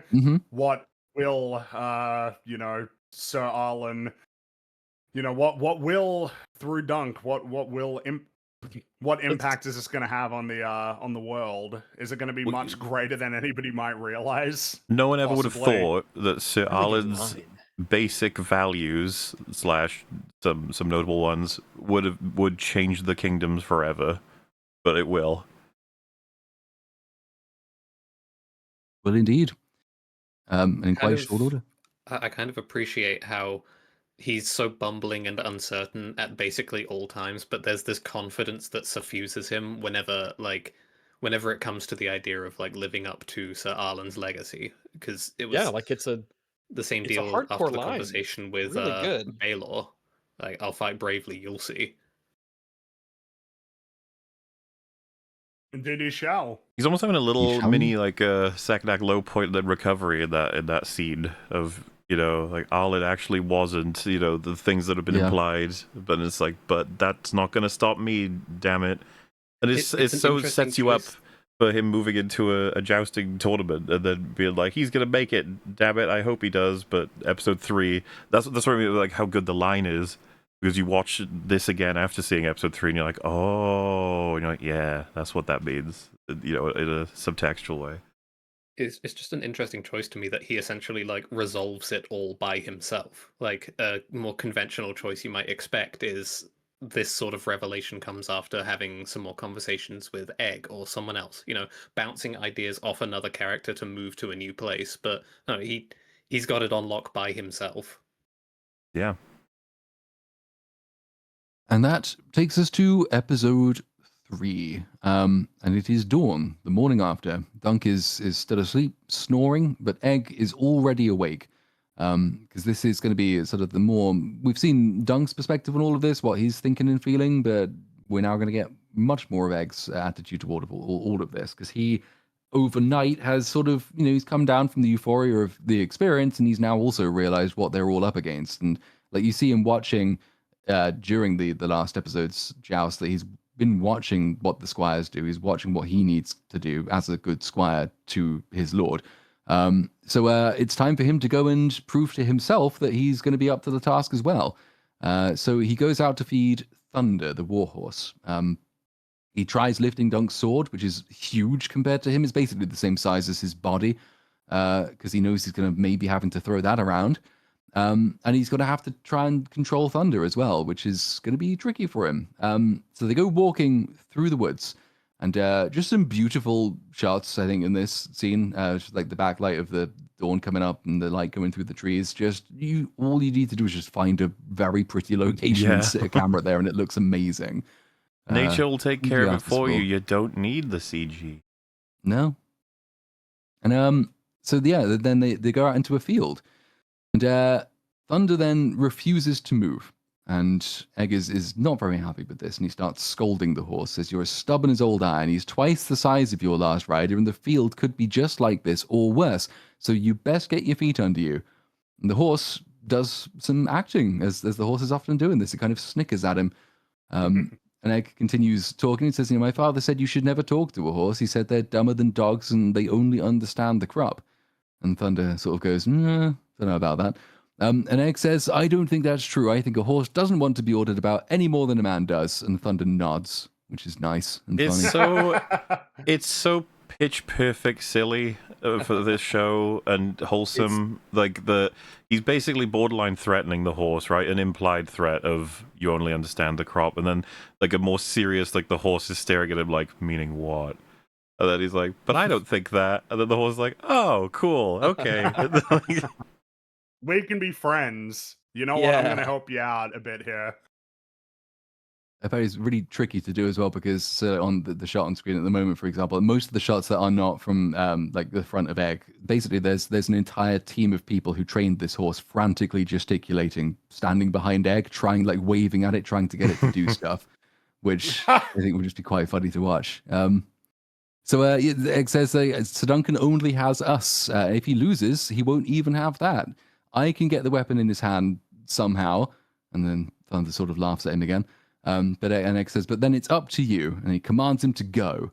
And Thunder just stands there, and then he does a shit. And saying, "Oh no, he's not going to listen, is he?" And Egg, he's going to persist, though. He keeps shouting, keeps encouraging it. Go, Thunder. And finally, Thunder does. Thunder starts running. And this is their joint practice session. This is Duncan's team, Egg and Thunder. These are both two characters who are very invested in the success of their lord. And so Egg is practicing running around with a lance and with a sword, and Thunder is practicing running on this uneven terrain, and they're trying to coordinate with themselves. And it's just nice to see, because you'd think this would all be about Dunk, who's obviously got the big task that's coming up, but actually this is just as big a task for the other two as it is for him. And the show is aware of the fact. So it's they've got their actions coordinated, and Egg is quite good now at handling the lance. He reckons he can pass them when necessary. He can lift the sword when he needs to, and he takes Thunder back and starts grooming him and complimenting him on the job that he's done. But he is then accosted by a strange man, and we've mentioned how memorable eye patch people are. Oh yes, and he is one of them. Yeah. I mean, it said borderline as memeing, but this is extremely helpful for when he turns back up, because you'll go, "Oh, I remember a guy with an eye patch." That guy. You won't necessarily remember his name, but you will remember who he is. You'll know exactly and what he you looks remember like. the story of how he got that eye patch. Oh, this is yeah. fucking crazy. This is Sir Robin Reisling. If only Steely Dan had made his helmet, then he would have been okay. Steely Dan? He would have been okay. Yeah, Steely Dan is Steely Pade's brother. They have a family business. Steely Dan. He's a good guy. This is Sir Robin Reisling, and he's famously like the maddest knight in the Seven Kingdoms. He serves the warrior. He refers to himself in the plural because he believes that the gods are with him at all times. And he accosts Egg and he says, "Did you steal that horse? Tell the truth and we'll be fair." And Egg says, "Well, it's not stealing if you mean to put it back." And this Sir Robin doesn't quite know what to make of this weird child, and he asks what's wrong with his hair. And Egg says, "What's wrong with your eye?" And this is the flashback we get. He's jousting, huge, massive splinter coming off the end of a joust directly into his eye, which he just pulls out, and then he carries on fighting while screaming. It is rough. Yep. That's how Henry II died. It is. Is it? Yeah. splinter from jousting straight into his eye, nearly into his brain. I was gonna say what a crazy sport, but like, I mean, we still do a lot of crazy sports. It was. it's I not think it's kind of Tremendously important to dangerous. note. There were like numerous that's- advances in like technology for armor and arms to make it safer. Like it keeps. You go ahead. Go ahead. you know the strange tips on the lances in the tournament at the start of House of the Dragon. That those are coronals. They were designed to like distribute the impact from a lance to make it like easier to absorb on the shield and less likely to like Function. splinter violently and break into someone's eye. Because the objective was still to splinter your lance. That's what you wanted to happen. That's how you scored points. Are those eventually. those are the ones with the 3 points at the end? Yeah, a bunch Or- of like okay. flat prongs essentially coming off the tip. Okay. And they turn them into art pieces, right? Because when you see Like a it's fist in and a game, knight's the tail, fist is in right? Game of Thrones as Yeah. well. The Mhm, mountain mhm. uses one, which is actually secretly covering up the actual point he really means to use. But they use some of those advances in the show when they're talking about how they stage the joust, because they are staging it to be as realistic as possible. But they had to make all of the shields, and then they looked into how jousting shields were actually made to try and avoid lethality, essentially. And they all have these. They're all slightly concave, and they have a lip around their edges, so that if they like catch a glancing blow, the lance It's still might get sort of- caught under the lip, and it will shatter, but it Yes. won't rise up, splinter off, hit someone in the head, and do anything like that. Okay. But yeah, I mean, it would keep knights sharp, in between, campaigns and Yeah, whatnot. It I was guess obviously it's there just was because That's it feels like actually- there's so many variables that make it so fucking dangerous. Obviously, the Well, fact that the you're fact it's charging at each other dangerous with is- a lance, the fact that you might fall off your horse, which could seriously hurt you. Like it all just seems so part of what crazy. gives it its prestige is like the fact that it is danger. It is a dangerous thing to witness, and there is danger involved in it. Like if it was safe, then it wouldn't have the same The gravitas tournament to it. actually started more or less as like a form of military drill in a sense. Because the original form was the melee, which wasn't like jousting came later. It was downstream from this, which involved basically a combined cavalry charge between two teams, and then you'd split off and like you'd have much more like split up fighting where you would attempt to like defeat other knights and like take them hostage to then ransom them later, and that be how you score points and whatnot.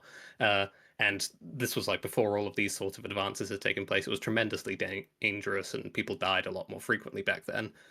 What we see in Game of Thrones is much closer to late medieval tournaments, which are more like they're just as much pageantry as they are actual competition, because people are here to show off just It as becomes much a as sport. Yeah. yeah. I mean, a it's sport. very it's very human in the way that we have our our own sports and our own our big contests and whatnot. What is The that? history of armor in that regard is actually like fascinating. To end this tangent quickly, I guess, because after not too long, like the armor you would bring to a tournament became basically completely different to actual armor you might go on campaign wearing.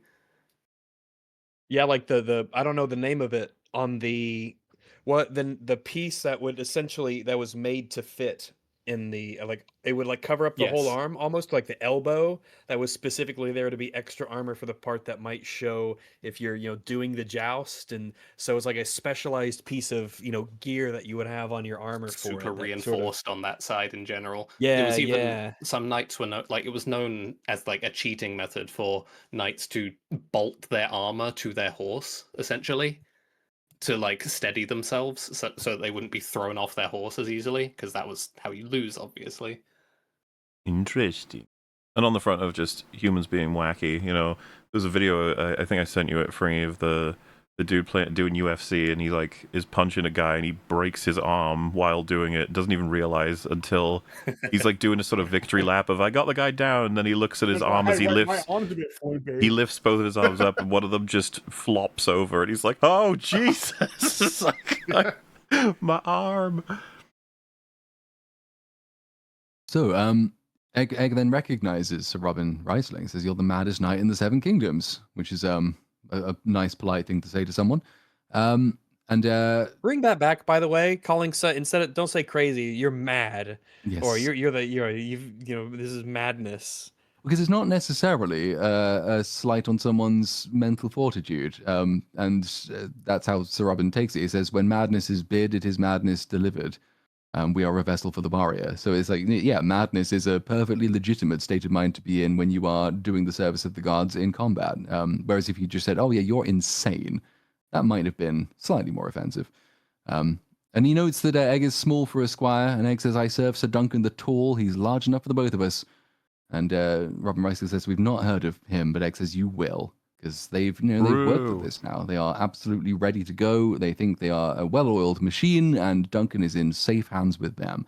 And this is enough for Sir Robin. He just walks off back through the field barefoot as he does with his eye patch.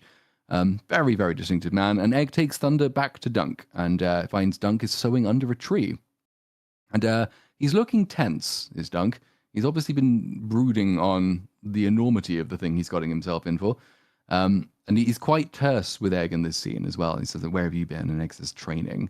And Dunk scolds him. He says, don't wander off without telling me. And he continues being quite hard on him. And he says, Egg asks what he's doing, and he's sewing a patch. And Egg says, isn't that my job? And Dunk says, you know how? And he looks quite mean, and Egg does not know how. Then Dunk tells him to quit drawing and go get the brushes. But then he realizes that he's been a bit too harsh, because this is the thing with Dunk, is that even when he's under immense stress and pressure and he's worried for his own safety, he's still fundamentally a good, decent person, and he realizes he was too hard on his squire. So after sending Egg away in disgrace, he then calls him back and he teaches him how to stitch, which is just a nice little moment. It teaches him a whip stitch. And he says that it gets better with practice. And Egg is sort of getting the hang of it by the end of this. And then, because this was a serious scene in the way that this show does, it's followed by just a light-hearted contrast humor scene as Egg says, is it odd that I have black hair growing out of my stones? And Dunk says, it's odd that you're telling me. Yeah. Which is very funny. Which it is. But it's very funny. Just on the teaching him the stitch, by the way, just like the how do you get better? He's already basically probably gone to the extent that he can for teaching him stuff, because I just like that you see Dunk think about that question, and he's just like, you just do it more and you'll get better. Like that's about as far as keep doing it. Yeah. Which the practice makes perfect. Yeah, it's true. It's totally true. Yeah. He's not eloquent with like how to explain that. He's just like, yeah, just keep doing it. Keep doing it. And then the magic happens. The secret magic that makes you better at things the more you do them. The stones thing is funny, by the way, but the song I think was even funnier. Yeah, the song follows. It's like there's another sort of double whammy, because you get one of those funny scenes and you think, oh, that's good. I like that. I guess we're off to something serious again. But quite often the show will just follow it up with another funny scene. So you get, obviously, Egg is sitting in the tree, winnowing a stick, singing. It's one of those word expectation songs where like the rhyme you expect never actually occurs. So like you might expect grass to rhyme with arse, and it just doesn't actually happen. So that song sort of wraps up, and you hear Dunk is like vomiting in the background because he's really, really, really nervous. And he finishes throwing up, and he comes and he's ready. You can tell he's ready, and he says, "It's time. Fetch my armor." And Egg says, "Now?" And he says, "Yeah, now." He says, "Why?" Because I mean to enter the lists. And Egg, quite tries to politely say, "Well, you don't have your shield." And Dunk says, "Well, we'll get that on the way." And then Egg realizes that he's not going to take the hint, so he has to just tell him. He says, "The right of first challenge goes to knights of high birth and renown. Are you a knight of high birth and renown?" And Dunk says, "What? So I can't enter the lists today?" And Egg says, "Not today, no. Just Only another knights of high birth and renown." Classic example of, again, Dunk just being like, "What? Why are you telling me this?" Like, what? Because he has a little thought for a second of, he skips the part of just being like whether or not that's true. He's just like, so I can't even do it then. He's like, no. Yeah. And it's like all morning he's been bricking it at this possibility. He says, so like, why have I been vomiting all morning? And Egg just says, oh, it's a mystery. And it's just great. Bewilderment at even having been asked why, because I'm sure he's thinking about his experiences with Arlen. He didn't ask why, he did what he was told. That's how this is supposed to work. But it's actually helpful information. Yeah, hard to fathom why someone would even ask that question. And it's achievement as well, because the joke rests on something which has basically been happening off screen for this entire episode, because you haven't really seen much of Dunk yet in this episode. You glean by one remove the pressure he must be under, because you see the pressure that Egg puts himself under. And then they make it the punchline of the joke that Dunk's been the one who's been really concerned all morning, and Egg is the one who completely dispels the reason for him being so stressed that you can't even enter today. So it's like there are cheaper and easier ways of doing that joke that are less funny, and they took the harder one and it paid off, which happens a lot. It's good to see. They do understand their comedy writing. But so it's time to go back to the Tawny camp. Egg is trying to buy eggs. Dunk is trying to buy eggs from the vendor. He keeps trying to kill the goose, and Dunk does not want the goose. He just wants the eggs to fry some breakfast. Yeah, thank God that goose survived. I was really worried. Probably didn't not live much that unnecessary much animal cruelty in this. No, but, probably not. But I do, I'm glad that he gets to exist in this world a little while longer. Isn't that something Tywin said? He's like Tywin the goose. Yes, he is Tywin the goose. He gets to live a little while longer and get to enjoy life and maybe shed out a couple more eggs. It's beautiful, Don't really. describe it like that. It makes them less appealing to consider. Yeah, he just dispelled the magic of the Yes, egg. instead, talk about No, how the Dunk magic simulates is about being to a be goose. rejuvenated. Laid. Yes, that is pretty funny that he is like imitating to explain. No, I want goose eggs, and then flapping his like arms like wings and squatting. Well, and Tads will just drop by and he's just like, Yeah. what's my You life like suck? goose But eggs? that's okay. He'll yeah. It's okay though. He'll feel better when he cooks them up. Oh, yes. He will. And she tells him his shield will be ready later. So they go back to fry those goose eggs, and they eat them with bread and some meat. And given that they've been on nothing but salt beef for days on end, it's a very good meal, and you can tell Egg particularly is enjoying it. I really like this sequence. It feels it's funny because it feels down to like a earth. sort of Studio Ghibli thing of like showing really well animated appetizing food. Yeah. That's like something that they do in their movies, and you don't see that as often in a show like this, where it's just we have a little sequence of them making food in this horrible sort of medieval fantasy world, but actually looks quite nice. Those goose eggs. I think it really stresses, like, especially if your expectations of the world are as they are, then just something like, oh yeah, a good little egg and meat sandwich is like that's like a really enjoyable experience. For us, it's just so mundane because we live in the modern world, and it's such an easy, cheap thing to make whenever you want, as much as you could possibly want. But for them, it's like, oh, this is the beginning of the day, and it's really awesome, and it means a lot to them. It's worthy of stopping and focusing on it. Yeah, And we're it's playing an the, unspoken the little things, right? Yeah, That's right. enjoy those little things. And the fact that Egg is getting something out of it, considering what will be revealed of his background, that is this very simple thing. It's it feels in a sense sort of indicating that maybe Dunk's sort of ideas for how to train Egg in the future might actually just be a really good idea. All things considered, might actually lead to a better person. I also do enjoy that we've got the quaint whistling, and then it just hard cuts to the middle of the joust and smashing into each other. It's like there's a really low key music for this sort of It's insane also hard spectacle not that they're watching. their reactions as a summary of the emotions this of this is season. this is the meme, right? Yeah. This is the hope meme injected. I love that meme so much. It's so good. The soy jacks of the pair are so good. You must show them all the meme. I am fetching. It's no, I mean it, stuff like this. It really isn't a surprise, and especially given the universe that it exists in, for something that is just pretty wholesome, right there. So it's like, yeah, look at him enjoying this joust, having fun. It's a hell of a spectacle. Yeah. It is. I mean, especially considering they're actually watching it, probably. So Last time we saw a tournament was, again, House of the Dragon, where it was trying to make some broader point about, the state of the realm and whatnot. And this, like, we're having honest fun here, in a sense, rather than utilizing it towards some other, like, grander ambition. Yeah, we got this like is the grand ambition. like another 14-ish minutes of more fun, happy, wholesome relationship building and prepping before the plot is going to barge its way in, sort of thing. Yeah, which is because that is like what all this is here for. We are spending an unusual amount of time on lots of especially fun stuff because the plot is about to take its turn for the dark and the serious. But that juxtaposition really works because you've just had a lot of this, which is just lovely to see.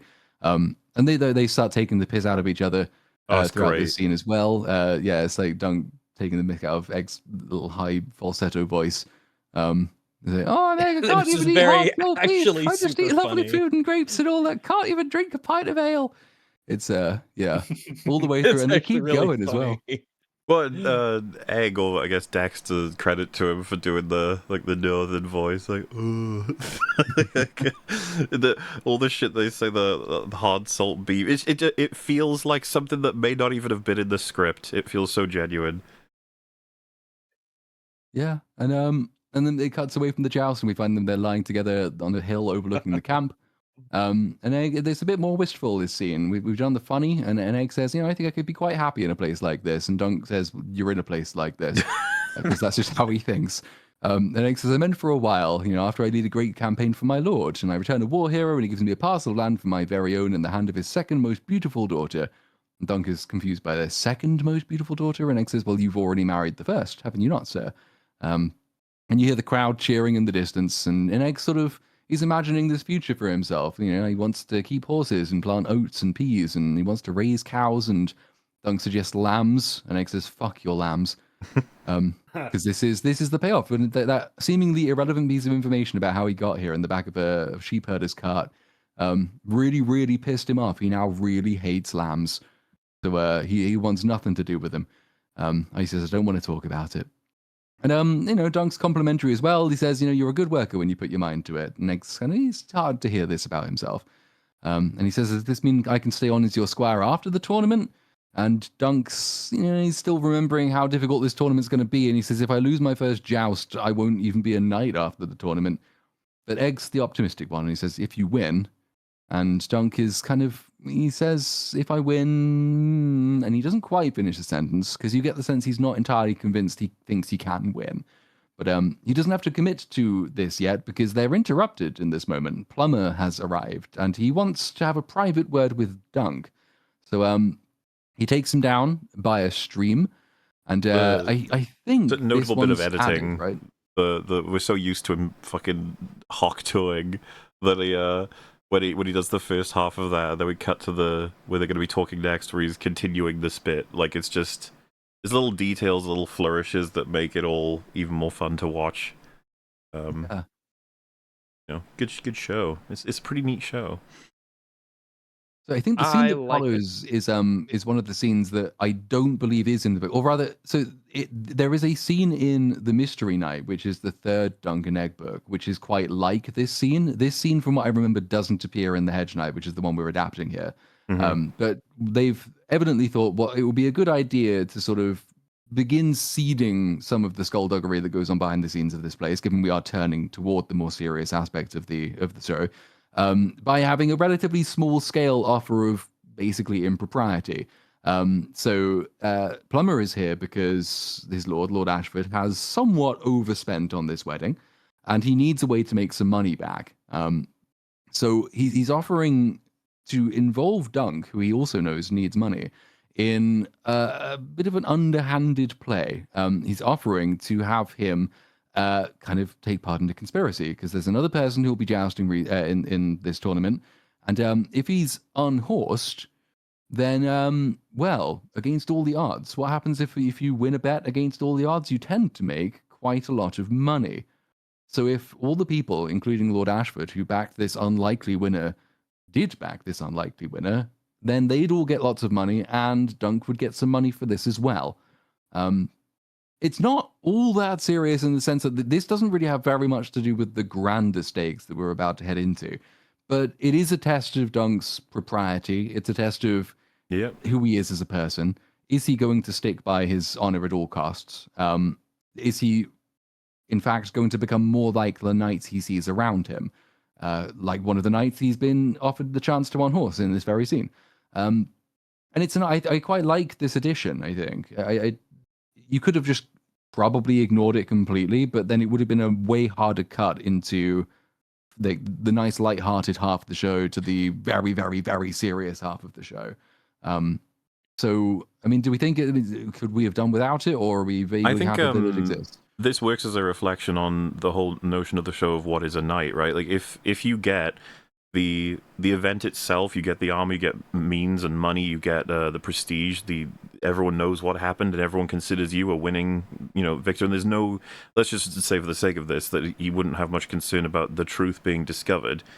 You get everything that you wanted on paper, but you don't get like the spirit of it, and that feels somewhat a reflection of Dunk isn't in truth a knight, but this whole season is evidence that he is everything a knight should be in spirit. Like, so this is like a confirmation of that theme in sort of reverse engineered way. He's offered everything that he wants, but in a more, if we could call it, a materialistic way, as opposed to the part about knighthood that he truly cares about at his core. And he passes that test. It's like an assurance of what kind of character this is that we would have gotten from other events in this show, one coming up very soon. But I like this edition because of that. It's a definitive, like, this is the easy way to get everything you want. And I like that Plummer even throws in, have you not earned this? And it's like what does Dunk feel? Does he feel he's done enough already to get the position? And I think that this is confirmation for the audience that Dunk does not feel that. He actually does need to do some more before he's proven it to get what he wants, not necessarily deserves. I don't know. I just think it doesn't take very long and it adds a lot to it. Yeah, I like it as well, and it is good to have sort of our first real test. One of the things, and it will become much more apparent as we're talking about the later 3 episodes, what I really enjoy about this show is, yes, we are following a protagonist who is in many ways archetypal as sort of a conventional hero, pursuing good, being honorable for its own sake. But what makes it more worthwhile in this show is the fact that this is a world where being good is really difficult. And this is like a first test for him, and it's a relatively, compared to what's going to happen later, it's a comparatively easy test. It's one that he could fail and it wouldn't be very consequential and it would help him a lot. But nevertheless, we need to start giving him these challenges, because if he's presented with these challenges and he then still makes the right choice, well, it just makes it all the more, inspiring, doesn't it? Yeah, Compared we know to if the world kind of bends and buckles around him to facilitate his quest. And it makes him special because there's so many other characters that would absolutely take this option, and we do see a very clean example of that with Fossaway, right? Stefan later with a sort of similar offer. Yeah, and even he has a rationale. Yeah, like, hey, a lot of other people have traded their honor for a lot less than this, which is probably true. Over chivalry in that sense. Mm-hmm. Yeah, like, I don't need to be much better than anyone else, so whatever. Whereas Dunk is like, no, I truly believe in this principally. That's all that matters to me. Because, yeah, if things go wrong for Dunk here, it is worth noting that he is kind of fucked. Because he will not be able to ransom his stuff back, which leaves him with, like, very little in the way of material possessions to his name. So what then? No horse, no sword. Not really a knight in that situation, so he would have to find work. It serves as a foreshadowed warning as well, in that he's still going through this tournament in this sort of blissful ignorance. This has been mentioned, that this is what a knight does, this is what a knight is, this is what a knight represents. This scene confirms, if he were smart enough to realize it, that he is very, very much mistaken. He's already in a world which is not operating by the principles he lives by. He just doesn't realize it. So he's warned. I mean, Plummer even says, mind your pride, Sir Duncan, but he's going to go through the next several episodes still stubbornly insisting, not because he necessarily thinks like people all do the right thing, just that it is just the right thing to do, and that other people do the right thing more often than not. If he'd heeded like the actual import and meaning of this scene, he might have acted very differently, at least in a more like self-preservation kind of way in later episodes. But because the thing that makes him quite appealing as a character isn't that he has this fleshed out philosophy about what being good is. It's that he just is good. He does good. He thinks good because he's simple. He doesn't think, I do good because of political ramifications. I do good because I have a complex system of virtue worked out. It's just, I've been taught this is good and therefore I do it. But it is going to land him in significant trouble. Because the several people will like either betray his trust, or he'll do something which causes him an immense amount of personal danger on the back of, well, I just did what I thought was right. Even though here, like, he should know that that was not going to be rewarded, because that's the whole point. The scene reveals that this is how people really think here. So yeah, I enjoy this. I think it's a necessary, not a necessary, but it's a useful addition to have. And you see, like, he only seems to doubt it for like a couple of seconds before obviously the horn blows and summons him back. But there's never really any doubt about him. Like, he's obviously not going to do this, is he? Like, he's just too nice. You'll see him later on walk past Plumber again, and Plumber sort of gives him a nod of recognition, and he just ignores him completely. That's just who Dunk is as a character. Not very complex, and good for that reason. But we now get to see people who are not upholding the honor of knights as he conceives it, because we go back to the joust. The herald announces that Prince Arion has arrived. He's here. He's taking part himself. He briefly acknowledges Valar and just says, "I'm not going to embarrass you," very snootily. And he's here to joust against Sir Humphrey Harding, who's going to be important later because of what happens in this scene. This moment, by the way, is what I was referencing, right? It feels like they're trolling me a little bit in the show, because you can see his forgetting the family relation. It would be if he's it's because he's the current he's Baelor's son versus Makar's son, right? Yes. Right. Well, regardless, the white strip, okay? This is the first shot of him. He's there. Then it cuts to this shot. It's again like, why are you doing this to me? And then it's like, oh, I can almost see it. No, it's slightly turned. Then it's like, show him again, wrong side. And you keep doing it. It's like, why? Why do you cripple yourselves? Just move the camera around. You'll be fine. So many shots of him, and they're always from the wrong side. Maybe he's very self-conscious about the white in his hair, and he asked the directors, just get the non-streak side. They're like, yeah, we understand. It's fair enough. Yes, indeed. So immediately the vibe of this joust is very different than the other ones we've seen.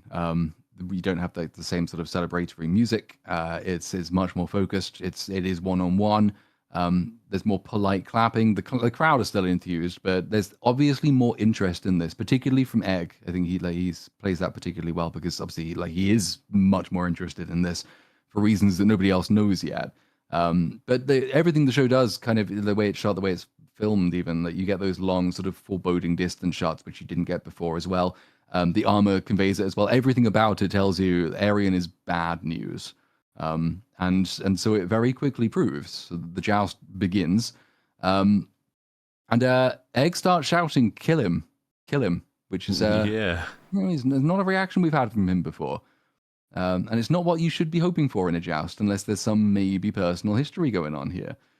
And then to compound the further his villainous reputation, Arion does not conduct himself well in this. He dodges the first joust, which you're not supposed to do. The crowd is very unhappy with this. He's very unpopular already. But then on the second tilt, his lance is seemingly far, far too low. And even Dunk spots that the lance is far too low. And Dunk has this innocent interpretation that he's just aiming poorly. But everything else in the show, because you get a little bit of the camera work from behind Arion, so you see the intent behind it, even if Dunk doesn't. And Arion deliberately aims at the horse and skewers it. And it falls over and it lands on Sir Humphrey, and it crushes him, breaks his leg. And that's a bad play. Very unpopular. The crowd absolutely hates it. And Baelor's reaction, you in so much trouble. Mm-hmm. Yeah, Baelor's reaction of a combination of how horrible that is for that person, but also just, oh, for fuck's sake. Yeah, God damn it. Why are you making our lives worse? Why are you being so difficult? And why are you such a prick? And you get a sense of why he is like that, because Baelor is the strategist, he is the diplomat, he understands the purpose and the reason they're here is to placate these people, not offend them. And it's an indicator of how much House Targaryen's power is reduced, that the crowd basically just riots. They have no compunction about basically attacking somebody who is in line to inherit the throne. The fact that they're Targaryens doesn't save them anymore. So one of them lobs a rock at Arion, and knocks his visor. It's a funny little shot. Is like his visor flops down, but then Yeah. and it's an interesting little device, I think, narratively, because they could have focused way more on the rioting crowd than I think they did. They're content to have this going on in the background and let the audience figure out what it really means. That the camera pans away to the guy who puts the horse out of its misery, and then it's because it's mainly Dunk's perspective as well. It's Dunk taking Egg out of the scene. But if you look at the connotations of this and what it really means, bad stuff for House Targaryen. And Aryan has shown why everybody hates them, and they now lack the power to suppress them. Hence the need for the mission in the first place. But it's just a strong scene overall, because I mean it does so much. It tells you so much of the world building story information, but it also gives you everything you need to know about Aryan. It tells you something that's very important about Egg as well, and something a little bit about Baelor. And so a lot is being accomplished in this relatively short sequence. And they filmed it with a real horse. They did not use a mechanical horse. So the only piece of CG in the scene is that they CG'd the lance going through its neck. But otherwise, they got a horse, they trained a horse, they taught it to collapse into a fence and flop and pretend to die, which was difficult, but they chose to do it because it's more realistic. I mean, it So- looked. After the scene, he was like, "Did I do a good real. job?" And they said, "Yeah, you Hell look yeah. all right. You really you committed to that performance, and we're proud of you.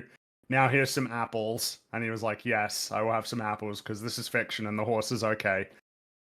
Yay. Hooray. Yay, indeed. The Kingsguard will run in to protect Aryan against the crowd, and just before the guy is putting the horse out of its misery, Egg asks to leave, and so they leave. Clearly unhappy, and Dunk says, Squire, because Dunk doesn't really understand exactly, obviously, yet what Egg is really upset about, but he tells him generally, encouraging the Squire has to be strong. What if a mishap befalls me tomorrow? And Egg says it was no mishap. And a little bit of pathetic fallacy as well. It starts raining, jousting is done for the day, but it's it's an acceptable use of it. Egg clearly has been shaken up by this for some reason beyond what he just saw. Just even more range on Dexter. You get it only takes like one glance at him. You're like, oh, geez, Yeah, he's doing a good job. Very good job. But then we've had our serious moment. We can alleviate the mood a little bit. So we go back to Lionel Baratheon's pavilion, where fun invariably occurs. There's more drinking and more partying, and they're sitting together with some ale, and there's a song that's being sung, which is essentially just about a woman who only had 3 fingers, and she was profitably employed shoving her hand up men's asses. Is the gist of the song. Hell yeah, good job. Yeah. that's right. And the song's funny enough, except that they then try, like, Dunk and Egg are trying to find some kind of, like, important meaning in the song, which makes it funnier. Yeah. Egg says, do you suppose there really wasn't Alice? And Dunk's like, a crippled girl who shoved her hand up men's asses? I think there probably was. Do you think her name was really Alice? No, I just think Alice is a nice name to write a song to. And then Egg asks this really profound question. It's like, that means there was a crippled girl who was so good at pleasuring men in their bums that they saw fit to celebrate her in song, yet they could not bother to credit her true name. It's just, you don't need to do this, but it's so great, and I'm glad they did. Well, because Doug doesn't know what to do with this. Really, he's kind of just like, yeah. Yeah, because Doug says if there's a lesson in it, it's for wiser men than me. But Egg is not letting this go. Egg says perhaps it's a story of honor, a misfortuned girl making the best of her natural gifts. And Dunk says one might wish for more. And Egg says, but is this not the act of a dogged spirit giving more than what is asked? The whole arm bone, as it were, which is part of the song. It's a very academic and thoughtful way to take this this silly irreverent song and to try to analyze it. I mean, basically he's EFAPing this song, which I Yes. certainly appreciate a great deal, and he's an excellent character for it. To top it all off with her name is Hope, sir. It's the most like, I'm sorry, what? But also just like, okay. It belongs to all who invoke it. This woman who put her hand up people's asses. It's Her name yeah, is Hope. great scene. So yeah, they leave the tent after that, and Dunk asks Egg about his parents again. He says, did you ever know your father? And Egg says, not really. And Dunk says, most like I saw mine hanged. There was a pot shop in Flea Bottom. I used to sell them rats and cats and pigeons for brown. Cook says, sorry, I misread that one. The cook there always said my father was some sort of thief. If he was as big as me, he wouldn't have made a very good one. And so they're now talking about, like, obviously the Dunk's maybe dishonorable upbringing, and this is the part where they walk past Plumber, who nods at them, and it's like it's this conflict between Dunk as he came from and Dunk as he aspires to be, which is just a nice little bit of visual storytelling. Those two things are not immediately obviously connected, but thematically they really are. And then they're approached by this old woman, this fortune teller. And now it's time to get a little bit more for Egg's thematic through line and potential character history. She offers to tell their fortune, and Dunk says, okay, go on. And she says to him, you will know great success, and you'll be richer than a Lannister.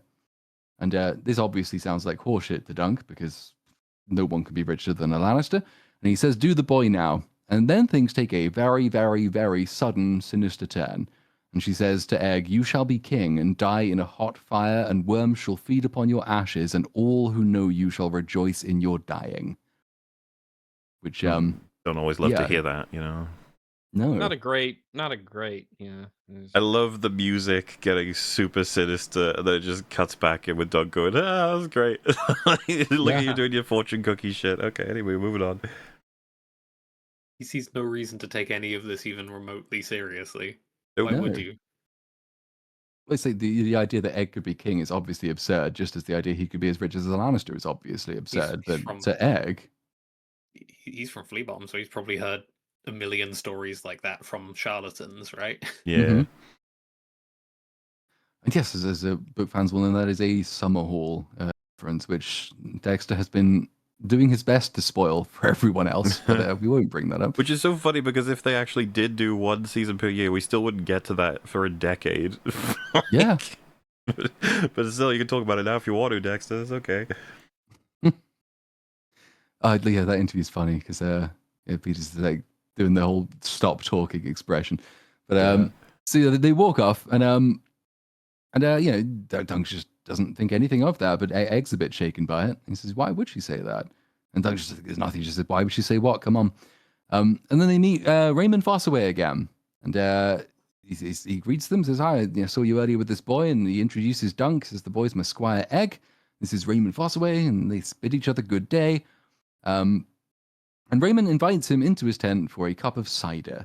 And Egg wants to leave. He wants to go and see the puppet show. So they split up for this part of the episode. He says he can bring his shield when the performance is over. So Egg goes to the puppet show, and Dunk goes into Raymond's tent. And he's given a cup of cider because, cider's made of apples. What's the sigil of House Fossaway? It's an apple. They are big on apples in House Fossaway. Apples are great. They are. And he asks, Raymond Fossaway asks Dunk if he's chosen his opponent yet. And Dunk says, I'm not sure. He asks who Sir Stefan means to challenge. And he says, well, if anyone's wounded tomorrow, then Sir Stefan will probably pick on them because he's as chivalrous as a starved weasel. Again, important line for later. And Dunk, he suggests there's this Andrew somewhere around. He's quite easily matched. This is the knight that was suggested to him by Plumber as an easy one to foil. And Raymond says he is a local favorite. So, if you mean to play the villain, and they sort of chuckle over the idea. And then they talk briefly about Arian, who was very unhappy because Lord Ashford gave away his horse as compensation for his having murdered Sir Humphrey's horse. And it's still got a shattered leg, though, to Sir Humphrey. So, he might have some vengeful motives against Arian that will become relevant later. And Dunk tells Raymond that Egg's theory that he meant to kill the horse. And he just says, I just can't accept that a knight could be so dishonorable, let alone a prince. And this is naive Dunk. Yes, it's the other oft-quoted part of this, because this is where Raymond just lets all of House Targaryen have one. He says they're incestuous aliens, Duncan, blood magicers and tyrants who burned our lands, enslaved our people, dragged us into their wars without a motive of respect for our history or our customs. Every pale-haired brat they saddled on us has been madder than the last, gods know how. The only honorable thing a Targaryen can do for this realm is finish on his wife's tits. So I think he meant to kill the fucking horse. It's his sister's tits, right? Isn't that what he says? It's such it feels like such an treason as a authentic treat. political rant that your friend comes out with when you maybe had too many drinks. Yeah, it's the meme how political I am, and it's got the bottle and the little little arrows on the side, you know. He's It's, absolutely had it. it's and you know, put it to one side how funny it is. The fact that somebody, I know it's in private, but still is just willing to so brazenly tear them to shreds says something about their standing right now, that he might feel a little bit more confident expressing how he actually feels about them. Yeah, no fear of comeuppance, which Yeah, just and trust in Dunk too. To where like I could tell you this, I could have my unhinged political rant to you, Dunk. You'll understand me. It's also funny, just the whole, Prince wouldn't do that for a meta thing. Of we've seen so many shit princes in the other shows, like just horrors, especially the royal family and stuff. So we're kind of with Raymond being like, why is that? Why would that be strange for you? Because Doug is naive to a lot of the characters in the show, but he's also naive to us. Like we're watching him be like learning more about the world that we know more than he does on. Mm-hmm. And then Raymond sort of bashfully says, I got a bit carried away there, which is fair enough. I guess you did. Only committed a minor act of treason. And he tries to deflect the blame, said he heard the part about the tits from Sir Stefan, so, that's fine. That's the end of this part of that scene, because over in the show tent, you get Egg watching the puppet show, and this time it's a battle between the brave knight with his mirror shield and the dragon. And the brave knight with the mirror shield, he slays the dragon, which is it's a good old classic story and extra symbolic significance for the small folk of Westeros. However, you probably don't want to be putting this show on when Aerion Targaryen is in the audience, and with a bruised ego. He is with a very bruised ego, and a man who, as we learn later, literally believes that he is a dragon. So possibly the worst person to have seen this. I love her, like, the shot of her realizing he's there and how he's got this, like, amount of room around him from everyone. It makes him seem so much more like, oh god, because we know he's insane, basically. We've already seen what kind of person he is. The fact that he's a Targaryen. There's, like, rep there, but the fact that there's, like, an aura of sorts of just, like, you're screwed now because he's here. So unfortunate. She wasn't facing the right way when he came in. If only she'd seen him. And they've been like, wow, the dragon beat me. Oh my god, that's crazy. No. So or we sort of jump... like when Randy did you remember the future self where Stan didn't believe it, so he cut off his hand, and then Randy's like, oh my god, look! He grabs the guy's arm and chops it off with a hacksaw. Oh my god, here's you from the future. Well, that was fake. Oh, it was fake in the future, too. Just have the dragon get up like, yes, it was a fake sword. I faked my demise. This is fake blood. Yes, so obviously bad things are happening, and Egg has spotted that Aerion is there, because how could you miss him? And he now knows bad things are happening. We jump briefly back to Raymond's tent. He's still having his nice little chat with Dunk. They're still gossiping about the Targaryens. Maekar was gone looking for his missing sons, and Raymond, in a slightly more subtle way, but still quite overt and treasonous, slags off most of the royal family. He says, there's a rumor going around the boys are dead. Daeron's probably just drunk, though. Daeron's a sot. Aerion's vain and cruel. The third is so useless that we're going to ship him off to the Citadel to make a maester of him. We know him. We know him. And he says, and the youngest, but he doesn't get to finish that sentence, because at that moment, who should burst in but Egg, who is in a panic, and he demands that Dunk come with him, because Aerion, he says, is hurting her. That's just fun dialogue, though, to be like, youngest. Yeah. Just to have it, because like it's telling you the thing without telling you the thing. It's like some of the more of it. It's the one that I always would think about is, say for example, in a movie or something where they say, but who could possibly have done this mysterious murder? And then it cuts to the next scene and it's just a character sitting there doing something. You're like, it's them. Like that's what that means. It's like Ryan Johnson. That's the language of filmmaking. It's so close to explicit text. Yeah. So Dunk, now with a sense of urgency, marches to the tent where everything's a complete mess. There's soldiers beating people up, but the thing he spots and that most exercises him, Aerion, has grabbed Tamsel, and he's breaking her fingers one by one. So Dunk flies into a rage and attacks him.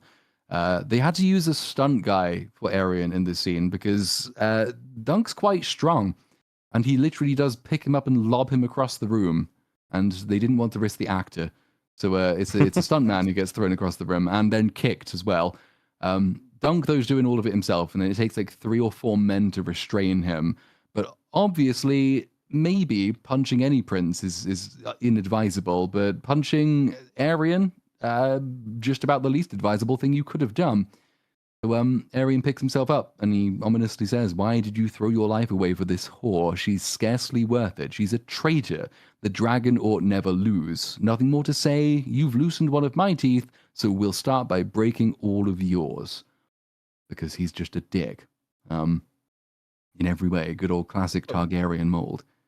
Yeah, there's an ongoing sort of recurring like element here where he really envisions himself. He is the dragon persona and the symbolism of it, and that's really how he sees himself, and that's how how his family and his superiority over others. And I read someone pointing out that he's like always wearing like some sort of a chainmail or something on him, and that's supposed to be like him being the dragon in the sense of he's wearing armor on him like a dragon scales constantly or something. But who knows if that's true or not? Yeah, I think I they can did definitely talk about believe that it. in like the behind the scenes stuff. Like all of the design for his like normal attire as well as his suit of armor is designed to reflect that this is how he views himself. So I think like his suit of armor is the most complex one they built. There's like 400 Yeah, individual bits of plate in that armor alone. But that's because they wanted the scale effect because this guy believes he's a dragon. They went to a lot of trouble to make the helmet. They went through a load of very dragon-like designs, but they also needed it to be as villainous as it requires because like he is the evil guy. So they decided which actually it the is. scariest looking one is the human face mask that it has. So it has those two Yeah, combinations it's of very features: the dragon Scully-like. Yeah. mane and the skull for the front face. It's Just a not the armor great the job on good all guy of it. wears. It's definitely If not. It if does you look wear that cool. armor, you know what you're doing. All right, you know what's up. Yeah. Just that attention to detail as well, I will always like and admire because that's a fully functioning set of armor they built and it looks great. But in this scene, not looking great for Dunk because they still got like 4 soldiers on him and they drag him over, they kick his knees out from under him, they line his mouth up against a very hard looking slab of concrete. Yeah, they're not or going to rock, as it would be. kindly remove the teeth with specialized tools. They're going to No. do it the old-fashioned way. They are. And it's just about to happen, but then Egg runs in and yells out, "No, don't touch him." And obviously Dunk at this point does not know who Egg is. So he's thinking of other people's safety. Even in this moment, he tells Egg to hold his tongue or they'll hurt him. But Egg says, no, they won't, because if they do, they'll answer to my father. And he orders the guards by name, because he knows them on first name terms, to do exactly as he tells them. And this is basically the reveal scene. Arian turns to him, says, "You impudent little rat, what happened to your hair?" And Egg says, "I cut it off, brother. I didn't want to look like you." And so now we know. Egg Oh my is a god! Targaryen. No, Holy shit! This is really cool. As sort of a good way to split the season into 2 parts. Everything has changed, pretty much Yeah. everything. Yeah, because it not only the crazy shit's going to have to happen as a result of this mess, but it also recontextualizes everything we've seen up to this point. There's a bunch of stuff that was happening that we didn't even know about. Mm-hmm. And then you are reminded that they did not dump all of this in one big clump on out there. You are going to have to wait until the next episode comes out. And what a neat cliffhanger this is. I really appreciate the almost melodrama in the soundtrack. Oh yeah, it's like a soap opera almost. With Yeah, it is how dramatic way it is. too much in like quote unquote almost. They're Especially since the reveal is so telegraphed by this Well, yeah, point. the hard cuts between all of the reactions with the musical sting, right? Mm-hmm. It's almost comedic. Well, it's like experimental again. They're doing things that are off mold. It's like you're not supposed to like all conventional wisdom would say is like no, you don't want to overplay it this much. And I imagine they had the conversation of like, no, we do, because this is so ridiculous. It's like a revelation, and it plays directly into it. It creates a sort of different tone and feeling for this show than the others. There's just too many of these examples that I can't help but see it as being like kind of neat that they struck out of their own pathway for wanting to make this work. Didn't work for plenty of people though. Like a lot of these different choices, fair to I definitely acknowledge. found this one very endearing.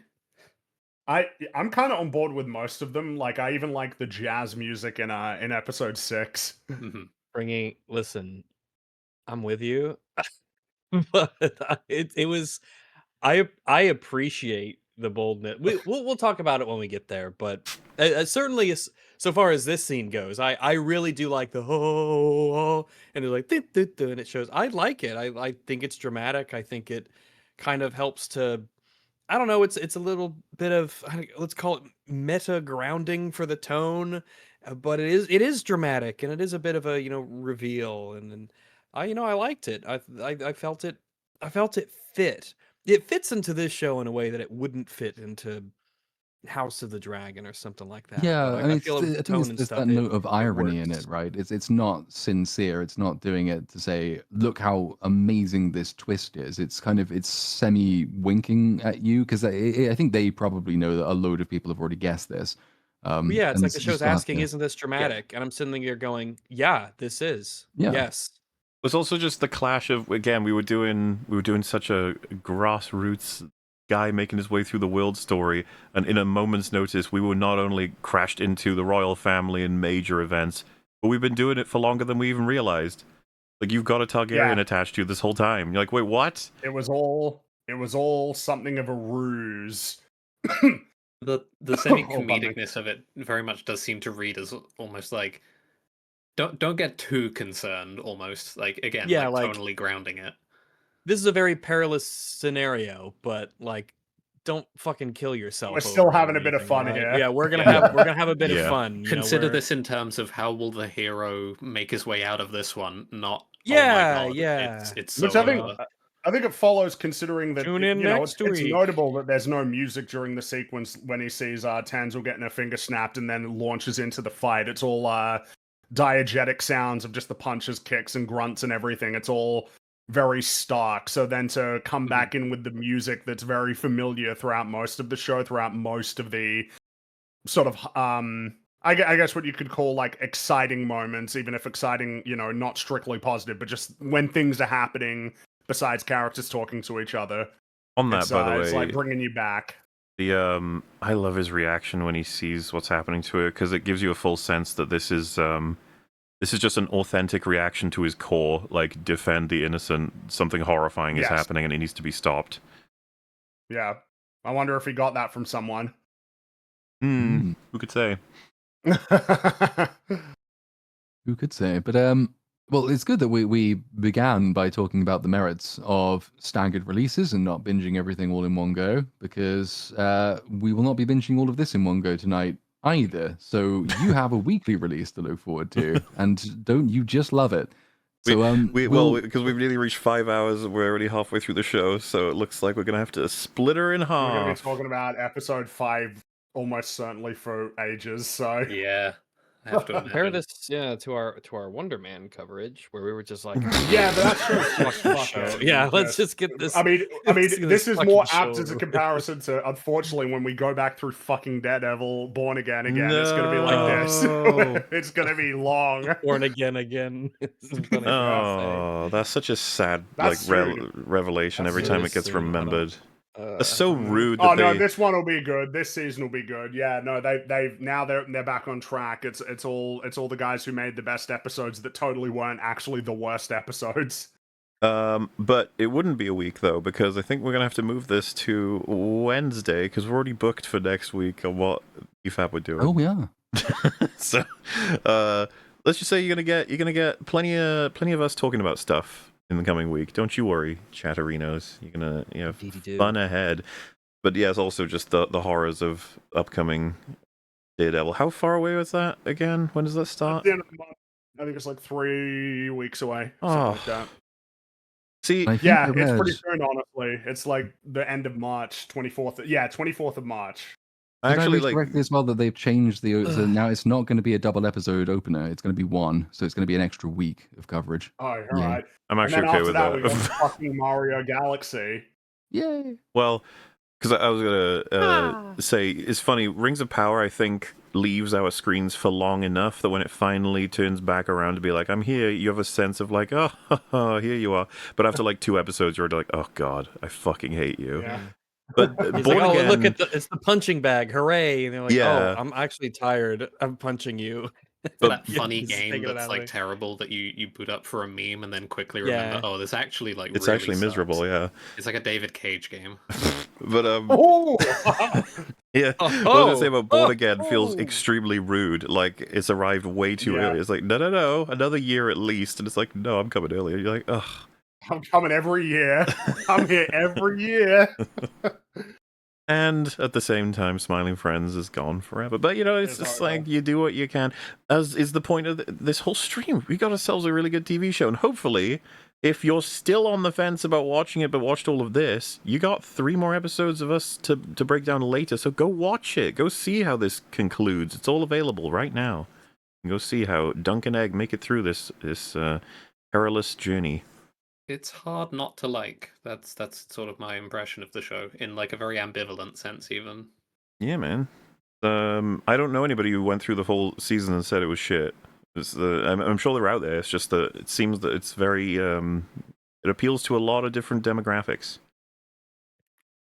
I could picture very old ladies loving this, you know, just being like, "Oh, I hope Dunk makes They'd be it." like, well, I don't know about that blood, but the rest of it's very nice. I like the massive cock of the second episode. That That's was the- very It's impressive. funny though That was because unnecessary. I did see the notion of like I'm really pissed off that they didn't make it family friendly because the story definitely could have been, but they had to include giant cocks and blood. It's just like, well, I mean, it's not the. It's a part. Giant cocks are a part of life for some people more than others, but it's just it's just how it is, you know. True. It's not a But kid's show. before we head out, hey Theo, why don't you tell people what you're up to and where they can find you? You can find me at my YouTube channel, Theo Tree, or just lurking around Discord somewhere, probably. I'm working on stuff. It's been a weird, long ass while, but we're getting there, sort of. Anything you want to tease, or is it all a big mystery? It's about one of the conceptual problems with a game I really like, Disco Elysium. That's what you get. Oh, Hmm. interesting. I thought you were going to say Lord of the Ring Golem, like one of the conceptual yeah, well, issues. Yeah.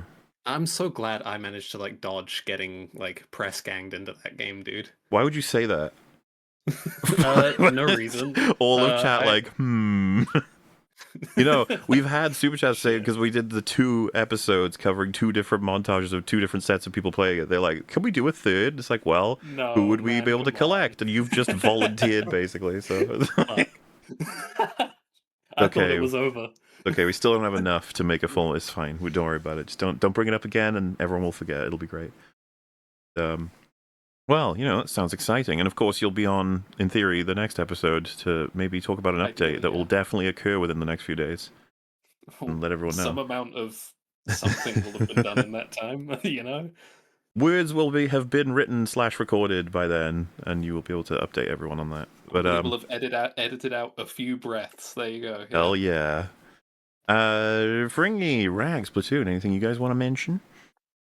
I'm hoping to have a video up this week, and then probably stream some stuff later on. So hopefully that'll take shape, and nothing in my apparently very busy life pops up to get in the way of it. But fingers crossed for that to happen. I was going to have a video out today before this stream. It was sitting on YouTube for 48 hours and it was fine until the day it was supposed to go live. And then it got hit by 15,000 copyright claims. And so now I have to go and edit the entire thing again. So hopefully it'll be out tomorrow or Monday or 2 months' time. I don't even fucking know. I find that especially painful considering you were the person that helped me out on the last big fucking horrible copyright issues I had with the TFA Part 5. So the fact that if I see you encountering significant issues, I'm like, so that's got to be hell. Like, if you know. Well, it'll be the thing where it'll tell me there's 15,000, it'll only be one of them that matters, and I just have to guess which one that is. But I'll just comb through and find out if I've got a clip that's 5.1 seconds long, and then that's ruined everything. I just don't know how you guys do it. It's like, sincerely. There's a great video from a channel I watch, Plague of Gripes. He made a video, basically just like a character analysis of Michael Myers, and I went back recently to check and like watch it again. It's just gone. It's just gone to copyright. Really frustrating. Well, isn't Fring, is your video still in copyright like Tartarus, basically. The Why the 12 Angry Men one? I'd like to come back to it at some point and fix it up. It's just that I'm working on other stuff at the moment. well, I'm But just I saying, would it's like to come back to it and fix it how up. fucking lame that is, because YouTube is. I'm Yeah, so happy that one that was they. really annoying because it was like 2 or 3 years later. They're like, sorry, yeah, it turns out we hate all of this. It's like, oh, gross. that's cool. Thanks, guys. But like, meanwhile, on other platforms, they're just restreaming TV shows in full. And it's like, cool. Yeah, while they go and take a piss, they just let it play in the background. Meanwhile, if you're putting an effort to like make a transformative, highly edited piece of work that is entirely striving to facilitate a different experience than you know, whatever it is that you're talking about, that it's not replacing it. And it's like, yeah, fuck you. Here's some busy work that you need to bother yourself with that might not even work. And you're only going to find it out after you render it and upload it. Oh yeah, shit, that didn't work. Try again. What a terrible system that is broken because there are so many people who dishonestly use it. You know? Yay! Not at all annoying. Yeah. So yeah, I'm just working. Good myself. stuff. I tomorrow will do my first Resident Evil stream. I've seen fucking everybody's been doing it already. I'm late to the party, okay, by a full like day or so, but I'm gonna jump right on for Sunday and Monday, I think. Then Real BBC Tuesday, obviously, and it looks like EFAP Wednesday to do the second half of Knights of the Seven Kingdom. Open bar Thursday, and then Friday probably back to Resident Evil to hopefully, presumably finish it at that point, because then the following day we'll be doing a breakdown of it on EFAP. So Oh my goodness. yeah. So look at that schedule. I guess. Beautiful. Yes, between work and. But yes, is there anything else anybody wants to mention? Nope. I think I'm good. Watch the show if you haven't watch seen the it show. yet. Yes, Do watch it. the show. Do it Yeah, now. have a Do chance. it. And then Even- come back. Even if you only watched like the second half, as in because you don't feel like you need to watch the half we've covered, that's just in like an hour and a half. It's a really short movie at that point. You'll be fine. You can do it. You should do it. Do it. But on that note, we're gonna say goodbye. So toodle pip. Cheerio, everybody. Bye, everyone. See you later, Goodbye, everybody. everyone. Have a good day. Bye bye.